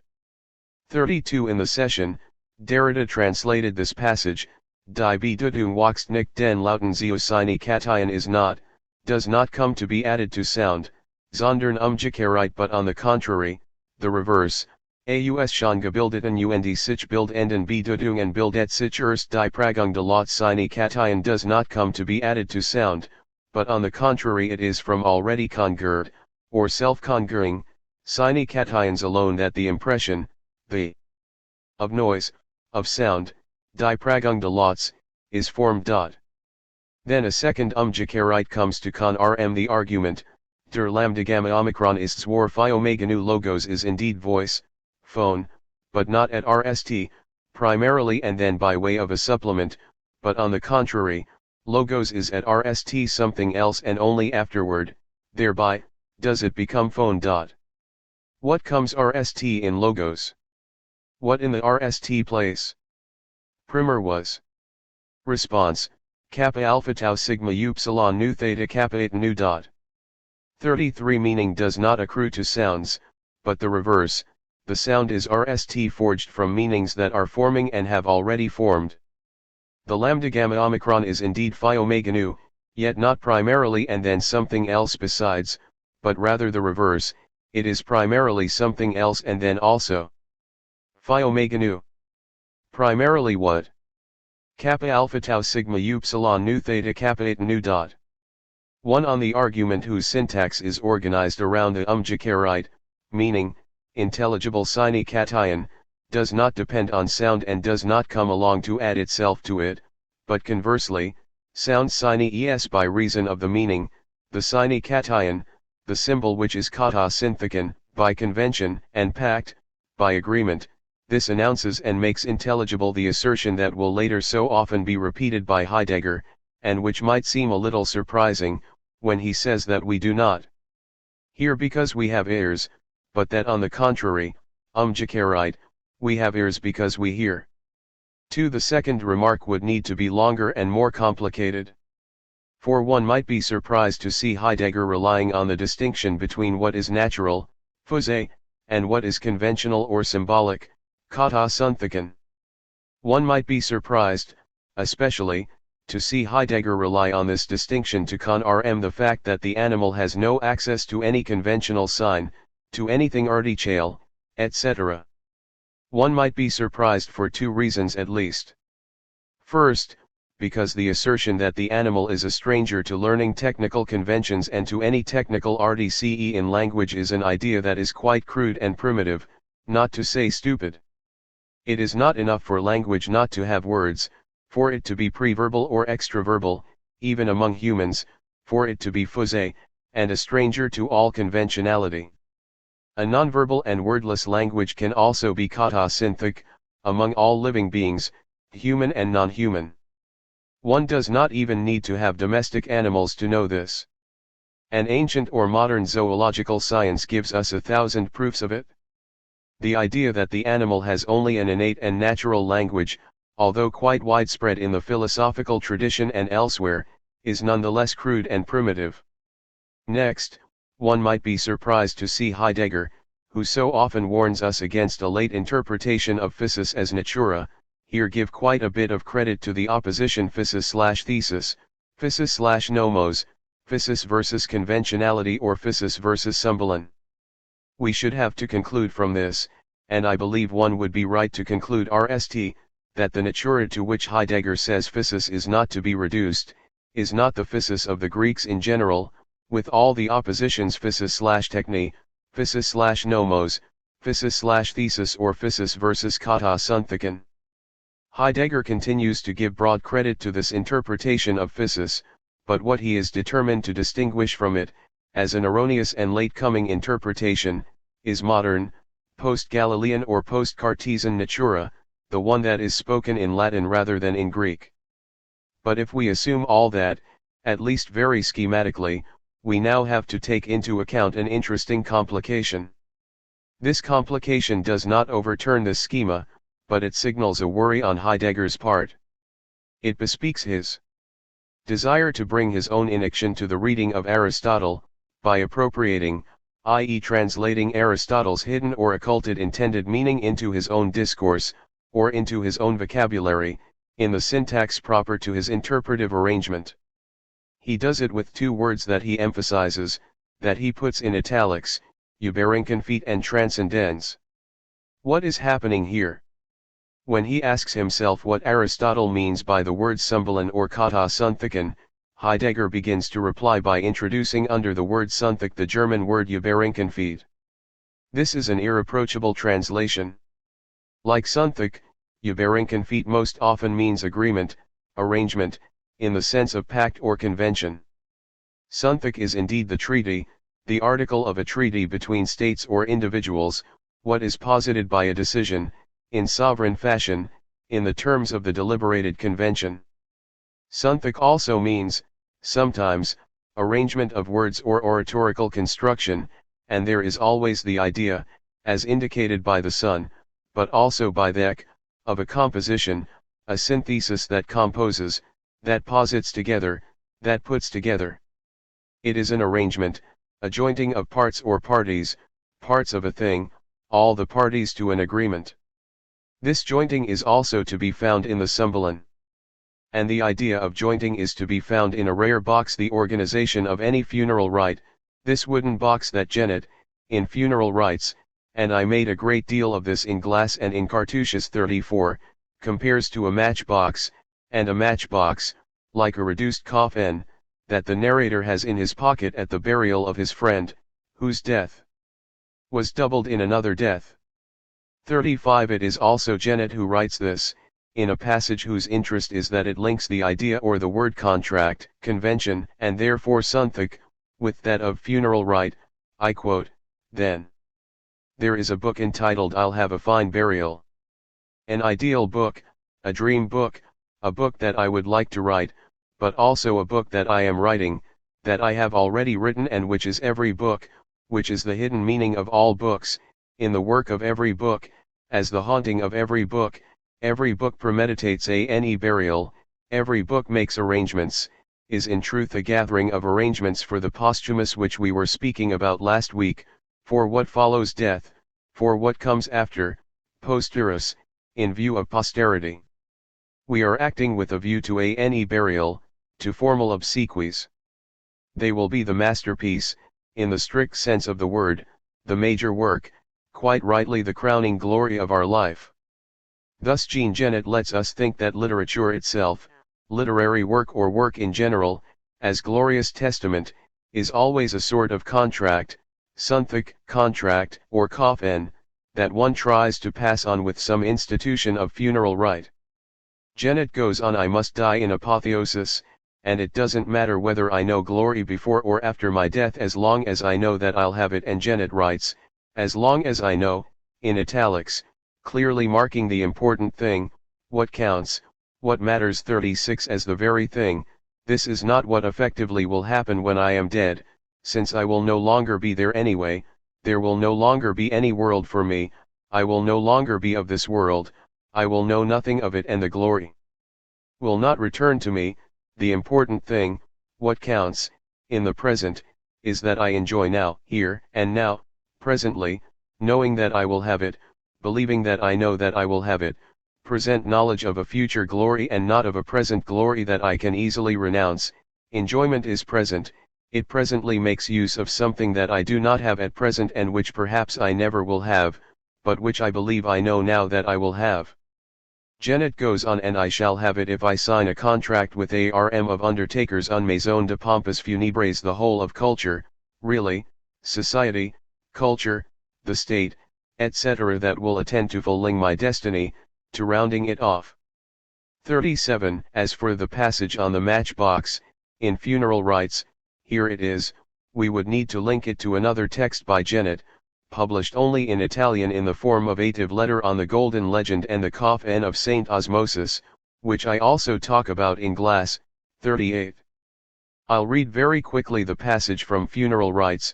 Read Funeral Rites, pages 25 to 26, matches, burial, cremation. 39. The procession left the church. The matchbox in my pocket, the tiny coffin, imposed its presence more and more, obsessed me. Jean's coffin could be just as small. I was carrying his coffin in my pocket. There was no need for the small-scale beer to be a true one. The coffin of the former funeral had imposed its potency on that little object. I was performing in my pocket, on the box that my hand was stroking, a diminutive funeral ceremony as efficacious and reasonable as the masses that are said for the souls of the departed, behind the altar, in a remote chapel, over a fake coffin draped in black. My box was sacred. It did not contain a particle merely of Jean's body but Jean in his entirety. His bones were the size of matches, of tiny pebbles imprisoned in penny whistles. His body was somewhat like the cloth-wrapped wax dolls with which sorcerers cast their spells. The whole gravity of the ceremony was gathered in my pocket, to which the transfer had just taken place. However, it should be noted that my pocket never had any religious character. As for the sacredness of the box, it never prevented me from treating the object familiarly, from kneading it with my fingers, except that once, as I was talking to Eric, my gaze fastened on his which was resting on the chair with the weightiness of the pouch of Florentine costumes that contained the balls, and my hand let go of the matchbox and left my pocket. Jean's mother had just gone out of the room. I uncrossed my legs and recrossed them in the other direction. I was looking at Eric's torso, which was leaning slightly forward. "You must miss Berlin," I said. Very slowly, ponderously, searching for words, he replied, "Why? I'll go back after the war." He offered me one of his American cigarettes, which the maid or his mistress must have gone down to buy for him, since he himself never left the small apartment. I gave him a light. 40. So much for the Sunthik as contract and as coffin. Let's come back to Heidegger's Aristotle, and the translation of Sunthik as Übereinkunft.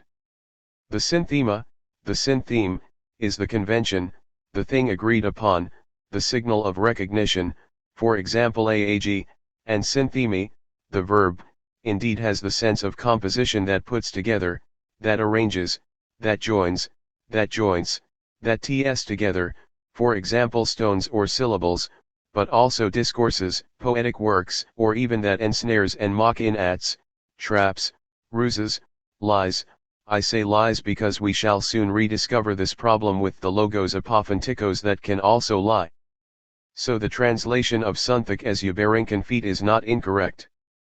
But Heidegger is soon going to pull it in a more determined direction, that he needs in order to justify an interpretation that is, let's say, highly active. After having introduced, apparently innocently, This word Überenkenfeet, which looks just like a correct translation, Heidegger is going to introduce. Another word, more abruptly, and more appropriatingly, that doesn't look at all like a translation this time, but that concentrates everything that is at stake in what Heidegger wants to give us to understand, as to the difference between animal and human, i.e. what the relation to beings as beings sine es. The word that it introduces is the word he has already used a great deal, especially in Senuendizeit, but which in this lexical form appears rarely in this seminar, the word, the noun transcendence, or the verb to transcend.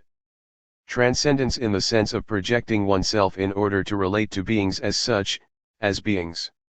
This is the movement of Dasein's Verhalten we were speaking about just now, of Dasein relating to beings of such, beyond and transcending what encircles the animal in its drives or its appetites. The animal does not transcend, as does Dasein, and the movement of transcendence is indeed that on the basis of which one has a world as totality of beings as such. As he is clearly aware that this, the vocabulary of transcendence, is not a translation as was Überenkenfeet, Heidegger has to take precautions and tell us that it is by an insight of genius, but in confusion, that Aristotle anticipated with the word Symbolen what we, i.e. Heidegger, today call transcendence. Heidegger is basically going to translate Symbolen, or Sunthik, as transcendence, quite calmly, as though he were making explicit, were content to make explicit and bring to light of day through what is his own genius the insight of genius, but unconscious or confused, of an Aristotle who was already doing that, but without quite knowing it clearly. I'll read this Magna Sent sentence.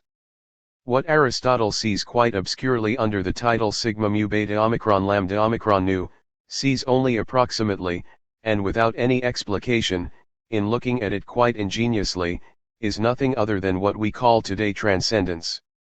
Was Aristoteles ganz dunkel und ganz von ungefähr und ohne jede Explikation mit einem genialen Blick unter dem Titel sigma mu beta omicron lambda omicron nu sieht, ist nix anderes, als was wir hier Transzendenz nennen. H. 447/308. And he continues to specify that there is language, es gibt Sprache, only in a being who, essentially, transcends, i.e. relates to beings as beings. Transcendence is at bottom a correlate of the power of the as such, of the als structure of which the animal is not capable. And Heidegger without more ado adds, this is the sense of Aristotle's thesis according to which a lambda gamma omicron is kappa alpha tau sigma upsilon nu theta kappa epsilon nu, h. 447/309, and thus these a and not phose. And while saying that he wishes to abstain from proposing here a history of the interpretations of Aristotle, Heidegger intends nevertheless to explain to us how the classical reading of Aristotle has always gone astray. It has gone astray by interpreting conventionality, the pact, the idea that language is not phose but these a as though there were rst natural sounds, animal sounds, in a sense, and as if humans then, in a second moment, conventionally, arbitrarily, came to an agreement to ex-conventional sine cations by saying, by such and such a term we shall agree to understand this or that. Of course that can happen, Heidegger concedes, but that says nothing about the very genesis of language, about the origin of language in its inner essence. Aristotle saw this essence much more profoundly, tiefer, and he thus supposedly accomplished decisive steps, entscheidende Schritt h. 447/309, beyond the current theoretical inheritance. You will understand that these decisive steps are those with which Heidegger himself is making his way, breaking his own path when, claiming to translate Aristotle's intuition of genius, though confused and insufficiently explained, Heidegger explains for his part that words are born of this essential accord, Generwesenjeften Überenkenfeet h. 447/309, of men among themselves in their miteinander sein, insofar as they are together, in their miteinander sein, in their being the one for the other. One with another, open to the beings around them, to beings as such. It is this transcendence shared in mitsein, in the common opening to beings, that is the ground, Grund, of their original accord which then renders speech, discourse, read, possible. So it is always Jacques, it is not the convention that comes to add itself to natural or even animal sound, then to make human language possible, and then human society. On the contrary, conversely, Jacques, it is transcendence, the opening to beings of such and in their totality, to the world, a transcendence which, originally common, shared in the mighty Nandersane, permits accord, language, convention, etc., and one cannot separate transcendence from mighty Nandersane. Transcendence, the movement that bears and relates to key rapportia beings as such is from the start a social movement, if you like, a being one with the other, a mitsane. The mitsane is originary and not derived, and transcendence is a mitsane. There would be no transcendence without this mighty Nandersane. As soon as solitude itself, which is one of the major themes of the seminar, presupposes transcendence and language, it also presupposes, as solitude as such, as Robinsonophily, Robinsonocracy, Robinsonocentrism, if you will, solitude presupposes mitsane and mighty Nandersane. It is just after this that Heidegger alludes to the logos apophantikos and to this non-apophantic language that is prayer, Jacques, bitten. But if all logos semantikos is not apophantikos monstrative, enunciative, what then does apophantic mean and how does one recognize that the logos is apophantic? What distinguishes between two logoi that are equally semantikoi, between two discourses that are both meaningful, one is also apophantic, and one which, like prayer, is not? Here too, Heidegger will quote Aristotle and take his distance from the usual interpretation and even translation. He will take a distance with respect to the dominant tradition and set off in solitude, by virtue of this very distance, along a path that he thinks has not yet been broken. This is the usual Robinsonianism of his solitary and pioneering conquering, even way of going about things. This distance, the word is his, he says twice man abwijkt. Wir müssen van abwijken h, 449/310, one steps aside, one deviates, we must step aside, we must diverge, go off, etc. This distance has something venturesome and provocative about it. Let's see. If every logos is semantikos, if every logos sine es, means something intelligible, but if every logos semantikos is not apophantikos, i.e. enunciative, we would say constative. If for example prayer is semantic, if it sine es, it is intelligible, but without being apophantic, according to what criterion, then, does one recognize the apophantic logos? And the enunciative discourse, die Aussagend Rede? Asking himself this question, Heidegger quotes Aristotle, lambda gamma omicron is only pi omicron phi alpha nu tau iota kappa, nu tau lambda epsilon theta epsilon epsilon iota nu psi epsilon delta epsilon sigma theta alpha iota pi rho chi epsilon iota 41, peri hermenias, of interpretation, which is usually translated, apophantic logos. Enunciative discourse is the discourse in which we nd truth and falsity, in dem waar und falsch zijn voorkomt, h. 449/310, translation modi ed. That, notes Heidegger, is the usual or natural translation, and when one deviates from it, when man van abwijkt, one is accused of giving in to arbitrariness or caprice, willkür. Well, without backing down when faced with this virtual accusation, Heidegger then declares that he will nonetheless deviate from the current translation and that he must do so, wir müssen van abwijken, because this is the price for rediscovering what the Greeks meant, and that the traditional translation does not capture at all. Aristotle says en ho hyperke, which means the speech is enunciative by virtue of the fact that in it not, as is said and translated, is simply encountered or found, but, in ihr liegt als zugrundeliegend, is found lying in it as underlying it, in its grounding subsoil. And indeed, hyparchine literally means not only to begin, to be at the beginning, en arc, to be at the principle, but to begin at the bottom, by the base, by what is underneath, to exist before, to be the foundation, and these values are indeed attested by many Greek usages. So, in ihr liegt als Zugrundeliegend underlined by Heidegger, who adds as contributing toward its ground and its essence, ihren Grund und ihr Wesen mitausmakend, h. 449-310.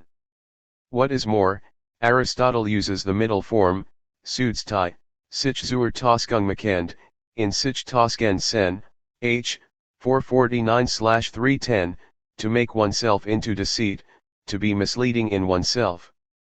Which implies, Heidegger goes on, that the enunciative, apophantic logos is a logos, one of the features of which is that it is able to be deceitful, and thus that the fact of deceit belongs to the essence of logos.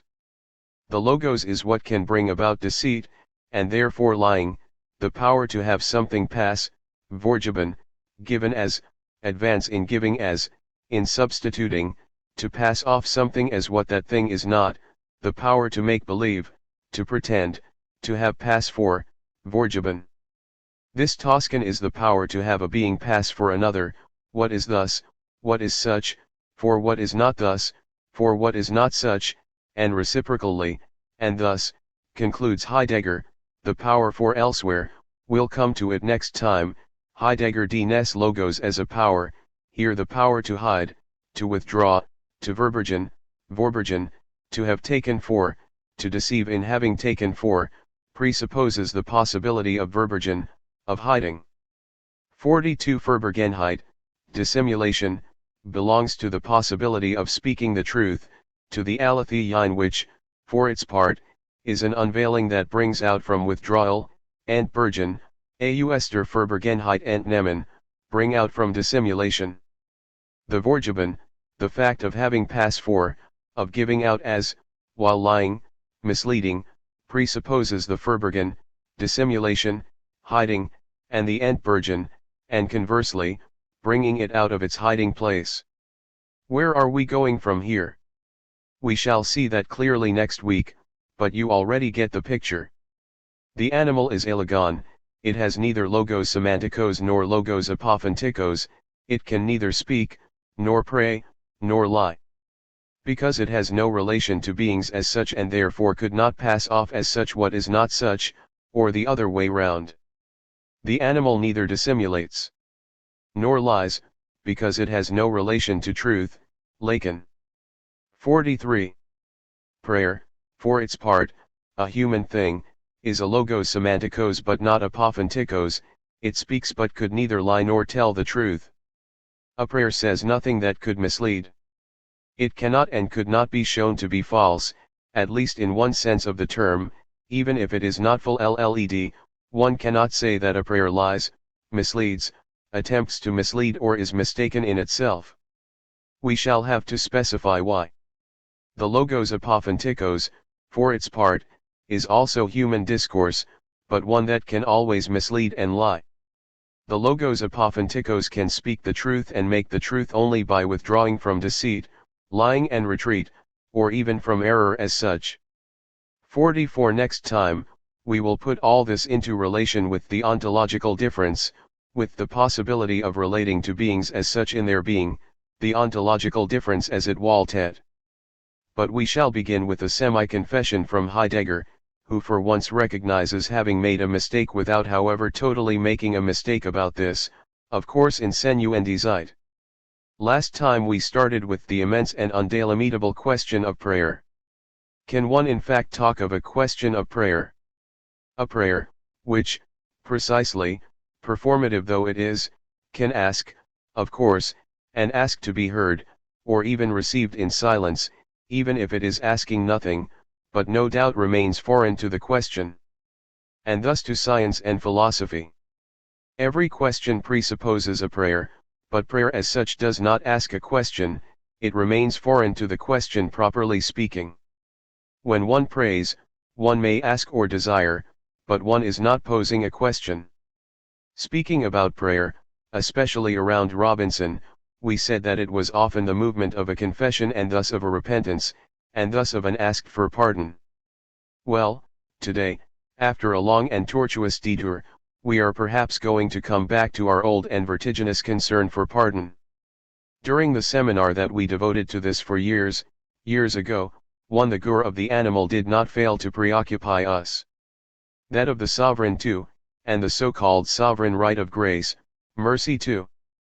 Does the animal have access to this enigmatic thing we call pardon, the only possible pardon, we were saying, namely the impossible pardon, the pardon of the unpardonable? We will no doubt arrive at this shore or this bank, at the end of the long voyage of this session. I'm speaking the language of water, of sea and ocean, the maritime language of insularity, after having at risk of being short of air spoken a great deal about the earth of inhumation and the re of cremation.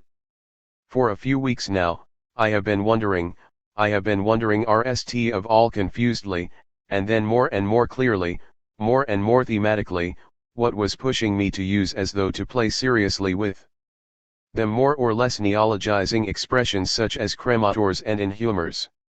And taking a certain pleasure in doing so, a secret pleasure, though a D-night one, and one indecipherable to me, with a taste that some might share and others judge to be dubious or worrisome, in any case unheimlich. I presensed clearly, from afar, that these names invented on the hoof, cremators and inhumers, these species classications, basically, the cremators and the inhumers had a strange resonance, half comic and tragic, as though they designated groups, groupings, gatherings of herds or hunting packs that started looking, in the shadows, not only like animal species, perhaps on the endangered list, but more precisely something like secret societies, orders, or sects, religious orders. There are the mendicant orders, the Carmelites, the Benedictines, the Franciscans, the Dominicans, the Augustines, the Trinitarians, the Hieronymites, the Premonstratensians, the Brothers of St. John of God, the Teutonics, the Silent Orders, the Trappists, and now, seemingly, the Cremators and the Inhumers.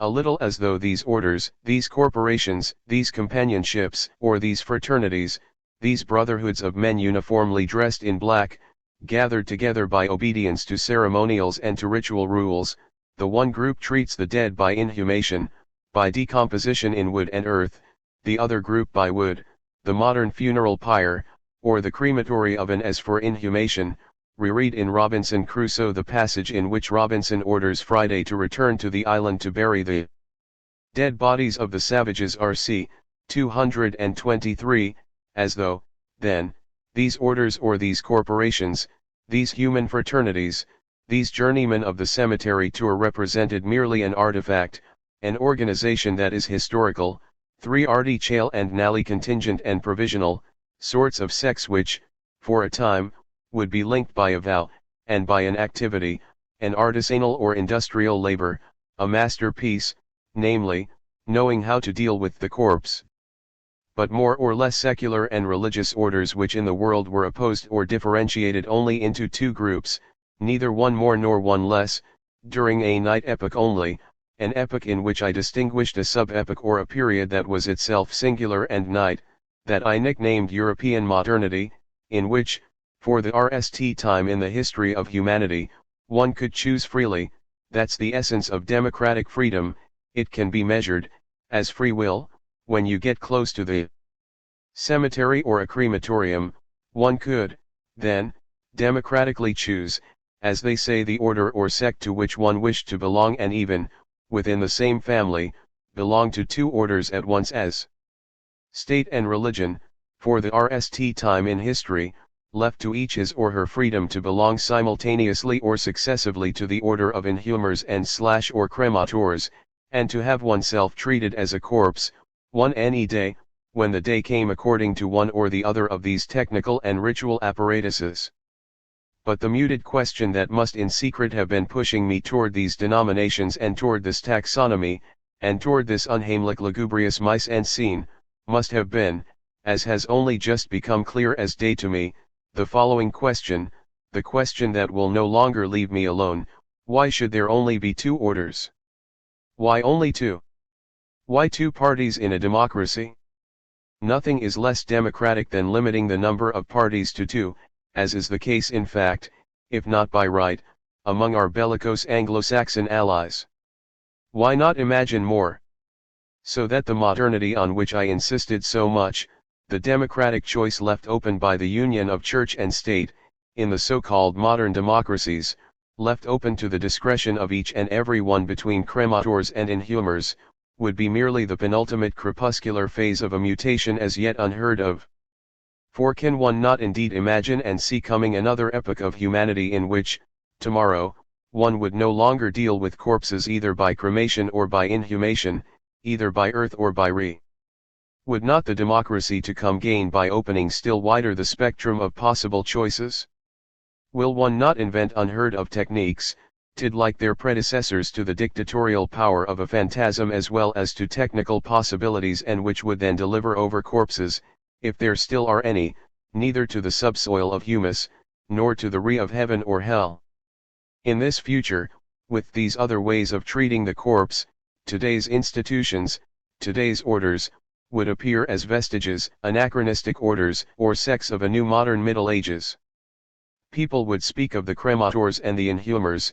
This is no doubt what was obscurely inspiring in me these names and this dual classification, as oddities that were both unheimlich and dated, as archaic curiosities for historians or anthropologists of death. I'll let you dream of a death that would no longer leave us in the hands of these itinerant sects of cremators or inhumers, and would definitively put out of a job these arrogant sects that pass for the religions to which they appeal for their authority, or the secularizing laity to which they lay claim. You have to be able to dream. Faut pouvoir rêver. You have to be able to dream. To think a little, have to be able to dream. You have to be able, right? But you still have to be able. Il faut pouvoir, nsce pas. Encore faut il pouvoir. Have to be able, faut pouvoir, is a sigh familiar to us. It is the translation into two words, faut pouvoir, of a sigh we have no difficulty in recognizing. Faut pouvoir is also the verbal expression, the discourse of a sigh that announces a discouragement or even an impotence. It is often the moment at which one gives up. Listen, faut pouvoir, et. For it is in that case a protestation in the face of an unacceptable request or an excessive demand. You're asking too much, faut pouvoir, you understand. Or conversely, faced with an exploit that one admires or condemns, one exclaims in stupefaction, ah! Faut pouvoir all the same. Ah! They dared to write that, faut pouvoir, et. Ah! That idiot dared write and publish that shameful thing at a given moment. This or that weakly dared to go in for that abjection, faut pouvoir, implying faut pouvoir le faire. It takes some doing to be abject, it's quite something faut le faire. I shall not give any. What does pouvoir power, to be able mean in general? A word on its own has no meaning, as Austin recalls, only a sentence has meaning, a concat samples. A nation. No one will be able to reply to the question what does pouvoir mean in general, no one will have the power to reply to this question, no one will even have the power to hear it and understand this question, if one leaves the word power in a state of insular isolation, if one does not make a sentence with it. One will never have either the possibility or the power, hang on to the association of these two words, to understand what power means if one isolates this word power, this verb pouvoir, which is also a noun, which can become the subject or object of a sentence, but also its active verb. One will never have either the possibility or the power to understand what the word pouvoir means if one leaves it alone, without a sentence, like an island with no land bridge linking it to something else. In the world, which is true of any word, the word has power and can exercise its power, the power of its supposed meaning only by being caught up and concatenated in the chain of a sentence, and thus also in leaving an intermination open for other possible sentences. For example, to be able to pray pouvoir prior. That was our question last time. What is it to pray, always implies a what is it to be able to pray. Can one pray, is it possible? Can one not pray, is it possible? How not to pray? How does one have the power to pray or not to pray? These are questions in which the sense of pouvoir begins to be determined by prayer itself, etc. One could say the same of the question can one pardon? Is it possible to pardon the only thing to be pardoned, i.e. the unpardonable, namely what it is impossible to pardon, what one cannot pardon? What is power if all it can do is unpower, if all it can do is what it cannot do? Silne put kce chu ilne put pa, namely the impossible. If I now say il faut pouvoir, a common expression, does that not further complicate things, to the point that the il faut indicates both necessity, duty, injunction, but also possibility? One must il faut have the possibility to be able pouvoir, for example one must be able to do this or that, speak, have access to the ontological difference, to the as such, etc. But the il faut also indicates lack, the failing of failure or default of power, impotence, unpower. For if there is duty, necessity, obligation, injunction, required condition of possibility, this is because power is lacking, comes to be lacking, can put be lacking, precisely. Power can be lacking. It is possible that power can be lacking, and that therefore this entire sentence, it is possible that power might be lacking, comes to collapse in return, in its possibility, like a row of dominoes or a house of cards. The il faut pouvoir thus also sig 1. I quote these sentences from Lacan in the RST place because he mentions Robinson, of course, and I ask myself, although for what matters to us this is only a secondary detail, I ask myself, I ask you if Lacan is just-ed by the text of Robinson Crusoe in saying that the footprint on the sand is indeed Friday's. I'm not sure, and if by rereading you could tell me next week whether or not Lacan is or is not making a RST confusion here, that would be good, but once more, that's not the essential thing I want to say.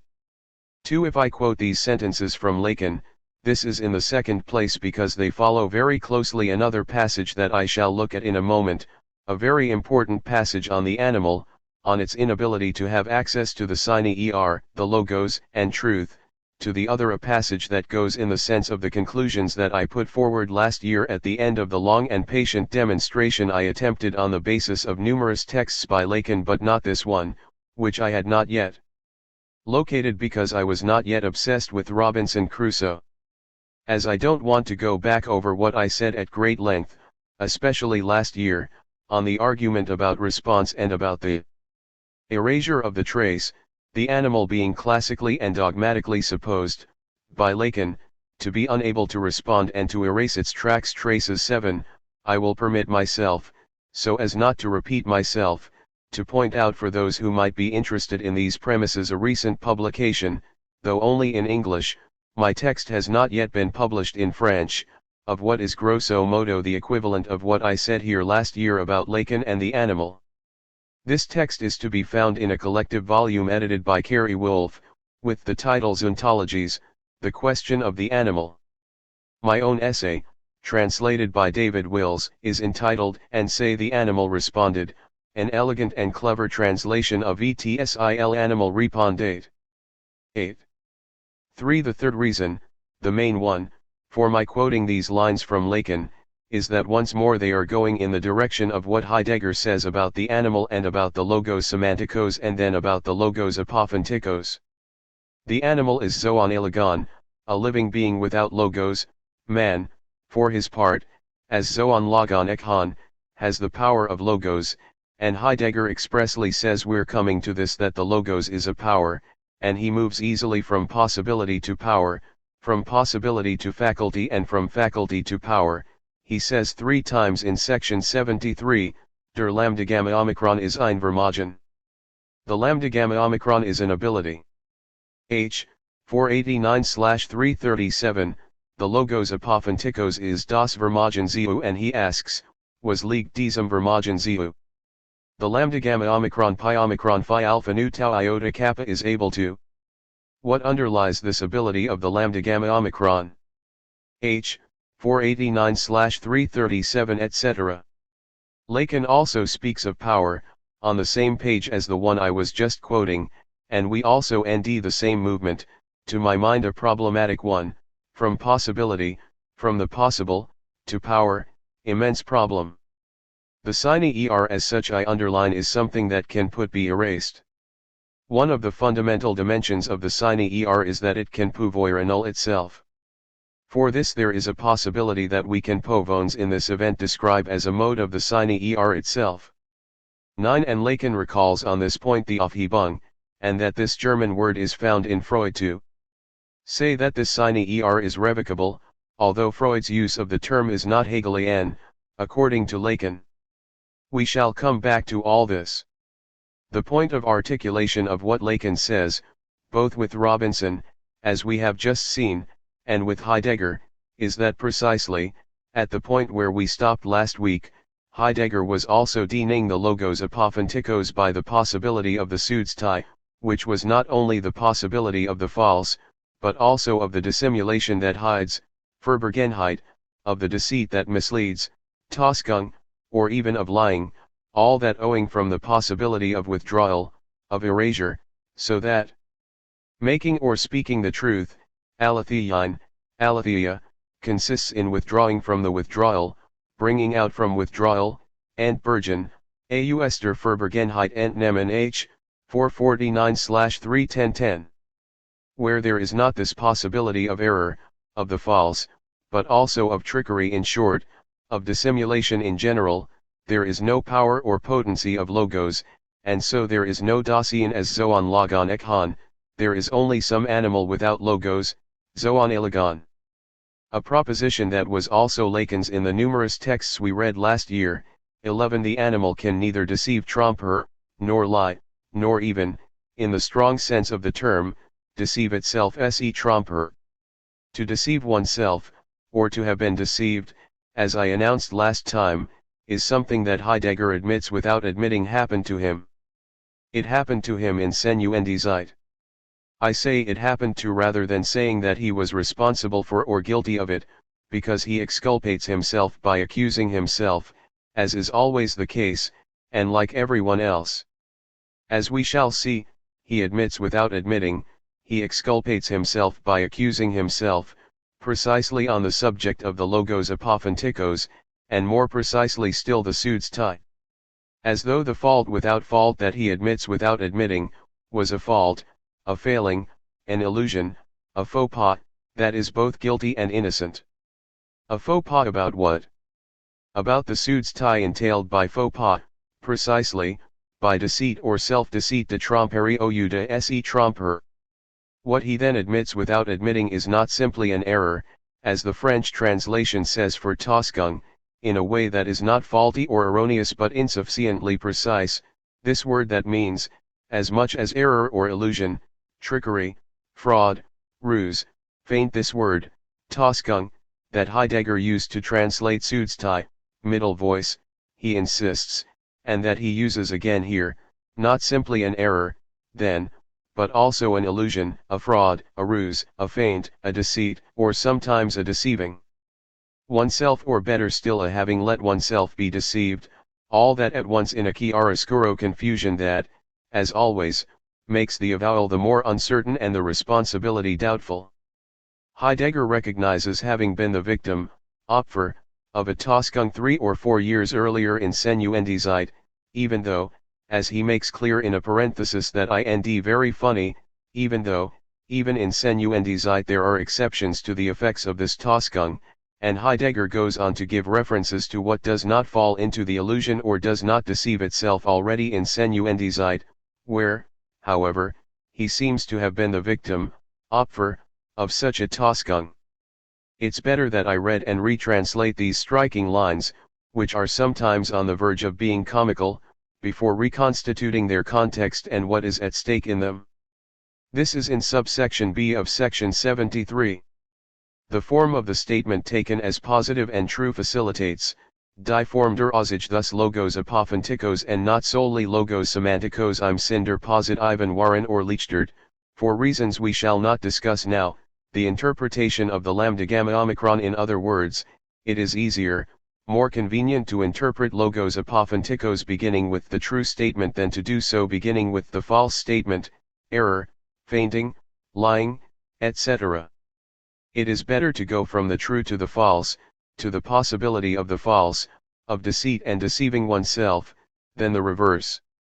This is a pedagogical convenience, Heidegger seems to say, in a highly classical gesture, the stakes of which are grave. See Limited Inc. 12, as he does not fail to remark. And he goes on: this manner of logically arranging the givens in starting out with the positive true judgment is justy ed within certain limits, in gewissen Grenzen berechtigt, but it is for this very reason it gives rise to the fundamental illusion. Thus an approach justy ed to a certain extent becomes the cause of a fundamental illusion, Grundtäuschung, that it is only a matter of simply relating the other possible forms of statement implied, faulty, illusory, or deceitful statements / enunciations to this one in a complementary fashion, Ergensend. H. 488/336, translation Modi ed. So the Grundtäuschung, the illusion, the fault, the error, the fundamental deceiving oneself, if I can put it like that, consists in behaving as though the question of the Täuschung were derived and secondary, a supplement to the truth of the true positive statement, in correcting this error or this deceit of the deceiving oneself, the self-deceit, of the deceiving of oneself. Heidegger says clearly that one must hold the Täuschung or the Sudstie to be a primary, originary possibility of the truth of the true judgment, and that one must therefore start from this possibility rather than seeing in it a mere complement or supplement, an Ergänzung. Whence the avowal without avowal that I now quote. In being and time, I myself had fallen victim, Opfer, to this Täuschung. Let's never forget that it is not by chance that it is a question, in being and time, of, I emphasize, a Täuschung. The Täuschung, the self-deceit, consisted in not recognizing that it was necessary to begin with the self-deceit and not the other way around. Ich selbst myself, even me, and immediately follows the Qualification of the avowal ich selbst bin noch even me, still, etc. Wenigstens in der Durchführung der Interpretation de Lambda Gamma Omicron, at least, RST Qualification of the avowal, within limits, and not beyond the interpretation of the logos in Senuendizeit ein Opfer dieser Täuschung geworden. H. 488/337, translation Modi ed. He was, then, a victim, a sacrificial victim, even a victim supposedly innocent, like all victims, and a victim of what? Of a Täuschung? What Täuschung?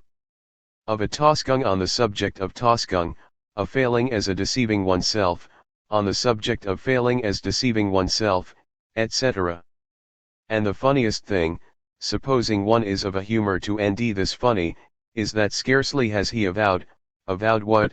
Nothing, avowed having been simply a victim, Opfer, scarcely has he avowed without avowing an innocent fault, the faux pas of a victim, then he gives in a parenthesis all the necessary references to all the places in Senuendizeit already, where he had not been a victim of this fault. He had already virtually corrected all signs of it, in principle, theoretically, architectonically, and effaced the traces, for there were already, in Senuendizeit, exceptions to this Täuschung about Täuschung. I quote the parenthesis, VGLALS von dieser Täuschung ausgenommen Senuendizeit S222 UND S285F. Cf as exempt from this illusion being and time, pages 222 and 285f. H. 488/337. Having recognized without recognizing what he has just recognized without recognizing, he nevertheless promises not to do it again. And precisely in the seminar he is in the process of giving. For let us not forget that he is speaking to students, and that traces remain of that pedagogical situation, and of what the master avows without avowing to his disciples traces remain, then, that he would have wished to be both effaceable and ineffaceable. Could he foresee that in the posterity of the probable-improbable archive, the day would come when a French animal, in turn conducting a seminar on this seminar and every Wednesday sniff ng out the footprints or the track of an improbable Friday, would come to worry away at these pas d'aveu non-avowals, steps of avowal, on these traceless traces of an avowal without avowal, on the subject of a fault without fault, effaced and corrected as soon as committed, denied as soon as confessed, destined to remain as much as to efface itself, to efface its effacement, yesterday, now and tomorrow? yesterday, now and tomorrow, for Heidegger indeed promises not to do it again and to stay away. This is his word again, abwijken, the word we were tracking last time 13, to stay away, to take his distances by isolating himself forever from this wrong path that he had taken in Senuendizeit, but in truth he had only almost taken Phili Emprunter, as he makes clear, where he had almost failed Phili Filer by going along it, even if he didn't go along it so very far. I'll quote the last lines of this paragraph. After the avowal without avowal, after the repentance which repents of nothing, here is the promise, the decision, and the commitment. 14 Heidegger has just given in a parenthesis the references to the passages from Senuendizeit in which he had already marked exceptions to his own Taskung, and he goes on after having closed the parenthesis, in the interpretation that follows, while it does not really invalidate what I have said before in being and time, I must essentially and decisively stay away from this. Ich muss in der Gesetzgebenden Interpretation, die Freilich das Früher in Senuendizeit dargestellt nicht eigentlich aufhat, wesentlich und die Entscheidenden abweichen. H. 489/387, translation slightly modi ed.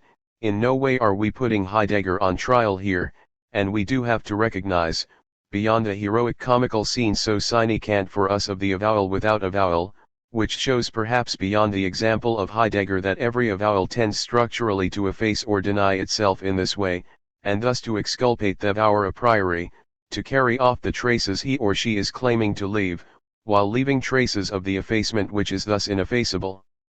Which both distinguishes and brings close to what is imprudently attributed to the animal by both Heidegger and Lacan and so many others.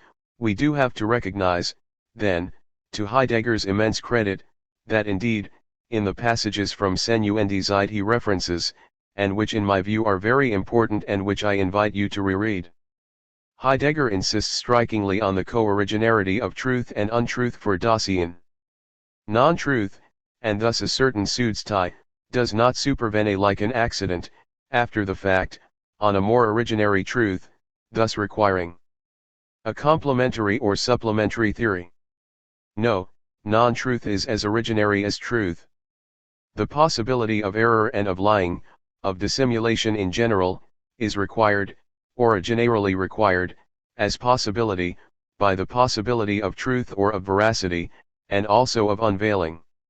Reread all these pages, pages 222 to 23, which also concern the structure of the statement, Aussage, and of the apophantic als, the apophantic as such, around propositions of the type, the full existential and ontological meaning of the proposition, Dasein is in the truth which means hier entdeckt, offenbarket, Dasein ist in der Wahrheit, also says equiprimordially, sagt gleichursprunglich mit, Dasein ist in der Unwahrheit.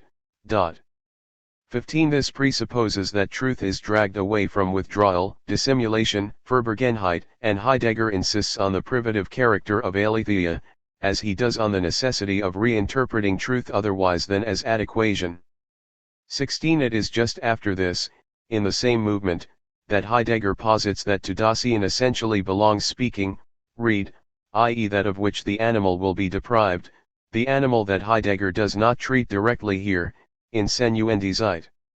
In the other passage from Senuendizeit to which he refers, we also end the attention given to this negativity of non-truth, to this not, de nicht seiner nicht 17, in relation to care, for all this belongs to the structure of care, Zarga, Skoldig sein, and the Unheimlichkeit of Dasein, so many things that are refused, as goes without saying, to the animal, explain 18.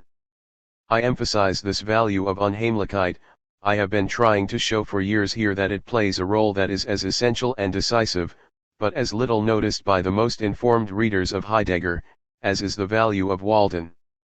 Now this reference to Unheimlichkeit, which, for different reasons, is as difficult to translate as Walden, uncanniness, being out of one's home, but also the quality of what is disturbing, a little frightening, both intimate and terrible, often associated with the Greek dienon in Introduction to Metaphysics, and always to dne Dasein, and you also know the role that this Unheimlichkeit in Freud, in a way that is both different and central. This reference to Unheimlichkeit is found in the passage from Senuendizeit being referred to, and in the passage from the seminar we are reading now, on Logos as power, Vermogen, and on possibility, Möglichkeit, as power, Vermogen. In Senuendizeit, Heidegger writes this: the Callruf, call of conscience, Gewissen, the call to responsi culpability, to being indebted, Schuldig sein, which Heidegger had analyzed in the preceding pages, in section 57, and where Unheimlichkeit is named at least 7 times. The call, he says, is the call of care, Zarga. The Schuldig sein constitutes the being that we call Zarga, care. Dasein stands primordially together with itself in Unheimlichkeit etrang, it, Emmanuel Martinuz's translation. Insofar as Dasein as care is concerned about its being, it calls itself. From its Unheimlichkeit to its potentiality of, sein können, etc. 19. Well, this Unheimlichkeit is going to reappear in the passage from the seminar that we are reading. For just after the avowal without avowal and the commitment to stay away from the Tosgung on the subject of Tosgung, Heidegger, this seems to me to be worthy of a particular, micrological attention, is going to make the transition that appears significant and important to me, from possibility to power, from Möglichkeit to Vermogen, to the Logos apophantikos as power. What does this mean and what is at stake in it? As you have no doubt already understood, this question of power is important to me here, and I believe it necessary to give it special attention for 2 reasons. On the one hand, in the dominant tradition of how the animal is treated by philosophy and culture in general, the difference between animal and human has always been defined according to the criterion of power or faculty, i.e. the being able to do pouvoir faire or the inability to do this or that. Man can speak, he has that power; the animal does not have the power of speech. Man can laugh and die, the animal can neither laugh nor die, it is not capable of its death, as Heidegger literally says, it does not have the power, können, of its death and to become mortal, etc. And, as I said here quite insistently not long ago, Bentham always seemed to me to be on the right track in saying, in opposition to this powerful tradition that restricts itself to power and non-power, that the question is not, can the animal do this or that, speak, reason, die, etc., but can the animal suffer? 20. Is it vulnerable? And in the case of vulnerable suffering, of pashkin, of patience, passion, and passivity, of the effectivity of suffering, power is a non-power. The power to suffer is in that case the RST power as non-power, the RST possibility as non-power that we share with the animal, whence compassion. It is from this compassion in impotence and not from power that we must start when we want to think the animal and its relation to man. The second reason for which I am here privileging this determination of the Logos as Vermogen, power, or faculty, is that I am looking for a mediating schema with the motif so hard to translate of Walton, with which we have yet to deal, but about which you know that some possibility of power is necessarily inscribed in it, between force, violence, etc., and associated with the terrible, with terror, with Unheimlichkeit and with die Unknown in the introduction to metaphysics that I hope to talk about. Again here, Walton being the source, the origin, the condition, the force, the violence, or the power that make possible and thus capable, the power to accede to the ontological difference, and therefore to the as such, and therefore to the Logos in general, as Logos semantikos, and more especially as Logos apophantikos. In the section that follows the avowal without avowal, and the commitment to avoid the Tosgung about Tosgung in Senuendizeit, Heidegger will successively emphasize, by placing them in italics, the words Möglichkeit, possibility, and Vermogen, power, faculty, etc.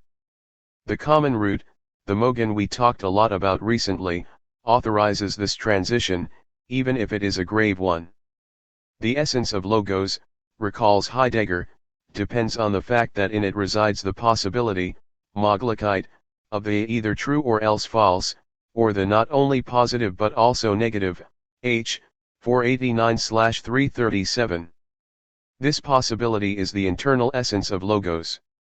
It is only if we grasp this that the leap, absprung, the jump or the jumping off point of the jumper, the high jumper or parachute jumper, the absprung which will lead us to the ursprung, to the origin, here to the origin of the logos, operates. We still have here the gur of the path, even the circular path, with a step backward, Schritt zurück, or a leap, a jumping off point. We will be able to move backward toward the origin. The step is a leap, always. Every step leaps. The difference between the step and the leap is difficult to grasp. Every step is a leap. Here we're dealing with the backward step of the leap, or the jumping off point, absprung, of the logos, and this jumping off point, the place for jumping, or de absprungs h, 489/337, is the internal essence of logos as co-originary possibility of the true or false, the positive or the negative. The logos is not a formation or a construction that would be found there ready to hand, ein Vorhandensgebilde, no, it is in its essence this possibility, Möglichkeit, of this or that, the true or the false, the positive or the negative. And then with a leap, as we can rightly say here, Heidegger moves from possibility to power, as though he were merely translating and making explicit Möglichkeit.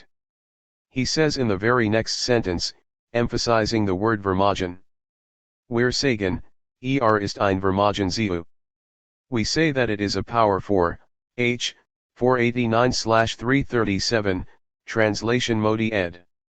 And immediately, as you will see, and this is what authorizes me to end here the mediating schema with Walton, this power is defined as the power of the relation to beings as such, as they are. Heidegger writes, by power, Vermogen, we always understand the possibility of a comportment toward die Möglichkeit zu einem Verhalten zu, so Vermogen as Verhalten, proper to Dasein and not to the animal. You remember this, Heidegger goes on, i.e., the possibility of a relation to beings as such. The lambda gamma omicron is a power, der lambda gamma omicron ist ein Vermogen, i.e., it intrinsically entails having a relation to beings as such at one's disposal, dh in sich selbst das Verfügen über ein sich beziehen zum Seinden als Solchem emphasized by Heidegger. 21. In contrast to this, we called capacity, Fähigkeit, and this is the animal, the possibility of behaving, of being related in a captivated and taken manner, die Möglichkeit zum Benehmen, dem Benamen hingenommen bezogen sein, Fähigkeit genannt. H. 489/337, translation Modi ed, and we recognize here the Benamenheit of the animal, its bearing Benumment, which does not have the Vermogen and the Verhalten, namely the power to relate to beings as such. I'll quickly read the whole following section that explicates this point clearly, and niches on the reminder of Unheimlichkeit. Read and comment on the seminar. The lambda gamma omicron pi omicron phi alpha nu tau iota kappa is the power to say either or, which is the power of the freeing, of revealing and concealing, das Vermogen zum Entweder de Aufweisenden and Bergens und Verbergens in der Weise des Weisens, which show both in the manner of attribution and of denial, that is, in a pointing out in which the is, being, is expressed in one meaning or another. The character of power, Vermogen's character, thus oriented, is the essence of the lambda gamma omicron pi omicron phi alpha nu tau iota kappa. Its essential constitution is centered on this. It is from here that we must pursue the question of whether we can see anything pointing to the ground that makes this essence possible. What underlies this power of the lambda gamma omicron?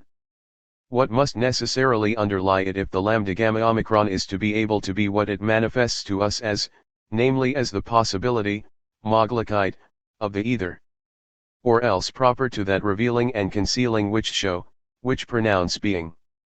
When we have answered these questions, we will see how here too, as everywhere in philosophy, this trivial and elementary phenomenon of judgment and the statement of phenomenon that has already been exhaustively pursued in every possible direction returns us at a stroke to a dimension which is none other than that expanse and uncanniness to which the interpretation of our fundamental attunement, Grundstimmung, was initially to lead us.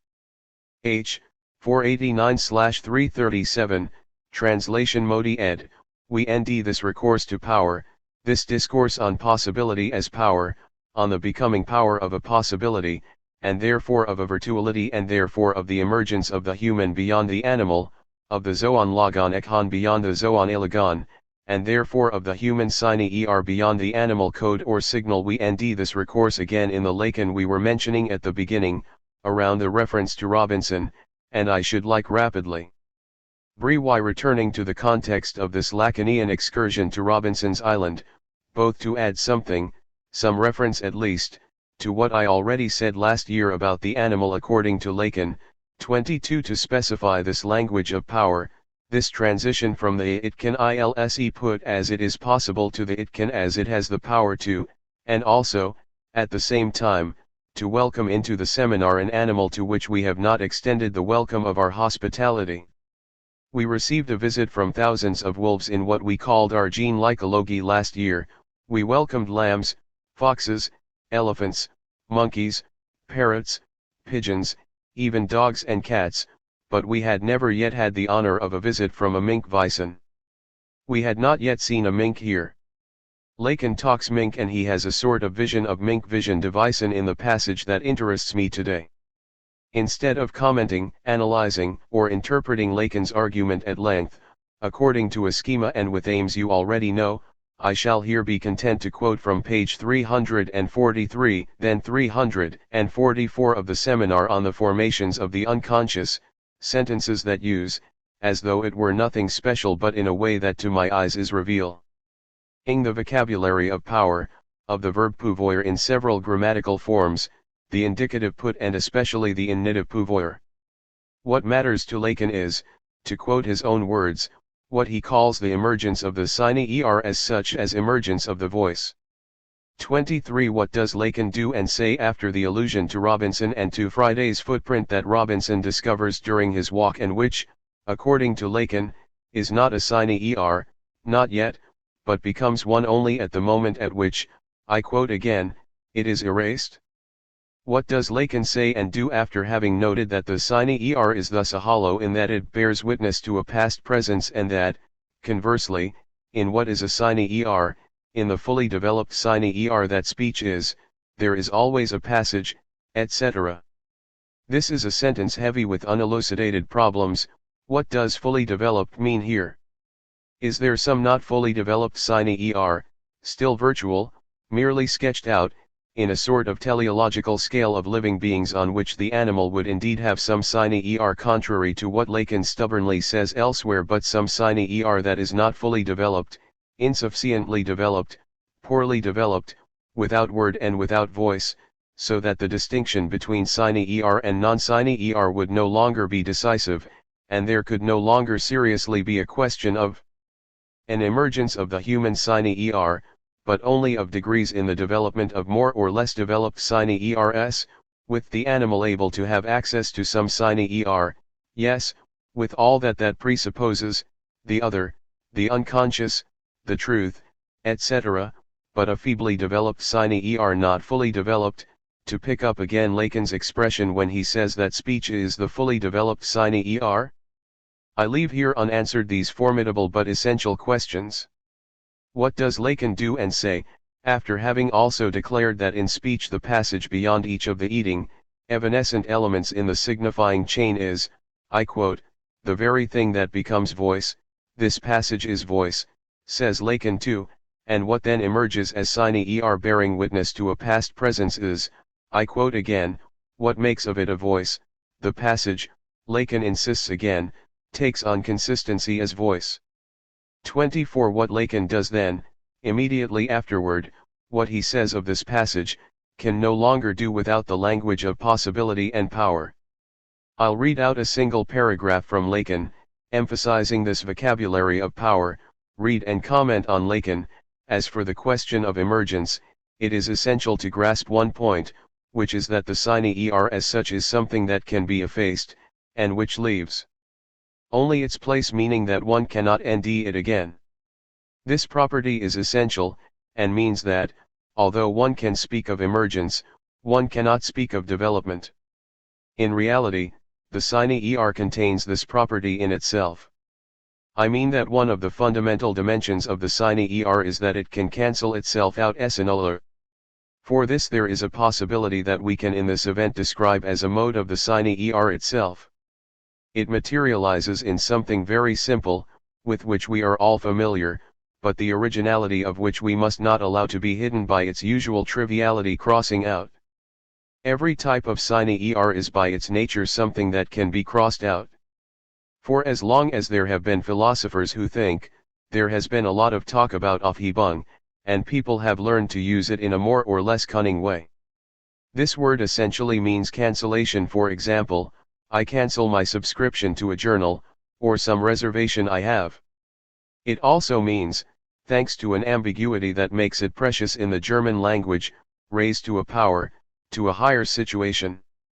It seems people have not paused enough over this, that properly speaking there is only one kind of thing, crudely speaking, that can be cancelled, and that is a sine In truth, when we cancel anything else, be it imaginary or real, by that very fact we raise it to the rank, the qualication, of a sine 25. This logic and vocabulary of power had imposed themselves earlier, in the same context, when Lacan wanted to identify what, I quote him, is lacking in animal discourse, namely the sine the voice, speech. This demonstration of Lacan's is interesting for more than one reason, especially because Lacan spares no effort to undermine the assurance of those who grant animals a language, or even grant an interest for human-type language to animals, basically a right to speech. And this is where the mink scene supposedly answers the question of so-called domestic animals, of the conversation one has with them, the conversation in which they are supposed to participate when they are domesticated or held captive. I'm going to read and comment on this long passage about domestic animals, about training, conditioned re-exes, animals of luxury and above all animals of lucre. Lucre is Lacan's word, speaking of the mink. I wonder, without being able to give the reply, what could or could not be made of this Lacan by the Greens or the friends of animals in their combat against the ill-treatment of domestic animals, against Pavlovian experiments, or against hunting mink, or even raising captive mink for the purposes of which you are aware. Perhaps you know I just discovered it that the word Weisen, the sine Weisen, which is an extraordinary word because of all the homonymies and other similar associations it allows for example, with lavi life and vision, and the vis-a-vis, you may know the expression Weisen vis, now fallen into disuse and which meant face-to-face and vis-a-vis. La Fontaine writes, as they live Weisen vis here across from each other, they're always squabbling about their wives, and Madame de Seven, M. de la Trosse had his eyes on the house that is Weisen vis the house opposite.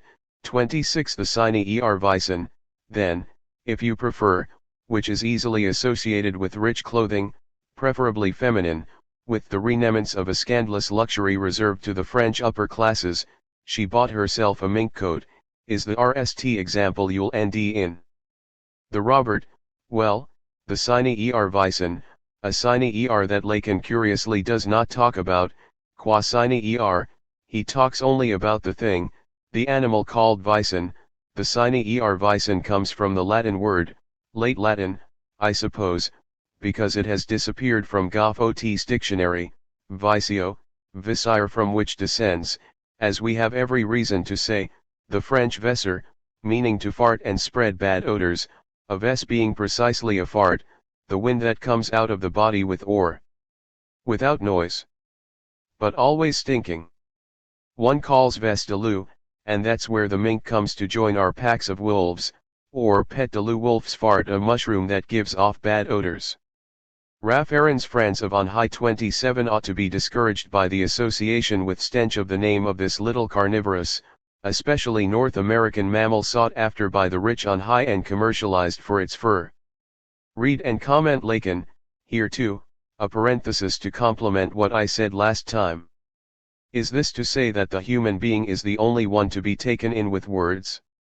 Up to a point, it is not out of the question to think that some domestic animals have some satisfactions linked to human speaking. I do not need to invoke specics here, but we do learn some very strange things if we can have confidence in what is said by those who are more or less appropriately called the specialists, who seem a little credulous. So we have heard it said that mink held captive with lucre in mind, namely to make a pro-tea from their fur, waste away and give only a mediocre product to the furrier if he does not make conversation with them. It appears that this makes the farming of mink very expensive by raising the general cost. What is showing up here, where we do not have the means of taking things further, must be linked to the fact of enclosure, since mink in the wild do not apparently pending further information have the possibility of ending this satisfaction. From there, I'd simply like to move on to show you the direction in which we can refer our problem to Pavlovian studies of conditioned re-X's. In the end, what are conditioned re-X's? In their most common forms, which have occupied most of the experimentation, the existence of conditioned re-X's rests on the intervention of the sine in a more or less predetermined, innate, cycle of distinctive behaviors. All those little electric signals, those little bells and ringers they use to deafen the poor animals to get them to secrete to order their various physiological products, their gastric juices, are all the same clearly sine ers and nothing else. They are manufactured by experimenters for whom the world is very clearly constituted by a certain number of objective relations, a world an important part of which is constituted by what one can justifiably set apart as properly signifying. And it is indeed with a view to showing by what sequence of progressive substitution psychic progress is possible that all these things are dreamed up and constructed. One might wonder why, when all is said and done, this does not come down to teaching these well-trained animals a sort of language. Well, that leap is not made. When Pavlovian theory comes to take an interest in what is happening in humans with language, Pavlov takes the quite correct decision to speak of language not as an extension of meanings as they are in play in conditioned re-X's, but of a second system of meanings. This means recognizing implicitly, for it is perhaps not fully articulated in the theory, that there is something different in the one and the other.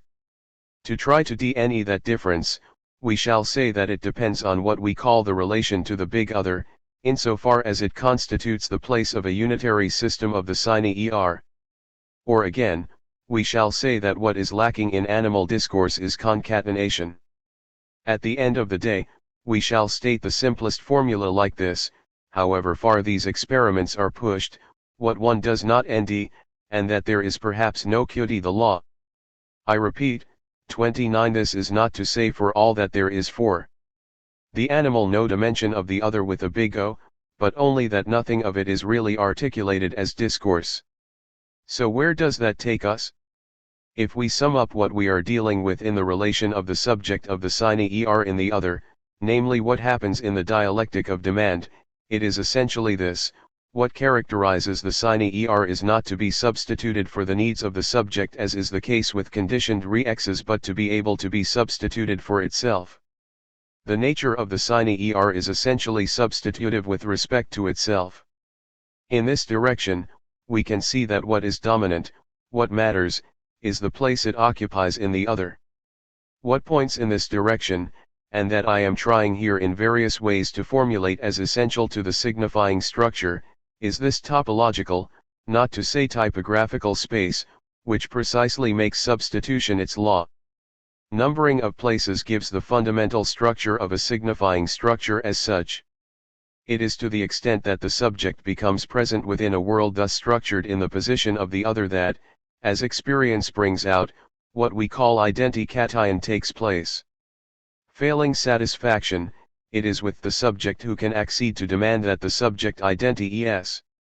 30. Of course Heidegger would have been very wary of the word sine er, in which, hastily of course, he would have thought he could recognize a borrowing from linguistics, as positive science, incapable of gaining access to the essence of the language it claims to speak about, as the zoologists presuppose the essence of the animal that, qua zoologists, they're incapable of thinking.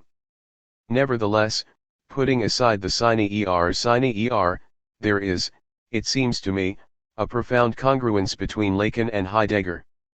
It involves what reserves the logos as power to man, and what reserves to the logos apophantikos the power to accede to the truth, i.e. to the possibility of the false, of error, of lying, and of the pseuds-tie in general, of which the animal is supposedly incapable both according to Heidegger and according to Lacan.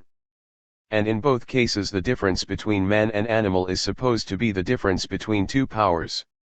As the power of the logos, semantikos and apophantikos, is no different in Heidegger's eyes from that of access to beings as beings, and to the als of dissociating, which he never does elsewhere, the access to, the experience of the big other, and he concedes that the animal can have such an experience and discourse. In other words, what the animal lacks is not the big other, and therefore the sine and therefore truth. In the Lacanian machine, what it lacks is discourse. And here, if we would like to hollow out this concession, we would go quite some way in absolutely undermining the whole machine. Structure, the structure of the as such, of which the animal remains deprived. One might wonder how and from where this als structure comes, and therefore the difference between beings and beings as such, and therefore between beings and the being of beings. One might wonder how it supervenes in what one hesitates to call its history in the usual sense, a development, and still less a history of life, a life common to man and the animal, both of which are living beings. One hesitates to call this a history, and especially a history of life, because these two titles, these two disciplines, these two elds as positive sciences, history and history of life, presuppose that insight has been achieved over what precisely remains to be thought, namely ontological difference, the difference between being and beings, which is comparable to no other difference because it is not the difference between two different x's, between two beings, but a radically altering difference in the same itself meme. But of course, one must refer to some historicality, to some event of an other quality in order to think what is happening here, when the power of as such, when the ontological difference, comes to be possible, and to accord a power, to accord itself a power, to accord itself with a power, and a power to relate to it, vermogen, verhalten. This is where the word Walton appears, scarcely noticed by all the readers of Heidegger I think I know, and a word the frequent occurrence of which we had already recognized both in the seminar, 1929-30, and in the Introduction to Metaphysics, 1935, toward which I count on returning from this point of view. Today, as I've been announcing for a long time, I should like to begin by observing its occurrence at the end Identitat und Differenz, 1957, twice at least, just before the passage we were reading last week about the God of onto theology, to whom one could address neither prayer, nor sacrifice, nor music, nor dance. The point is to think how it is, precisely, with beings as such, how beings as such appear, and the mode of this event, of this arrival as unveiling or non-occultation. Here we must be more attentive than ever to the letter of Heidegger's German. In the eyes of people in a hurry and impatient to end themselves at home with the language they believe they know and with somnolent self-evidences, and that might be the German of many Germans or the French of many French, in the eyes of those people, Heidegger's writing can sometimes look like an unjust or annoying game. But here it bears all the weight of what is most seriously at stake at the moment, when the most subtle differences are also the most decisive, sometimes even within the same odadon meme do meme, where some people would wish to authorize themselves to mix everything up. At stake here precisely is the difference of the difference, the difference in the same and even as the same dans le meme et meme come. Le meme, and of the far from obvious difference between being and beings, between beings and beings as such. One cannot ask the question of the animal, of language, of man, of what is proper to man, with all the consequences that you imagine, without dealing with these apparently overly rened and supposedly inconsistent differences. Being, says Heidegger, shows itself as unconcealing supervening, sensigt sich als die Entbergend Überkommnis. 31 Beings as such appear in the manner of this arrival which takes cover in non-occultation, scenes als solches erscheint in der Weise der in die Unverborgenheit, Bergenden Ankenfeed. 32, comment at length, Unverborgenheit, Bergenden Ankenfeed. 33, and this singular event, this coming, this supervening, Überkommnis, this surging up or surprising coming, this coming that falls upon, this coming of what happens thus, is not an event among others. First, because what advents in it, What comes and supervenes in this way, is nothing less than being, or rather the showing of being and of beings as such. It is the as such of beings, and so of what distinguishes human from animal and makes possible the logos semantikos and the logos apophantikos. That is what distinguishes beings from beings as such. It is in a certain sense nothing, it is not a being, it is not something, just as the ontological difference that supervenes thus is not something, some other thing, is not a being different from the being that appears. Well, the supervening of this unheard of event is not the supervening of some other thing. Or it is like the supervening of nothing and of the nothing that separates being and beings, and beings as such. Or rather, 34 it is the supervening of an absolute alterity, but within the same. This is how we must hear the sentence that follows immediately, so being in the sense of unconcealing supervening, I'm cinder and virgin ubercumnus, and beings as such in the sense of the arrival that shelters, und scenes als solkes I'm cinder sichberg and an ankenfeet, are as different, so unterscheidenen, by virtue of the same, aus dem selben, the dimension. It is thus, by the word dimension, with a majuscule, that the French translators, more or less justly add by a long footnote. Translate Unterschied, in 2 words hyphenated. 35 Whatever the translation here, we must clearly see that Heidegger intends to mark the fact that if being and beings as such are, Wesson, comment, active, quasi-transitive and announcing Walton, as different, they are, Wesson, different only as the same, remaining the same, and in the internal splitting of the same of the Unterschied, where the hyphen thus inscribes this union of the same in difference.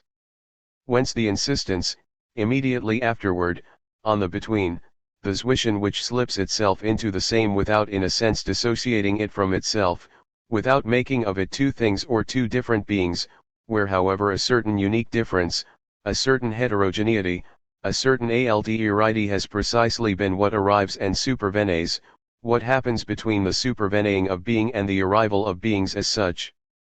Solely this latter dimension, let's say the Unterschied, in 2 words hyphenated, grants and holds apart the between, vergibt und halt auseinander das zwischen, where supervening and arrival are maintained in relation, zueinander gehalten, isolated one from the other and turned one toward the other in one sole symptom, auseinander zueinander getragen sind.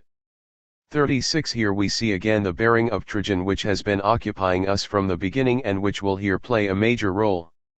And this Trajan, so indispensable here, will in the next sentence and d itself reinscribed in the word Ostrag, also very difficult to translate, but which is going to play a major role as cornerstone, or if you prefer, keystone in this whole architectonic, which is no longer an architectonic in the sense of a philosophical system, but which remains a putting together, an idiomatic jointing both powerful and subtle, durable and fragile of words and concepts, syntagmas and blinding insights.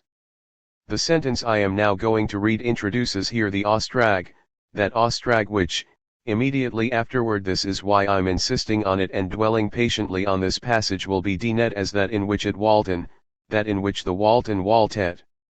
I am not going to translate these words, this verb, or this nominalized verb, because we shall have to return to it next time, and give its full scope to the question of translation and interpretation and the stakes of Walton. Here is the sentence that introduces into this context the word Ostrag. It follows the one we have just read on the Trajan and the getragen sind. I'll quickly reread it, the dimension, let's say the Unterschied, in 2 words hyphenated, which, Heidegger says, grants and holds apart the between vergibt. Notice this word I underline here. Und halt auseinander das zwischen, where supervening and arrival are maintained in relation, zueinander gehalten, isolated one from the other and turned one toward the other in one sole symptom, auseinander zueinander getragen sind. Heidegger then continues, the difference of being and beings, die Differenz 37 von sen und sindem, as Unterschied dimension, and Heidegger speaks difference in Latin, die Differenz als der Unterschied of supervening and arrival von Überkommnis und Ankenfeet. Recall that the supervening, Überkommnis, is that of being, the arrival, Ankenfeet, that of beings, is the uncovering and sheltering ostrag of the two, der Entbergend Bergend Ostrag beider.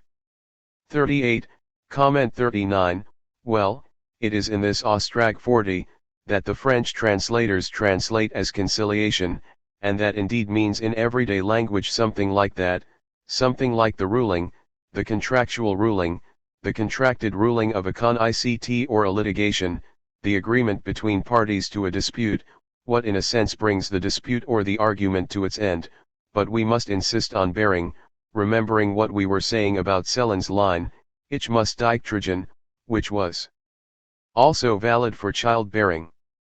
Ein Ausgetragenskind is a child brought to term, born to birth, to term, so there is in this Ostrag a reference to difference in dispute, to the term and the contracting parties' ruling of this dispute, but also to the bearing that gives birth at term, etc. The idea of conciliation as reconciliation, that the French translators insist on, is of course not foreign to Ostrag as the term of a dispute brought portee before a certain justice. In any case, the word Ostrag, here and elsewhere, bears all the weight of a thinking of bearing, where it is a question of being and beings and of the being of beings. Well, it is in the Ostrag that it waltet. What does it mean, an Ostrag and waltet, those are our questions. It is the following sentence, Im Ostrag waltet Lichtung de sich verhullen Verschleißenden, welches walten das Ausund Zweieinander von Überkommnis und Anken feet vergibt again vergibt. 41 Within the Ostrag. The regulation, the conciliation, within the term, in the terminating or determining range of the differend between the difference, between being and beings, supervening and arrival, within the Ostrag waltet which I do not translate for the time being, the French translation says prevails predomin, but we must return to this later a clearing, Lichtung, of what veils and closes itself off, which walten vergibt an extraordinary verb here that the French translation all but omits in. Saying simply, in place of welches walten vergibt, it is by this prevalence that.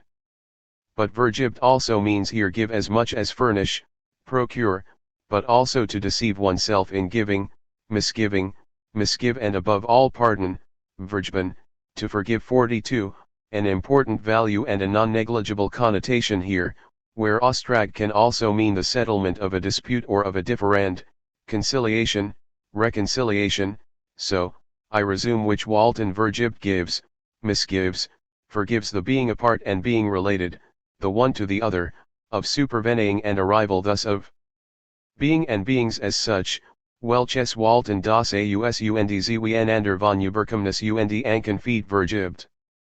43. What does this walten, verb and noun, mean, walten which is, as if all at once, the event, the origin, the power, the force, the source, the movement, the process, the meaning etc. whatever you like of the ontological difference, the becoming ontological difference of the ontological difference, of the supervening of being and of the arrival of beings. Why walten? Why this word which so often goes unnoticed? We shall continue asking ourselves this question for a long time.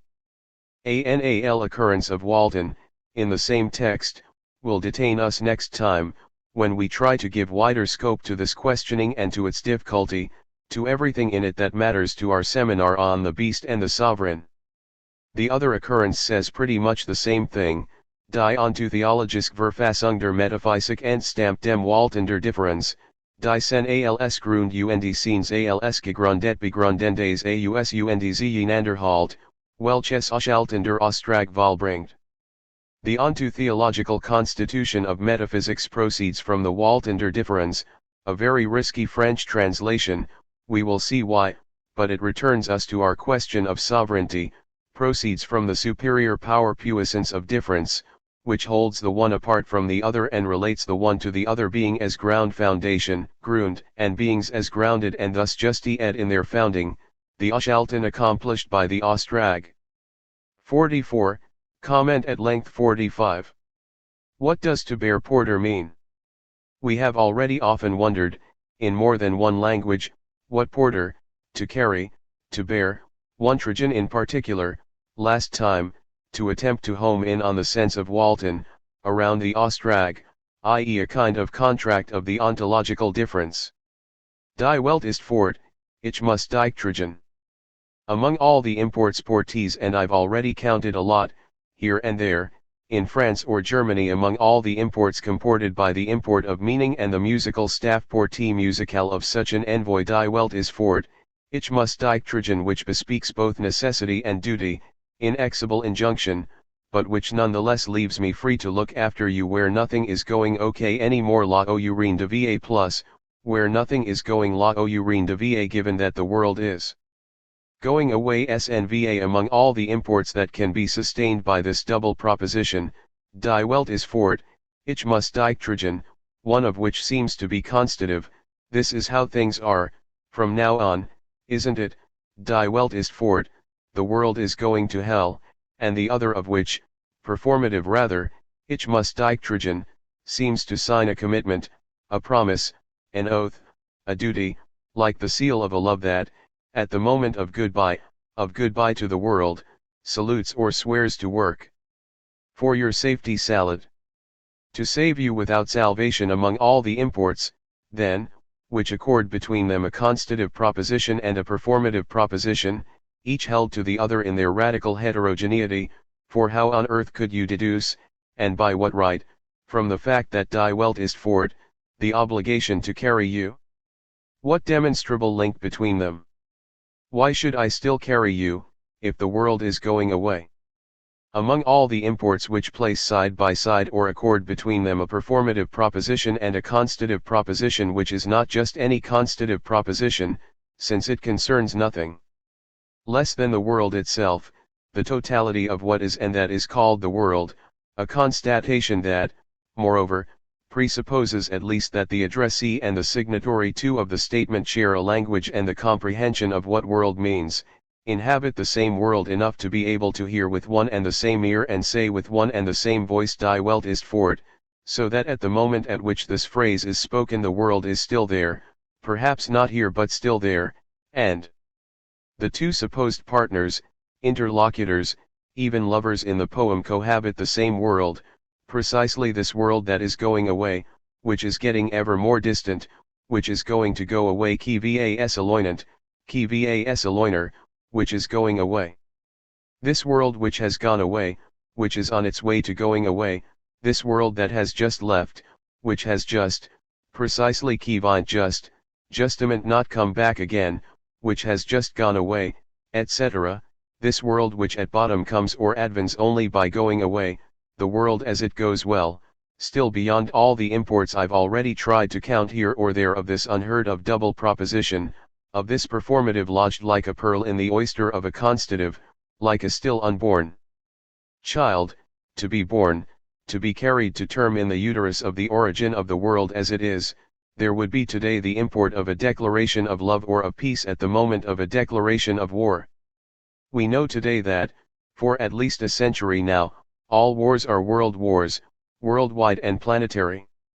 What is at stake in what we call war is more than ever worldwide, i.e. the institution and the appropriation of the world order, no less. The establishment of a sovereign power and right over the world, of which, still more than the UN, the Security Council would be the emblematic GUR, the shadow theater, with all that this collusion of the strongest and the biggest and the winners of this world, i.e. of the last World War, can contain of comedy, of strength and weakness, of phantasm and necessity. There is no longer any local or national war. Supposing there ever was. And in every war, at stake from now on is an end of the world, both in the sense of ends and purposes that some want to impose by force, force without right or the force of right, force of law, Gewalt, perhaps, on the interpretation and future of the totality of beings, of the world and the living beings that inhabit it, and at stake is an end of the world, Die Welt ist fort, in the sense that what is threatened is not only this always in night death of each and every one, for example of a given soldier or a given singular civilian, that individual death I've often said was each time the end of the world, the end. The whole end of the world. 3. Die Welt ist fort, not a particular end of this or that world, of the world of so and so, of this one or that one, male or female, of this soldier, this civilian, this man, this woman, this child, but the end of the world in general. The absolute end of the world at stake is the end of the world, die Welt ist fort, in the sense that what is threatened in this or that world war, is therefore the end of the world, the destruction of the world, of any possible world, or of what is supposed to make of the world a cosmos, an arrangement, an order of ends, a juridical, moral, political order, an international order resistant to the non-world of death and barbarity. Now since the last session, but alas, this is no surprise, it is not even a world war as to the appropriation of the world that has broken out after having announced itself for so long. It is the very ruin of the concept of end and of war, the stripping bare of that fact that more than ever die Welt is fort, that the poets, more than ever, more rare than ever, are more touched by the truth than the politicians, priests, and soldiers.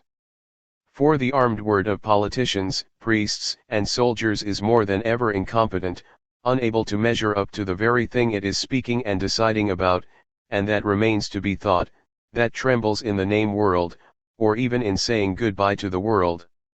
And that what there is to bear, as the responsibility of the other, for the other, must be borne where the world itself is going away by going into the absolute disaster of this armed word that I shall not even call citacist, so as not to insult Pohl, Robinson Crusoe's parrot, Sitakos, RST victim of the humanist arrogance that thought it could give itself the right to speech, and therefore the right to the world as such. The other day, suffering from the U and doubtful that I would be able to come here today, I had a nightmare, during which I had been given, by a tribunal, a kind of super-security council, assigned an odd mission that I had no desire to take on, the mission of defending eloquently, like a good lawyer, and invoking the authority of Aristotle and Heidegger, of defending, then, and supporting the thesis that Saddam Hussein, Bush, Rumsfeld, Aznar, Blair, Chirac, Sharon, Arafat, Putin, and Paul, I mean the Pope John Paul, and some others massed behind them. It looked a bit like the Nuremberg tribunal. They all had headphones and my speech was translated for them when I was speaking Greek or German. I had then to defend the thesis that all the decision makers and fancy talkers of this world should all have their right recognized to have access to the logos, and not just the logos semanticos, but even the logos apophantikos. Even Bush. And even Saddam Hussein. And the nightmare, the painful crisis that then agitated my fevered sleep, was due to the fact that, apart from the you that was making everything a little unheimlich, I had no desire, but no desire at all, to demonstrate any such thing.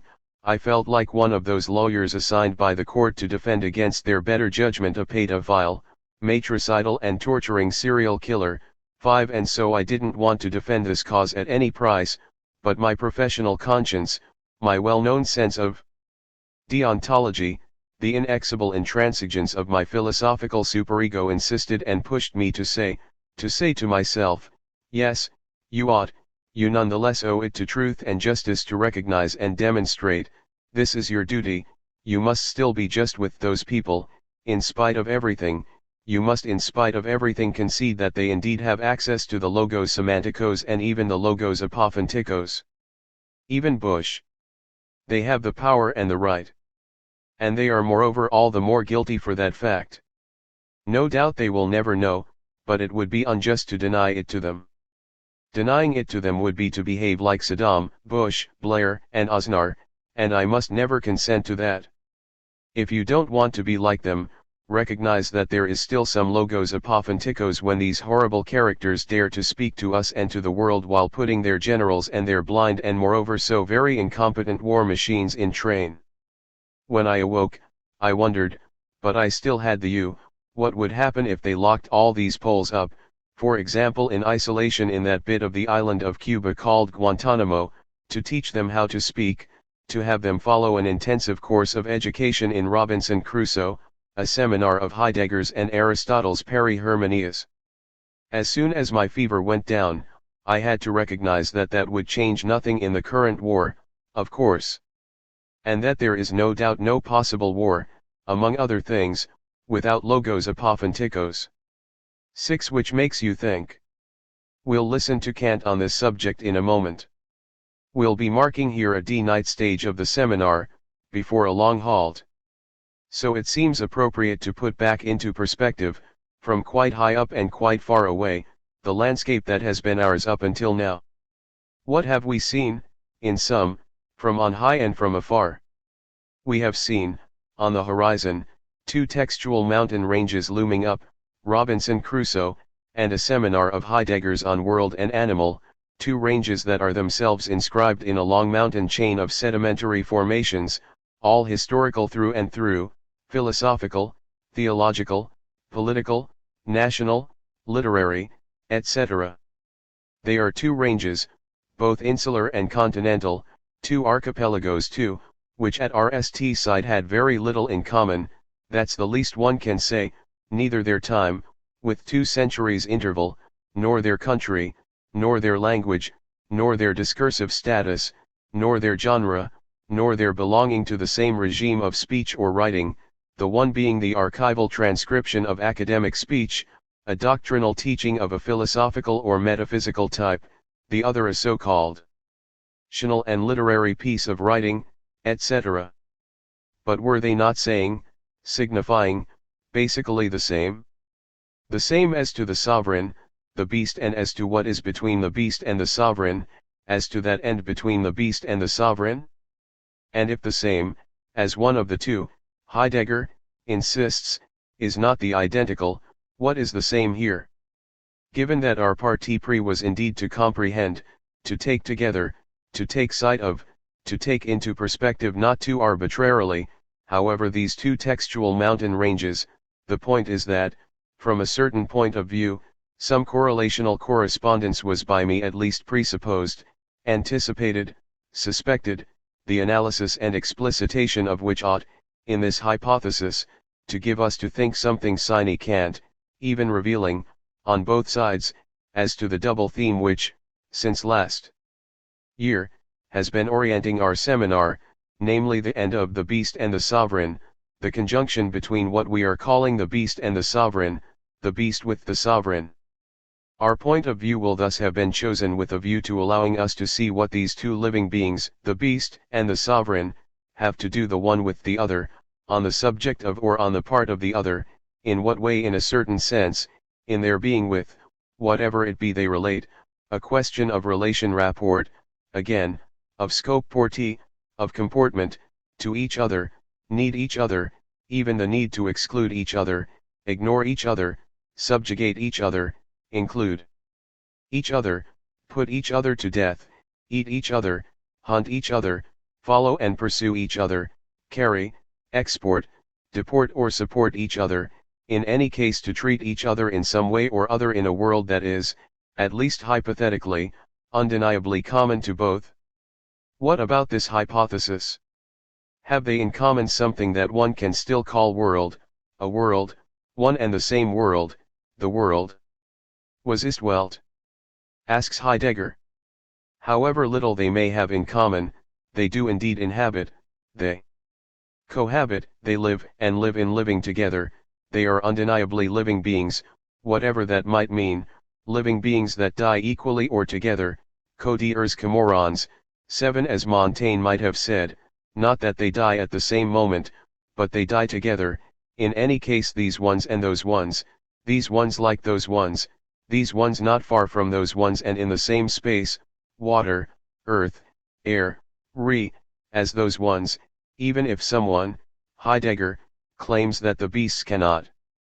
Basically do not know how to die in the sense that only Dasein can sovereignly die its own death, no one in the world, not even Heidegger, will deny that both types of living being, beast and sovereign, and moreover, one can always, this was the thesis and working hypothesis formulated last year as to the resemblance between them, one can always be both beast bet, stupid, and sovereign, sovereignly bet, no one in the world will deny, not even Heidegger. Then, that both types of living being cease living, and death trouvant la mort, as we say strangely in French to mark clearly the fact that the death one NDS in this way is not natural, or foreseeable, or essential or necessary. One does not say in French that someone NDS death if they die of old age, one NDS death by accident, in a plane or car crash, or at war, and in that case death surprises me, it NDS me as much as I ND it at a turn in the road. No one will say in French, in all conscience, as I just have said out of pure pedagogical rhetoric, I ND death, I'm trying to ND death, although the unconscious might think it, and thus begin to say it to itself, although the unconscious might then think of ending death, for example by driving like a crazy person, doing dangerous trapeze stunts, compulsively exposing oneself to the greatest danger, punishing oneself compulsively by instilling on oneself all sorts of ills, some of which might be lethal. One does not ND death by committing suicide, by definition, but immediate or slow and indirect suicides might be unconscious ways of ending death, namely by giving it to oneself and behaving as though it were befalling one, as it happens, if it happens comme case trouve, sicasse trouve. But, both animals and men not only die, have a night life, but they can ND death, both can die before their time and by accident. Heidegger points out in Senuendizeit, on the basis of I forget which quotation, that from the moment of birth one is old enough to die, which means that one can always ND death before one's time, 8 and ND oneself dead, ND oneself faced with death before one's time. Well, the beast and the sovereign both turn out to be living beings that ND themselves in the situation either of dying of old age, or else of ending death at any moment, and so they live and die together, the one with the other, the one like the other, they coexist, they sympathize, they are convivial, they cohabit. The world that is the same, even if the one, Heidegger's hypothesis, does not have the world as such and as such nameable, or is poor in world, 9 even if the other is, Heidegger's hypothesis again, weltbildend, the question is indeed that of a community of the world that they share and cohabit. This of the cohabitant presupposes a habitat, a place of common habitat, whether one calls it the earth, including sky and sea, or else the world as world of life-death. The common world is the world in which one lives one dies, whether one be a beast or a human sovereign, a world in which both suffer death, even 1,000 deaths. Was ist Welt? For no one will seriously deny the animal the possibility of inhabiting the world, even if Heidegger claims that the animal does not inhabit as man alone inhabits it, no one will deny that these living beings, that we call the beast and the sovereign, inhabit a world, what one calls the world, and in a certain sense, the same world. There is a habitat of the animal as there is a habitat of plants, as there is a habitat for every living being.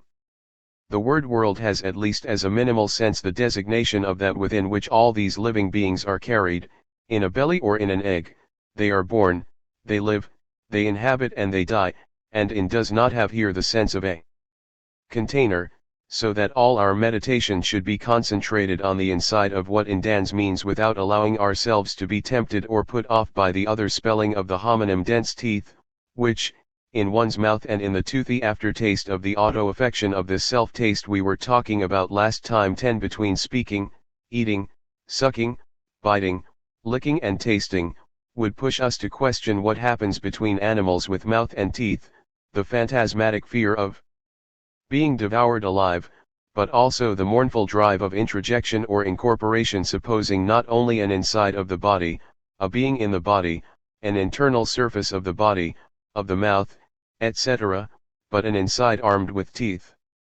But I abandon here these more or less tasty homonymies, the word world, we were saying, that has at least as a minimal sense the designation of that within which, that in which the beast and the sovereign cohabit, the very thing that transitively this time they cohabit.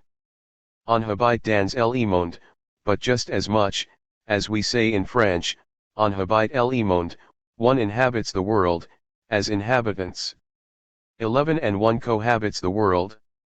Of course, one can always question the supposed unity or identity of the world, not only between animal and human, but already from one living being to another.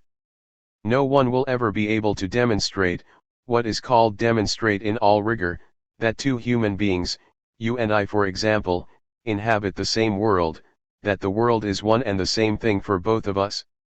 Of course, and this argument, which I hope to be a serious one, could and should be taken very far, in more than dangerous fashion. But in a more current sense, and one that does not contradict this one, there really must be a certain presumed, anticipated unity of the world even in order discursively to sustain within it multiplicity, untranslatable and ungatherable, the dissemination of possible worlds.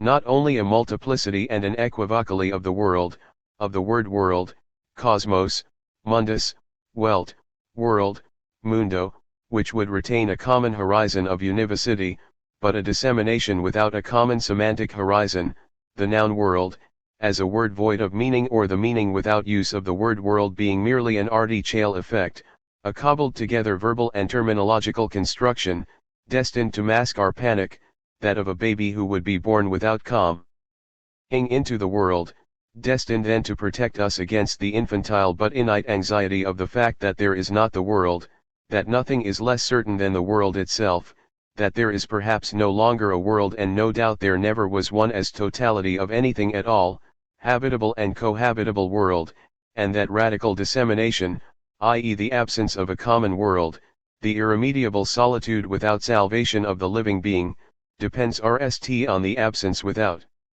recourse of any world, i.e. of any common meaning of the word world, in sum of any common meaning at all. This can, I admit, look like a lot of apocalyptic statements, but it is also the very tissue, the unwoven tissue sans tissage, the ever unsewn and torn tissue of our most constant and quotidian experience. Perhaps there is too much world in the world, but who can assure us that there is a world? Perhaps there is no world. Not yet, and perhaps not since ever, and perhaps not ever. I do not say this to roil you up or depress you, but because it is what I must think and say according to the most implacable necessity.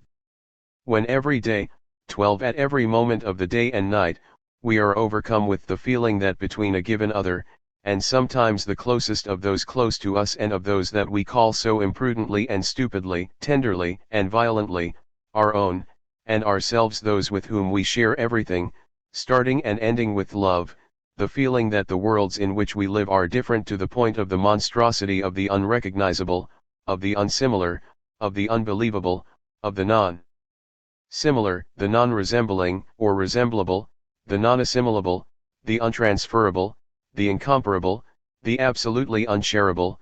We know this with an undeniable and stubborn, i.e. permanently denied, knowledge, the abyssal unshareable, I mean separated, like one island from another by an abyss beyond which no shore rive is even promised, which would allow anything, however little, to happen arriver, anything worthy of the word happen, the abyssal unshareable, then of the abyss between the islands of the archipelago and the vertiginous untranslatable, to the point that the very solitude we are saying so much about is not even the solitude of several people in the same world, this still shareable solitude in one and the same cohabitable world, but the solitude of worlds, the undeniable fact that there is no world, not even a world, not even one and the same world, no world that is one, the world, a world that is one, is what there is not, and if die Welt ist fort, this can also mean that there is the solitude, the isolation, the insularity of islands that are not even in the world,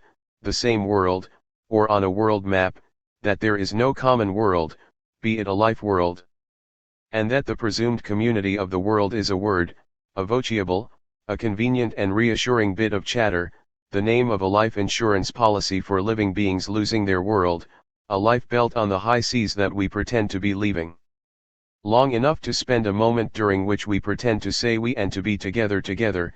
13 A moment conventionally called life, which is also death, and even if it is this feeling and this fragile convention that make our loves as much as our hatreds, our so-called ethical or political responsibilities, war and peace, our most quotidian affects no less than our great passions, we should nonetheless recognize for all that this uncrossable difference is what language and the address To the other cross lightly, I mean with the lightness of unawareness, at least for the time and space of an as if of social insurance.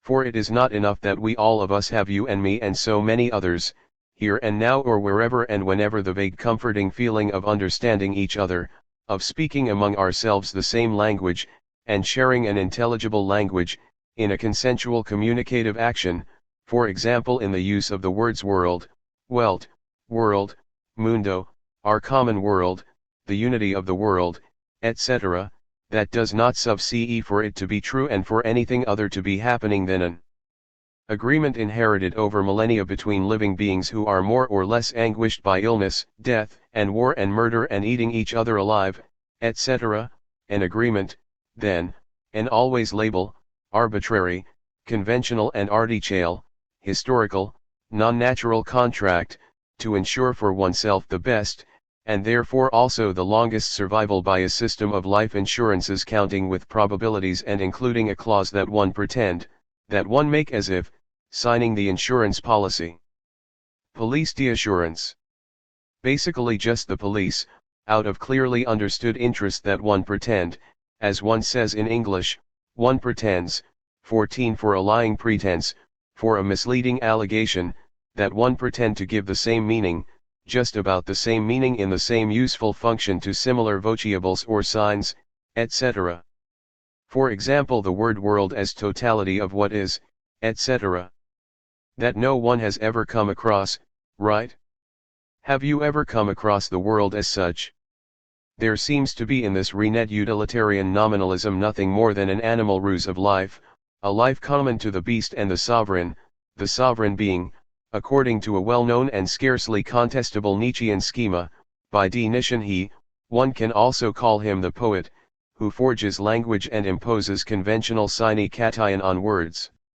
In order to survive, to persevere in life, to prevail, to have his values prevail, the word life remaining by the same token and simultaneously subject to the same insurance and probabilistic contract and thus as obscure, as little intrinsically guaranteed in its semantic value as the words carry porter, world, etc. Yes, don't you agree, it seems to be as if we were behaving as if we were inhabiting the same world and speaking of the same thing and speaking the same language, when in fact we well know at the point where the phantasm precisely comes up against its limit that this is not true at all. And that given this, if die Welt ist fort, if we think we must carry the other, carry you, ich muss dich tragen, this can only be one of two things, not a single thing nor three things. Two things, one or the other, one. Either carry the other out of the world, where we share at least this knowledge without phantasm that there is no longer a world, a common world, I carry you then in the void, the time it takes to y or swim not from one island to another in the world, but from a non-shore to a non-shore, between two non-arrivals, I carry you, I have to, I ought to, when nothing will happen to us nor welcome us ever on any island or any shore, nor any world, to life to death, to.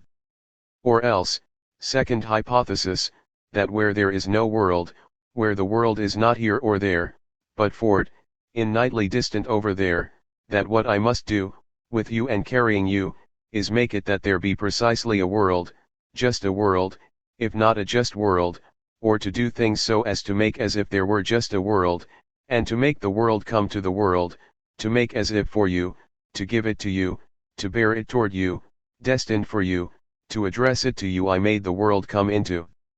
The world, 15 as though there ought to be a world where presently there is none, to make the gift or present of this as if come up poetically, which is the only thing that during the night time of such an impossible voyage between two non-shores where nothing happens the only thing that can make it possible that I can live and have or let you live, enjoy or have or let you enjoy, to carry you for a few moments without anything happening and leaving a trace in the world, that belongs to the world.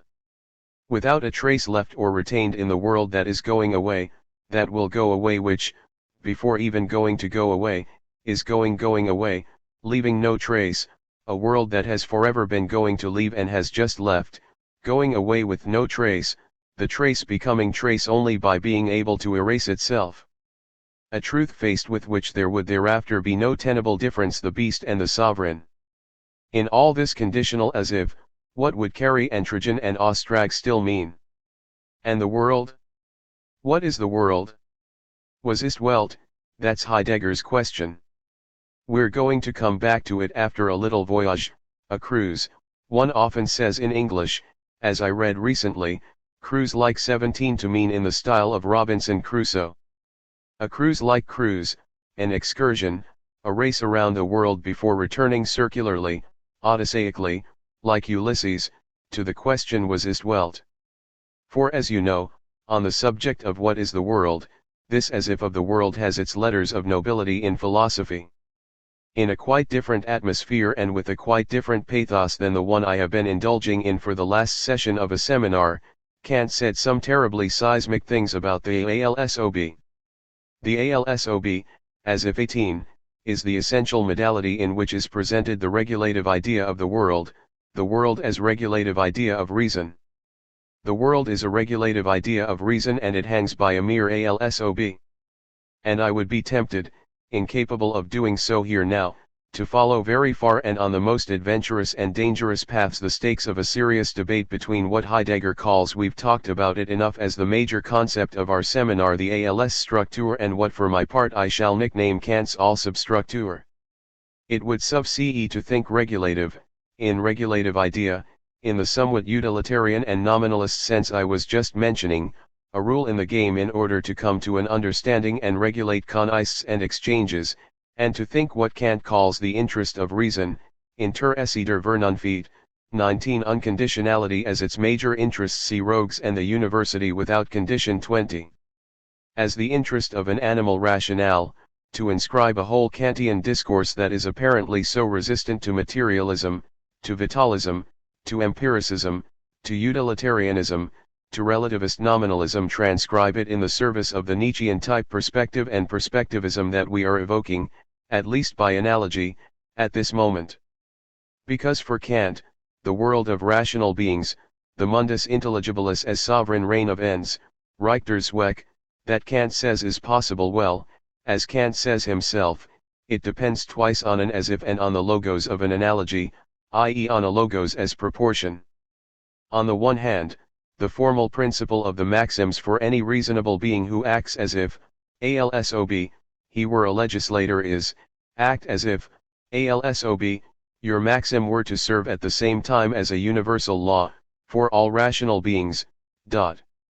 21. On the other hand, the reign of ends, and therefore of incalculable dignity, is possible only by analogy, nach der Analogie, with the reign of nature, Reich der Natur, at the very point where it is considered as a machine, ALS machine, i.e. subject to the constraints of calculable laws. And each time one says Reich, der Zweck, der Natur, it is a question of reigning and therefore of a certain sovereignty. Whence the decisive and enigmatic role that the ALSOB plays in the whole of Kantian thought, but particularly so around the regulative idea. The point is to consider the way phenomena are linked as if they were the arrangements made by a supreme reason of which our reason is a faint copy, ALSOB sie en Ordnung einer höchsten Vernunft wherein, von der die unsrige ein schwaches Nachbild ist, 22. As if this cause, as supreme intelligence, were the cause of everything, according to the wisest intention, ALSOB dies ALS hochgesaint Intelligenz nach der weisesten Absicht die Ursache von allem sei. 23. For the regulative law of systematic unity wants us to study nature as if systematic and purposive unity amid the greatest possible manifoldness were everywhere to be found ad infinitum, ALSOB allenthalben ins unendliche Sys. Timidiscuendies with Massage Einheit Bader Grostmöglichen Mannigfaltigkeit and Getroffen Wordy. 24. Let's say, as I did in Rogues, that I'm sometimes tempted to act as if I had no objections to Kant's as ifs. In the University without condition, I addressed the difficult question of the as if in Kant and elsewhere, and proposed to think differently such an as if. 25. I permit myself to refer you to those works. The question of the world in Kant, and of the as if of the world, pushes me to point out to you at least one of the ways in which if we had time we could prolong our conversation with Kant, with a certain Kant. Which Kant? Not only the one who was without any doubt the principal, or one of the principal thinkers of the modern institutions of international law which, like the League of Nations, the UN, or its Security Council, were designed to regulate in law the order of war and peace between nations, in the perspective of a treaty of perpetual peace, so much so that the trouble that is today shaking up the structures of this law and these institutions could also be interpreted as the placing in crisis of a certain Kantian spirit, if not a Kantian doctrine. No, the conversation that we would prolong with another Kant, is with the one who, in a particular text, said some very odd and conjoined things about war and about Robinson. This text is a short treatise, an opuscule on the beginnings of human history, Muthmaslicher Anfang der Menschengeschichte, 1786, Conjectures on the Beginnings of Human History 26. Read all of it. Of course, there is a translation, at least in the little volume called La Philosophie de l'Histoire. This little text is interesting from our point of view, among 1,000 other reasons, because it begins, from its opening lines, by posing the question of literation. And thus of Robinson, for example, and his relation to philosophy. If, given the lacunae in our historical documentation concerning the origins of humanity, says Kant, one were to ll these lacunae by pure and simple conjectures, made up from whole cloth, one would merely be sketching out Ation, no better than a novel, nicht viel besser, als den Entwurf zu einem Roman zu machen 27. And such a work would not even merit the title of conjectural or hypotheticalchen, but that of pure novelisticchen, einer bloßen Erdichtung 28. So one must make conjectures that are not erdichtet, poetically-tioned, if you will, but deduced from human experience. Reread all that, it's gripping, up to the NAL remark, Schlussanmerkung 29, during which Kant enumerates all the sorrows, ills, sadnesses and regrets that man can feel. And you will recognize in them all of Robinson's states of mind. The RST sorrow, which can turn to moral perversion, is to lament, to worry about what in divine providence might be bad or threatening. This was, remember, one of Robinson's temptations. Now to the contrary, says Kant, one must not accuse divine providence and one must take upon oneself the ills that prevent humanity from improving, without palming them off on destiny. This is basically the path that Robinson followed when, after having doubted divine providence, he took charge of his destiny and began to praise Christian providence. Second, and here it becomes more interesting, paradoxical, and timely, war. The greatest ills suffered by humanity are due to war, says Kant, or, more precisely, incessant preparations in view of future war. States waste their economic and cultural forces in these perpetual preparations, etc. One could give too many budgeted illustrations today, of this blinding self-evidence, more massive and determining than ever today. But what is more original, in Kant, and gives us more to think about, is that he does not simply condemn this ill, or, in any case, does not condemn it as a simple ill. To the contrary, he notes that without this pressure toward virtual war, the war one must prepare for, urgently, even and especially if one wants peace, without this permanent urgency of war, states, cultures, classes, and social communities, and even their freedom, would suffer as a result. In other words, it is the constant horizon of war that maintains state and social, community and cultural cohesion, and it is the same horizon that ensures a degree of freedom, in spite of restrictive laws. And Kant dares to write this, therefore in the stage of culture that the human species has achieved, war is still an indispensable means, ein unentbehrliches Mittel, of perfecting it, dies Kultur noch weiter zu bringen. 30 So war is indispensable to the perfectibility of human culture, a pre-Hegelian discourse, cf. Science and other progress, etc. War is thus the condition, the element, the essential horizon of the state and organized society, of that artificial institution that, as Kant always repeats, the state is. Without a horizon of war, the state no longer has any reason for being. The end of war is the end of the state. The reason of the state, and even reason of state, is always what is called war. The state is in essence bellicose, bellicist, even belligerent. It is this relation to the virtual enemy, on which subject, from this point of view at least, Schmidt invented nothing. And Kant adds, and only when culture has reached its full development, nachdem vollendet and Kultur, and only God knows when that will be, Gott weiß wann, will perpetual peace, ein immerwährender Fried, become possible and of Benti heilsam, comment 31, immune, safe, sane to us. 32 The second subject of discontent, Unzufriedenheit, for humans is the brevity of life, Kurs des Lebens. 33 This is what makes this man sigh, ah, life will have been so short.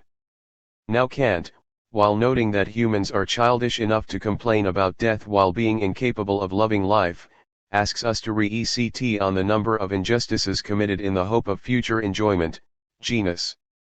Each time we look for enjoyment we commit an injustice, he seems to suggest. And so the longer life goes on, the more the desire for enjoyment is unjust, guilty of numerous injustices. And Kant then chooses a gur that sets me dreaming, and here it's no longer a nightmare. Kant wonders what would happen if a man, he says a man, not a woman, not taking any account of the fact that the difference in longevity and average life expectancy would make things worse still, lived, wait for it, to be 800 years old and more. What then is Kant's piquant hypothesis? What is his profound hypothesis? Well, that in this case, at 800 and over, the father would no longer feel safe from his son, which would lead you to believe that before 800 he would feel more at ease. That's the celibate and childless Kant talking. At 800 and over, then, the father would no longer feel safe from his son, the brother from his brother, the friend from a friend, etc. They would all become more wicked and vicious, more inclined to vice, laster, as they got older. Vice is a thing of old age, and to get old is to turn vicious. So Kant, that thinker of human perfectibility, was nevertheless convinced that things don't get better with age. One turns bad as one gets older, fathers toward sons, sons toward fathers, brothers and friends among themselves. This view is not so crazy. Not only because, as we can see every day, in so-called developed countries, the lengthening of life is becoming one of the central stakes of the political problem, the political war, the problem of retirement, of how to maintain the funding of pension funds, and the problem of generations of workers, is no longer a localizable problem, nor even one that is simply national and circumscribable. This is the central political nexus of all social democrat capitalist societies in which social security and pensions are market indexed on insurance and savings and investments. That is the problem of the future for our capitalist societies in want of socialism. But also, this Kantian view is not so crazy, because it is possible that one becomes nasty as one gets older. Once what is basically the Oedipal war outlined behind this apparently more or less delirious ortive scene, is a scene that teaches us that it is better to get it all over as soon as possible, that as one gets older the war gets worse and corrupts hearts and mores. You have to begin with orphanhood, pre-orphanhood, and pre-fratricide. Otherwise it gets worse with age, and from the earliest ages. Very rapidly and a fortiori when you get beyond 100. I am more and more convinced that centenarians are not safe from Oedipal crime. Why Kant speaks here only of fathers, sons, and brothers, of friends in the masculine, that's a set of questions that I dealt with in Politics of Friendship. 34 I permit myself to refer you to it. What does Kant conclude from this hypothesis that has one dreaming, from this 800-year-old nightmare? Imagine someone experiencing as a nightmare the assurance he had received that he would live for over 800 years. Well, Kant tells us that if by some misfortune that happened, if all the men of humanity started to live past 800 years, it would be better to destroy the human race and swallow it up, it would be better to have this humanity doggedly pursuing gerontocratic enjoyment disappear, it would be better to make it disappear from the surface of the earth under a universal deluge, in einer allgemeinen Überschwemmung. 35 And Kant gives here the reference to Genesis, to the Ud and Noah's Ark. This is an indispensable reference for reading this text of Kant's, because in it the question is rst of all that of the age that God had in mind for men, 120 years, and then of the vices of men that push God to repent for having created them, and especially of the age of Noah the just at the time of the Ud. According to Genesis, Noah was 600 years old at the time. So Kant has added 2 little centuries to Noah's age, for good measure, as though 600 were still okay, but 800. Too much. But after all, let's not forget, even though Kant takes no interest in this here, that Noah was also the one who sovereignly saved the animals and their descendants, 2 by 2. Is it surprising that after this allusion to the Ud there should crop up in Kant's text the phantom or the silhouette of Robinson on his island? There is a third desire, a third wish, Wunsch, of humanity, says Kant. In truth, this desire, Wunsch, is merely empty nostalgia, die Leersehnsucht.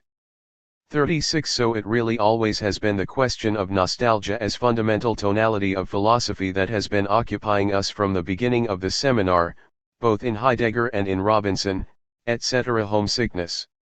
Here nostalgia is empty because despairing in advance, incapable of acceding to its desire, and this is the silhouette or the phantom, Schattenbild, cultivated by the poets, so it is always the poetic as if that fascinates Kant in this text and elsewhere, of the Golden Age, Goldenen Zeitalters, in which all imaginary needs would be satisfied, as natural needs, state of nature, equality and eternal peace among men, enjoyment of a life without concern, ease, reverie, childlike games, etc. Paradise, then. Now according to Kant, it is this nostalgia, Sehnsucht, that makes us N.D. Robinsons and voyages to the South Seas so seductive, in Sehnsucht, die Robinson und die Reisen nach den Südseeinseln so reisend macht. 37 Kant, who is so Rousseauian in so many other respects, would never have praised Robinson the way Rousseau, as we saw, did so often as much on the level of pedagogy as of literature and philosophy. I will leave you to read the rest of Kant's text. This year we have done our best to reinterpret all the Western and European interpretations of Robinson Crusoe, from Rousseau to Virginia Woolf, from Marx to Joyce, from Lacan to Deleuze. I'm no doubt forgetting some of those we quoted on Robinson. And since I just recalled that we talked about Marx, I am discovering, thanks to my friend Egidius Burns, 38 that the reference to Robinson Crusoe, before and after Marx, was a classical topos among many economists from the end of the 17th century and especially during the whole 19th century. This precise and argued reference to Robinson is present in all the manuals of political economy. Robinson is not only a model of education, but is still today an information manual and a novel of education for students of political economy, on the origin of exchange and use value, on labor, on stock raising, etc. As I can not dive into this now, I point out to those who might ND this interesting an article in the New Palgrave, a Dictionary of Economics, Volume 4, which includes in the article on Robinson Crusoe 2 very dense pages full of references to an enormous economic and political economic literature. 39 But we should also have had to study, in a less European space, and one not necessarily posterior to Defoe, a whole typology of analogous or homologous narratives. Noah's Ark is also the story of a sort of island where a sort of new RST man, amid the waters, starts over a sort of Genesis, and for whom the treatment of animality, of the reproduction of animal life, is the very ordeal itself. I could have mentioned, for example, the story of Ibn Yaksan, translated into English by Simon Ockley, and written in 1185 or in 581 by Abu Bakr ibn Tufail. 40 This is the story of 2 islands, one of which is inhabited and on which there appears a child, whether he was born by spontaneous generation, or whether he arrived there like Moses saved from the waters in a basket. This child is Ibn Yaksan, the living son of Awake. He is suckled by a gazelle, and at the death of his nurse the gazelle, then he is abandoned to himself, like Robinson, left to his own devices. His gifts of intelligence, which are at rst feeble, develop and allow him to dominate the wild beasts. By increasing his knowledge of the physical universe and the world, he gains access to metaphysics and ends up believing in the existence of a sovereign and all-powerful creator. Through several stages of his ascetic practice, he seeks physical and spiritual union with the One and the Eternal Spirit. Up to the day when, having not yet met a creature like himself, totally ignorant of the existence of other men in the world, he is quite astonished to discover, walking toward him on the island, a creature in his image. This is a Saul, a holy man come from a neighboring and civilized island reigned over by the sovereign Solomon, a good and wise sovereign in a realm where life is ruled by a Quranic system of rewards and punishments. A Saul, who comes from this island, has attained a higher degree of ascetic discipline than his fellow countrymen, and has decided to withdraw to the solitude of this small island, which he wrongly believed to be uninhabited. He teaches Hai language, and is totally astonished to find out that the pure truth that Hai has reached is the same as that symbolized by the religion he himself professes. Learning of the condition of people on the other island, Hai, seized with compassion, decides to go and meet them basically to preach. A Saul accompanies him so as to introduce him. It's a total and sinister failure. The people understand nothing, remaining idolatrous and attached to the system of sanctions, rewards, and punishments. Hai rapidly understands that the way Mohammed teaches them according to the Quran, namely a crude system of rewards and punishments, was the only efficacious method. Kant and Christianity as moral religion, develop 41, he excuses himself for this intrusion, exhorts them to be faithful to the religion of their fathers and returns with his friend Asal to the uninhabited island. Naturally there would be a very great deal to say about all the possible readings of this shan, even from the point of view of Quranic exegesis. And above all about this concept of pure truth which is to be found at the middle of the narrative. It seems that there are on this subject very many exegeses by Ibn Arabi, the Andalusian philosopher and mystic, who was somewhat trained and informed in Hellenism via Plato, Aristotle, and Averroes, especially about a thinking of the unconditioned, and hypotheton, in this narrative. Was ist Welt? Here we are back again. So Heidegger's gesture, which consists in inscribing all these questions about the animal in a problematic of the world, in the horizon of the question was ist Welt, seems to be highly sensible, lucid, necessary and indispensable. I'm not going to pass again along all the paths that we have followed, opened, or broken in the previous sessions.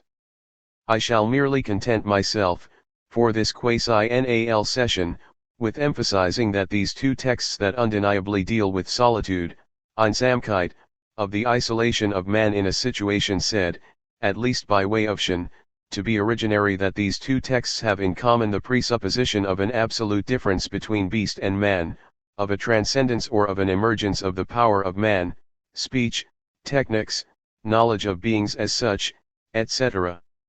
All of this goes without saying. Things get complicated, however, when it comes to interpreting this power as sovereignty.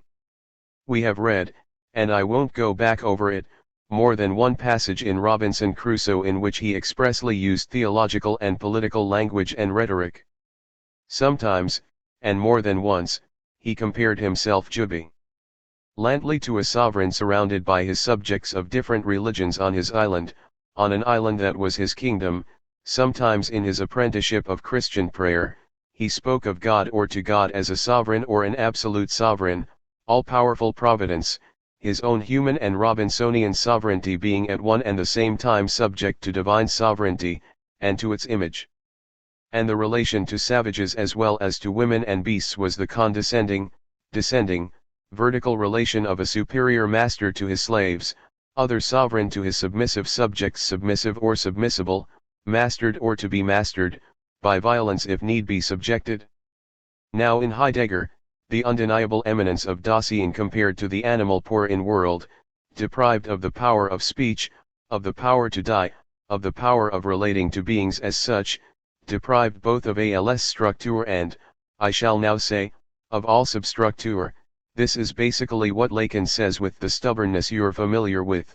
The animal does not know how to feign feigning, nor how to lie or deceive, it does not have a true all substructure, this power of the well-biled man, capable of. The logos apophantikos was not explicitly denied by Heidegger, in the theological political gur of sovereignty, even if this value of Vermogen, of Verhalten as Vermogen, of power and power to conjure the world and the totality of beings as such could make one think, without a word, of some sovereignty, and even if basically the glance cast by man on the animal resembles in many ways, like an invariant in some, that of Robinson and so many others, from Descartes to Kant and to Lacan. At bottom, all these people, from Defoe to Lacan via Heidegger, belong to the same world in which the animal is cut from man by a multiple defect of power, speech, dying, sine truth and lie, etc. What Robinson thinks of his parrot pole is pretty much what Descartes, Kant, Heidegger, Lacan, and so very many others, think of all animals incapable of a true responsible and responding speech, of a logos semantikos and a logos apophantikos. Now, having recalled this more than summarily, if I am insisting so much on the word Walden, and on all the striking occurrences of this verb, sometimes nominalized, throughout Heidegger's corpus after Senuendizeit, this is because, appearing, as we have seen, in our seminar of 1929-30, these occurrences seem without doubt to appeal to a sovereignty of last instance, to a superpower that decides everything in the RST or the last instance, and in particular when it comes to the as such, the difference between being and beings, the Ostrag we were talking about last week, but which appeals to a sovereignty so sovereign that it exceeds the theological and political and especially onto theological gurs or determinations of sovereignty. Walton seems to be so sovereign, ultra-sovereign, in some, that it would further be stripped of all the anthropological, theological, and political, and thus ontic and onto theological dimensions of sovereignty. It is the point of this excess that matters to me, that of a sovereignty so sovereign that it overruns any historical conjuration of an onto theological and therefore also theologico-political type. This is why these last weeks I rather rushed toward the end, to this text from 1957, Identitat und Differenz, which both put to work in a decisive place the word and motif of Walden, and precisely concern the limits of onto theology, of the constitution of the onto theological, die onto theologisk Verfassung der Metaphysik, as the title of this essay states, and thus the constitution of what is called the theologico-political which can only be ontic, by reference to the all-powerful God. Cause and ground of beings, causa sui. Moreover, that would explain why Heidegger uses so infrequently, if indeed he uses it at all, the word and the political concept of sovereignty, his relation with Schmidt having remained, as I tried to show elsewhere, 42 extremely obscure and ambiguous. So the language of sovereignty, in the strictly political or theologico-political sense, would no longer suit him. No longer quite adequately, perhaps, because it would suit him all too well. Walton would be too sovereign still to be sovereign, in a sense, within the limits of the theologico-political. And the excess of sovereignty would nullify the meaning of sovereignty. But what does excess of sovereignty mean, if sovereignty, in essence and by vocation, by its structure, signals, and sine es itself primarily as excess itself, as normal abuse, surplus, and transcendence beyond or compared with any determinable measure? Is there any possible excess of sovereignty, or else is this hypothesis absurd? Absurd like sovereignty itself, which exceeds all responsibility of meaning, before the law of language and meaning. Meaning and the law are summoned to appear before the sovereign rather than the other way round. This in any case is the hypothesis that orients the reading I began last time and that I would have liked, to pursue more minutely today. As you see, late in my life of reading Heidegger, I have just discovered a word that seems to oblige me to put everything in a new perspective. And that is what happens and ought to be meditated on endlessly.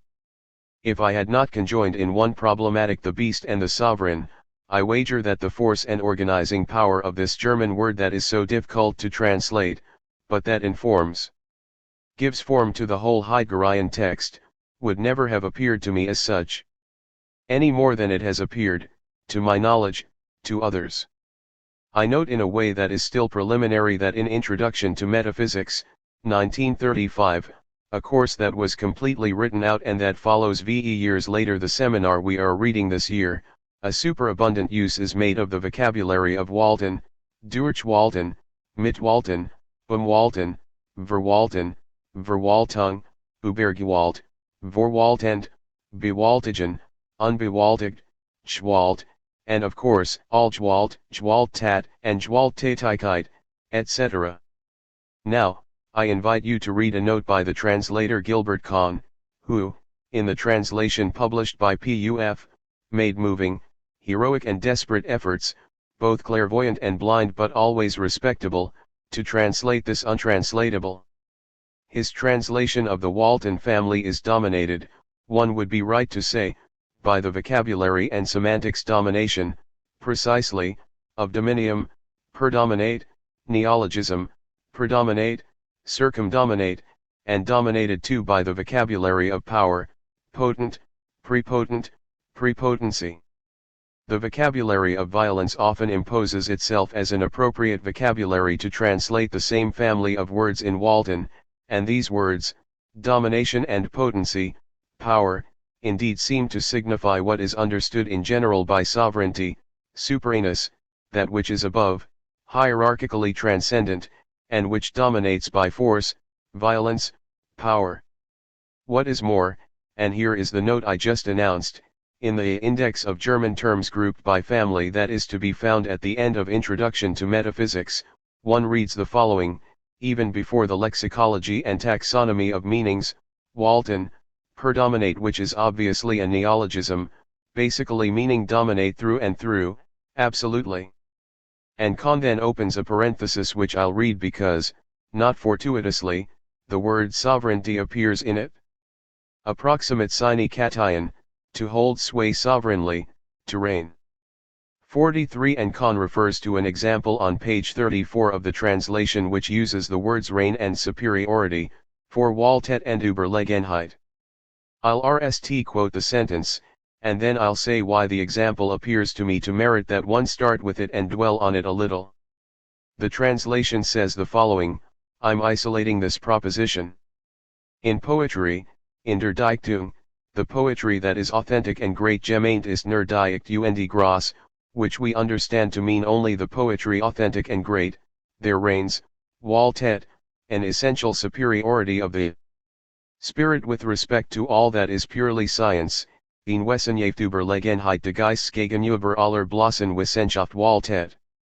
44 Let's mark a pause, what reigns, Waltet, what imposes itself, what imposes its power and its force and its potency, 3 words, force, power, potency, that I use prudently, like the word violence, for Walton does not necessarily literally mean to reign, as Kahn translates it, if reign implies a royalty, nor to dominate, if to dominate implies a sovereign lord and master, nor force, power, and potency and violence, although all these words, to reign used by Kahn to dominate, force, power, potency, violently impose oneself, etc., are so many virtual connotations, potential, precisely, potentially potent, in every use of Walton.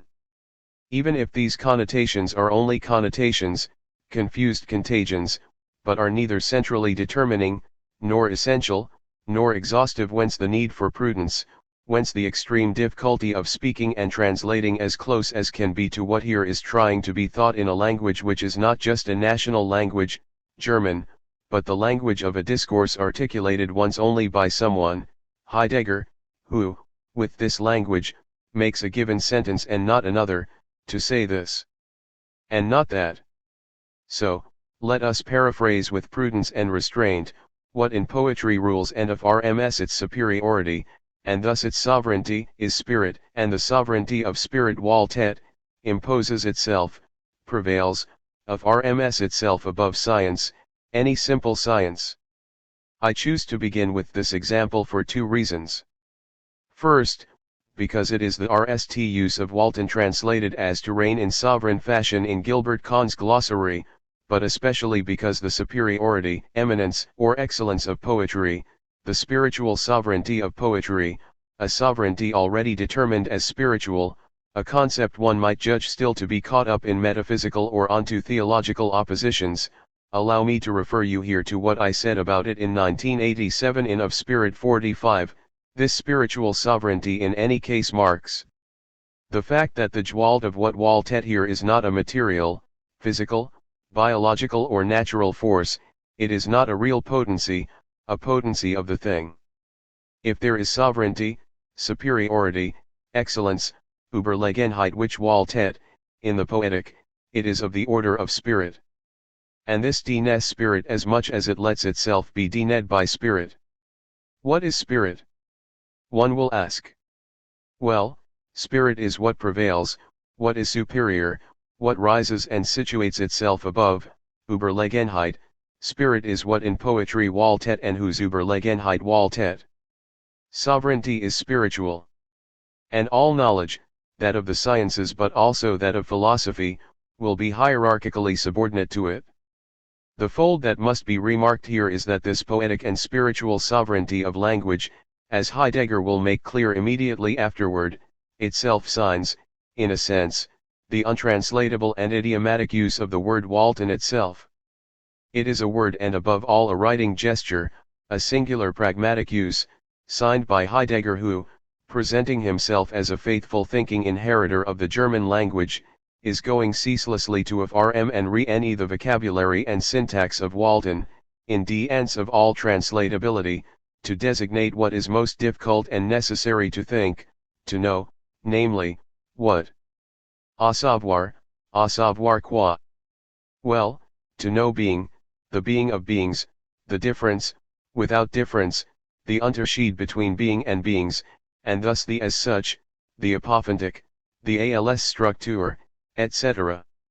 So as to mark clearly the continuity that interests me, and before returning to the narrow context of this passage, let me recall very rapidly what we said at the end of the last session about the word Austrag, a word that itself is very poetic and singular in the use Heidegger makes of it, a word that is so difficult to translate and that bears all the weight of the thinking of Baring-Porty, where it is a matter of being and beings, and the being of beings.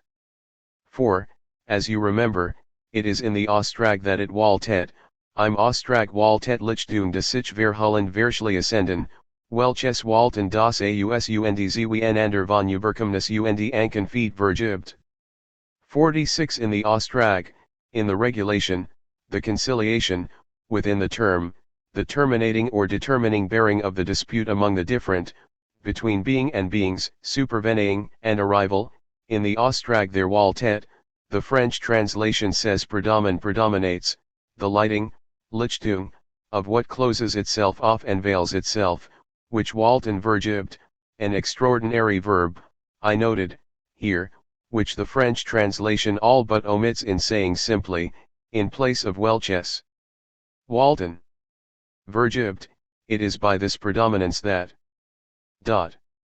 Now vergibt means here as much gives as provides, procures, but also to make a mistake in giving, giving badly, misdeal and especially pardon, vergben, to forgive 47, an important value and non-negligible connotation where Austrag can also mean resolution of a con-ict or a dispute, conciliation, reconciliation, and so, I pick up the quote again, which Walton vergibt gives badly, pardons the being apart and related, the one to the other, of supervening and arrival thus of being and beings as such, welches Walton das Ausundszwenander von Überkommnis und Anken feet vergibt.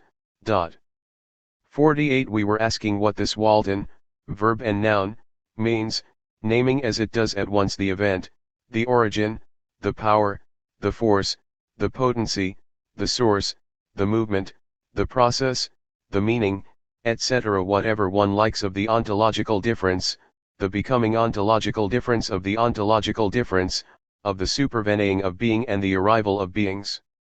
Die ontotheologisch Verfassung der Metaphysik entstammt dem Walten der Differenz, die sen als Grund und scenes als begründendes aus und Zeinanderhalt, welches Aushalten der Austrag vollbringt. The ontotheological constitution of metaphysics proceeds from the Walten der Differenz, a very risky French translation, we will see why, but it returns us to our question of sovereignty, proceeds from the superior power of difference, which holds the one apart from the other and relates the one to the other being as ground foundation, Grund, and beings as grounded and thus justified in their founding, the Aushalten accomplished by the Austrag.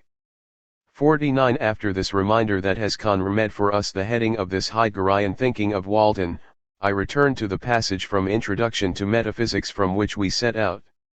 As always, I invite you to reread all of it, well beyond the passage that, for lack of time, I must extract.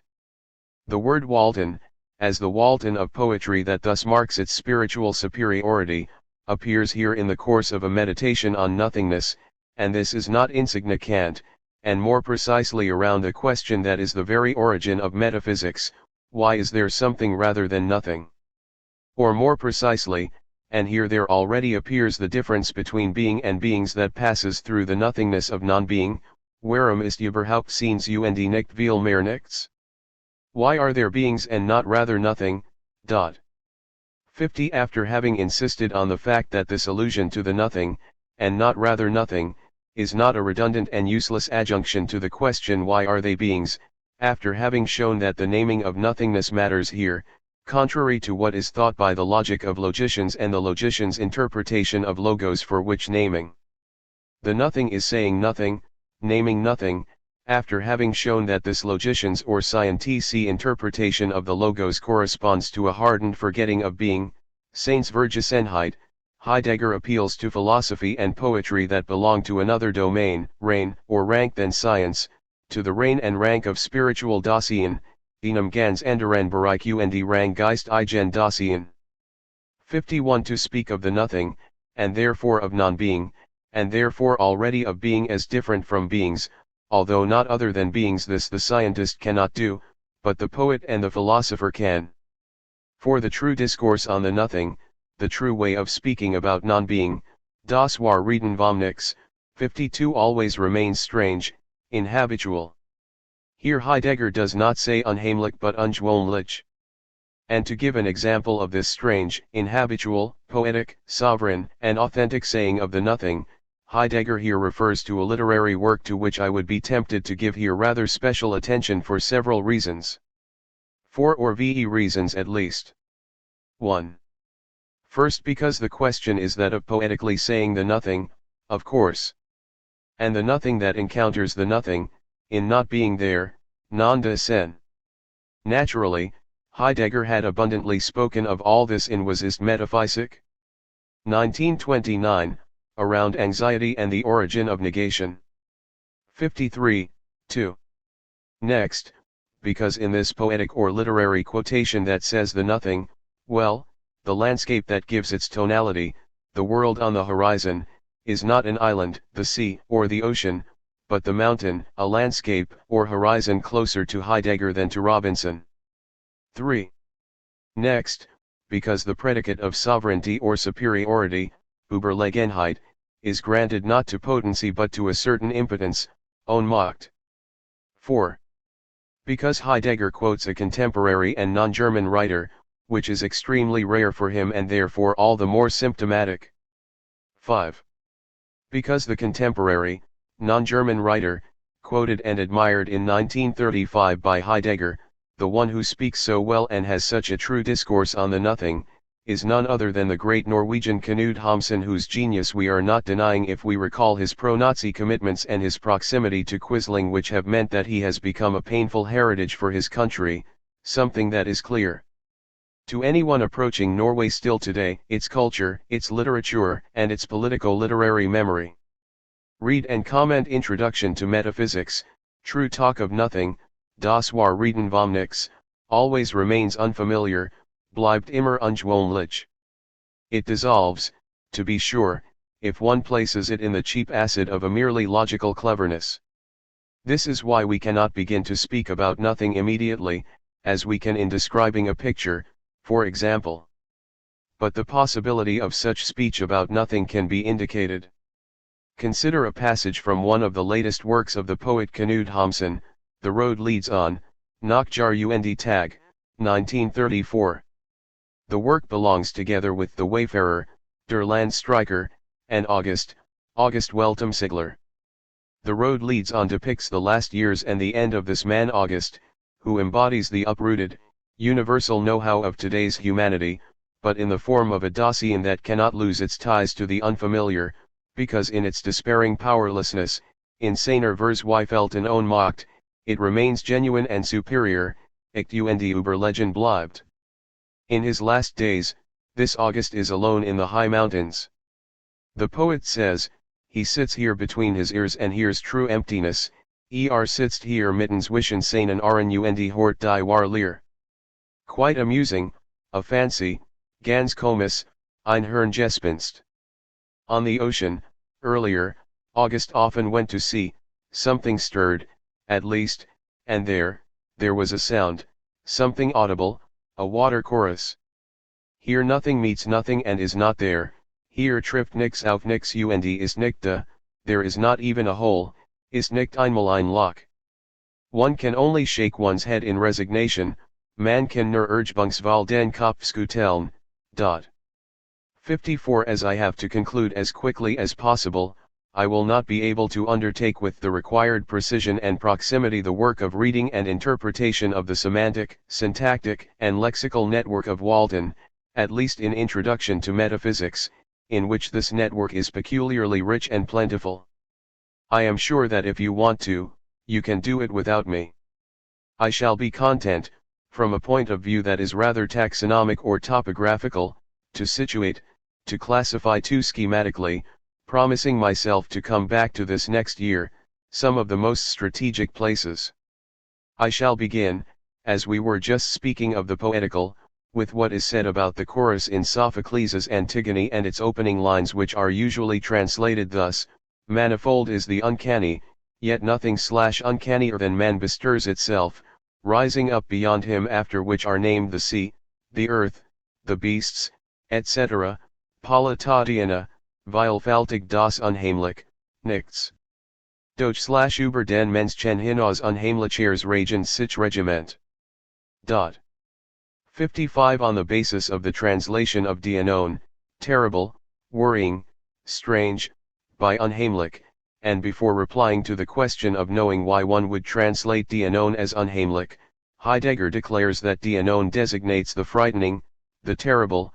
All of this can also be read as a discourse on terror, terrorism, and even state terrorism, but conceived in the sense of Überwältigend Waltens, the prepotent predominance, as Kant translates it, which provokes panic, anguish, respectful fear, shock and awe.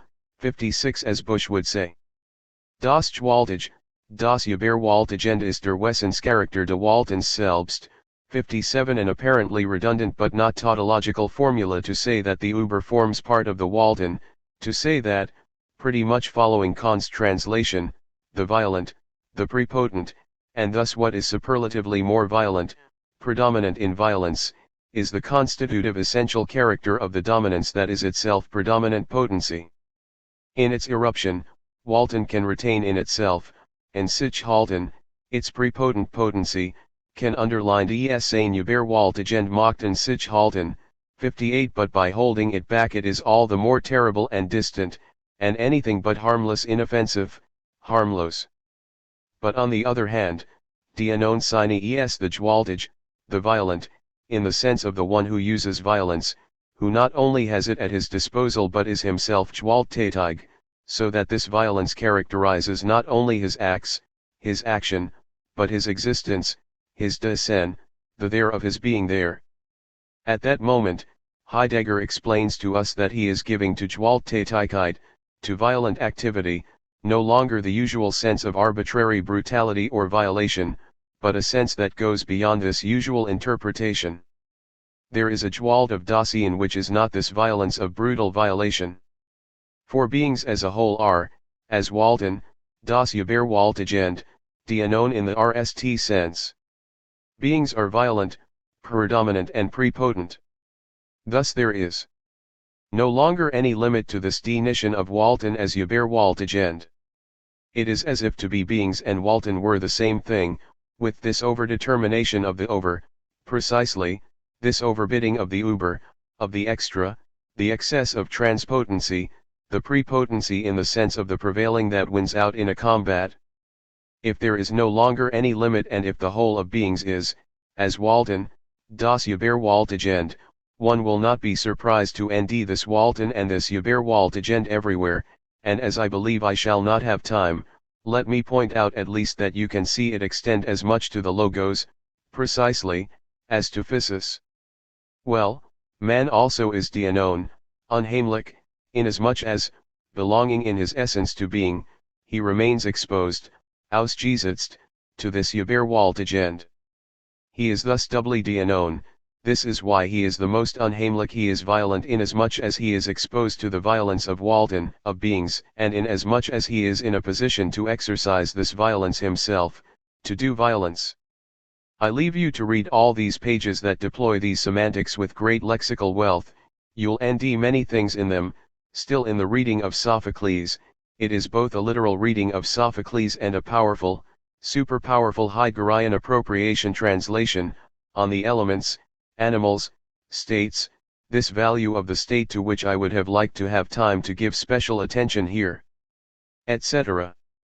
And I jump too rapidly to this passage in which, analyzing Sophocles' text as a speaking of the beginning, compare it with the text from Kant, as different as can be, on the non-scientific, conjectural, but notional beginnings of history, a speaking of the beginning that is not a science of nature, but, says Heidegger, a mythology in the least pejorative and least primitive sense of the term. Heidegger recalls that the RST strophe and its antistrophe name the sea, the earth, and the animal in so far as they constitute the Überwältigend, what the Gewalttätige, in all its Übergewalt, makes burst open into the Offenbarkeit, translate and comment. 59 Then in the second strophe, the question is that of the characterization of man, but what in man comes down to nomination, language, nennen, sprach, to comprehension, verstehen, to stimmung, to passion or to building, bauen, so many things denied to the animal, all that belongs to the Überwältigend and Gewaltigen, no less than do the sea, the earth and the animal. The difference, and here two new verbs from the same family appear, is that this, dieses, namely the sea, the earth, the beasts, everything that is not human in the world, umwaltet man, circumdominates him, as Kant translates it, surrounds him with its power or besieges him with its violence or with power, den Menschen umwaltet und tragt, bedrank und befuggert, 60 surrounds him with its power, carries him, oppresses him, inaims him, whereas that, genes, speech, nomination, stimmung, passion, what he does not share with the elements earth, sea, and animals, Durchwaltet als solches, 61 grips him with its violent predominance, and grips him with this Walton as such, as the very thing that man, als das Sind, das selbst ist, as the being that he is himself, eigens zu übernehmen hat, must properly assume. The violence that grips man is indeed that of the as such of beings that Dasein is and that he must take upon himself, in its Walton, as such. This Durchwaltend loses nothing of its Überwältigend because of the fact that man takes it on and takes it directly into his power, Gewalt. This only hides the uncanniness, the unheimlich of language, das Unheimlich der Sprache. 62 And Heidegger adds that die Unheimlichkeit dieser Macht, the familiar worry, the worrying familiarity of these powers, of these potencies, resides in the fact that these powers and these potencies appear precisely to be reliable, domesticated in familiarity. But what one forgets in that case is that man is seized, gripped, Durchwalten by the Gewalt of this Walton, and it is because one forgets this and attributes to this man, as to a subject, the initiative or the invention of language, of comprehension etc. This is why man has paradoxically become a stranger, uneinheimus this time, 63 to his own essence. Because he believes he is the author, the master, and possessor, and the inventor of these powers, he ignores the fact that he is RST of all gripped, seized, that he must take them on, and he then becomes basically a foreigner. This is the whole story to his own Unheimlichkeit. The definition that Heidegger then gives of the ipseity of the self-same, das sich selbst, is linked to this effractive departure from self in order violently to break open, to capture, to tame, ausbrechen, umbrechen, einfangen, niederzwingen. It is through this violence that breaks open ground or path, captures, tames, that beings are discovered or revealed or unveiled, and appear as sea, as earth, as animal. The as is 3 times emphasized, als mehr, als Erde, als Tier. 64 The als structure that distinguishes man from the animal is thus indeed what the violence of Walton makes possible. And one will not be surprised to recognize this same violence in the Gewalttätigkeit de Dichterisken Sagens, in the violence of poetic saying, de Denkerisken Entwerfs, the project of thinking, the thinking project, de Bauenden Bildens, the edifying image, and the Weltbilden of the world. For man, as man himself, unlike for the animal, is also a Bilden, and Nally, what I would have liked to analyze more closely here of de Staatsoffenden Handelns, the action that creates states.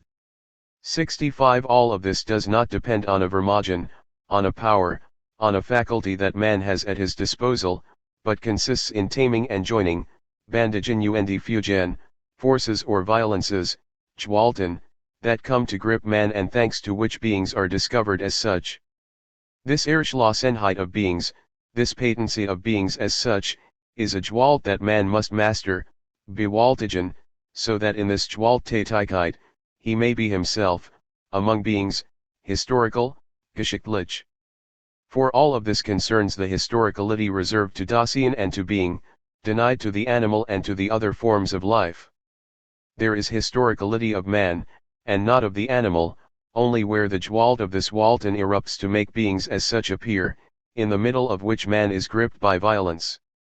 Now, during the vacation, to which you are aspiring more and more with each passing second, you can reread, beyond what I can do here with you, the whole of Introduction to Metaphysics, and reinscribe a passage such as this in a network of texts that are different, rich, but consistent with this one on the subject of Walton as physis, as logos. The lambda gamma omicron says Heidegger has the character of Durchwalton, of the phi sigma iota. 66 He also says that delta iota kappa, justice is Überwaltigend, 67 And even, in the end, Walton as eidos or idea, when being, to know physis, after the adhesion of logos and of physis, receives the predominant name of idea or of eidos, for das Sen, phi sigma iota, drank sich imposes itself am Ende als Maßgebender und vor Waltender name das Wort delta alpha, epsilon delta omicron, ide, vor, 68, translate. 69 How does one impose names? That is one of our great questions. From then on, says Heidegger, the interpretation of being as idea dominates, beherrscht, the whole of Western thought, up to Hegel and beyond. 70 And the idealism that then dominates Western physics through and through is a determination of violence. Ideology, eidos plus logos, and idealism are not innocent, one must recognize their violence. It is through war that idealism too imposed its interpretation of being, a war for the victory of an idea, of the idea, of the intelligible as eidos, i.e. as visible object. It would sub-ce that you give me a few more hours for us to be able to deduce from all that both the super-armament of ideology and idealism, and its inseparability from the televisual image relayed by satellite. Think about it when you're watching television. I would like to end, if you'll give me one more second, on a single NAL quotation from Heidegger that could be given many readings and that I leave you to appropriate as you wish as you watch the war on television, in Iraq, but also closer to us. Heidegger writes this, which seems to mark the absolute limit of Gewalt or of Gewalttätigkeit. It's about what will basically have been besieging this seminar, behind the cohort of cremators and inhumers of every order, and other guardians of the morning to come. Death itself, if there be any, was our theme. Heidegger writes this, but I'm not sure that I will read it as he writes it or interpret it as he auto-interprets it. We would have to reconstitute the whole passage. Nur einem underlined skittert alle Gewalttätigkeit unmittelbar. There is only one thing against which all violence doing, violent action, violent activity, immediately shatters. Notice that, as much as the failure and limit of violence, of the outbidding of Walton, of Gewalt, what seems to count here is immediacy. What is immediate in this limit that imposes failure on Gewalt and Walton? Unmittelbar is the last word. Repeat German and French, das ist der Tod, it is death. 71 The question, that was the question of the seminar, remains entire, namely that of knowing who can die. To whom is this power given or denied? Who is capable of death, and, through death, of imposing failure on the super or hyper-sovereignty of Walton?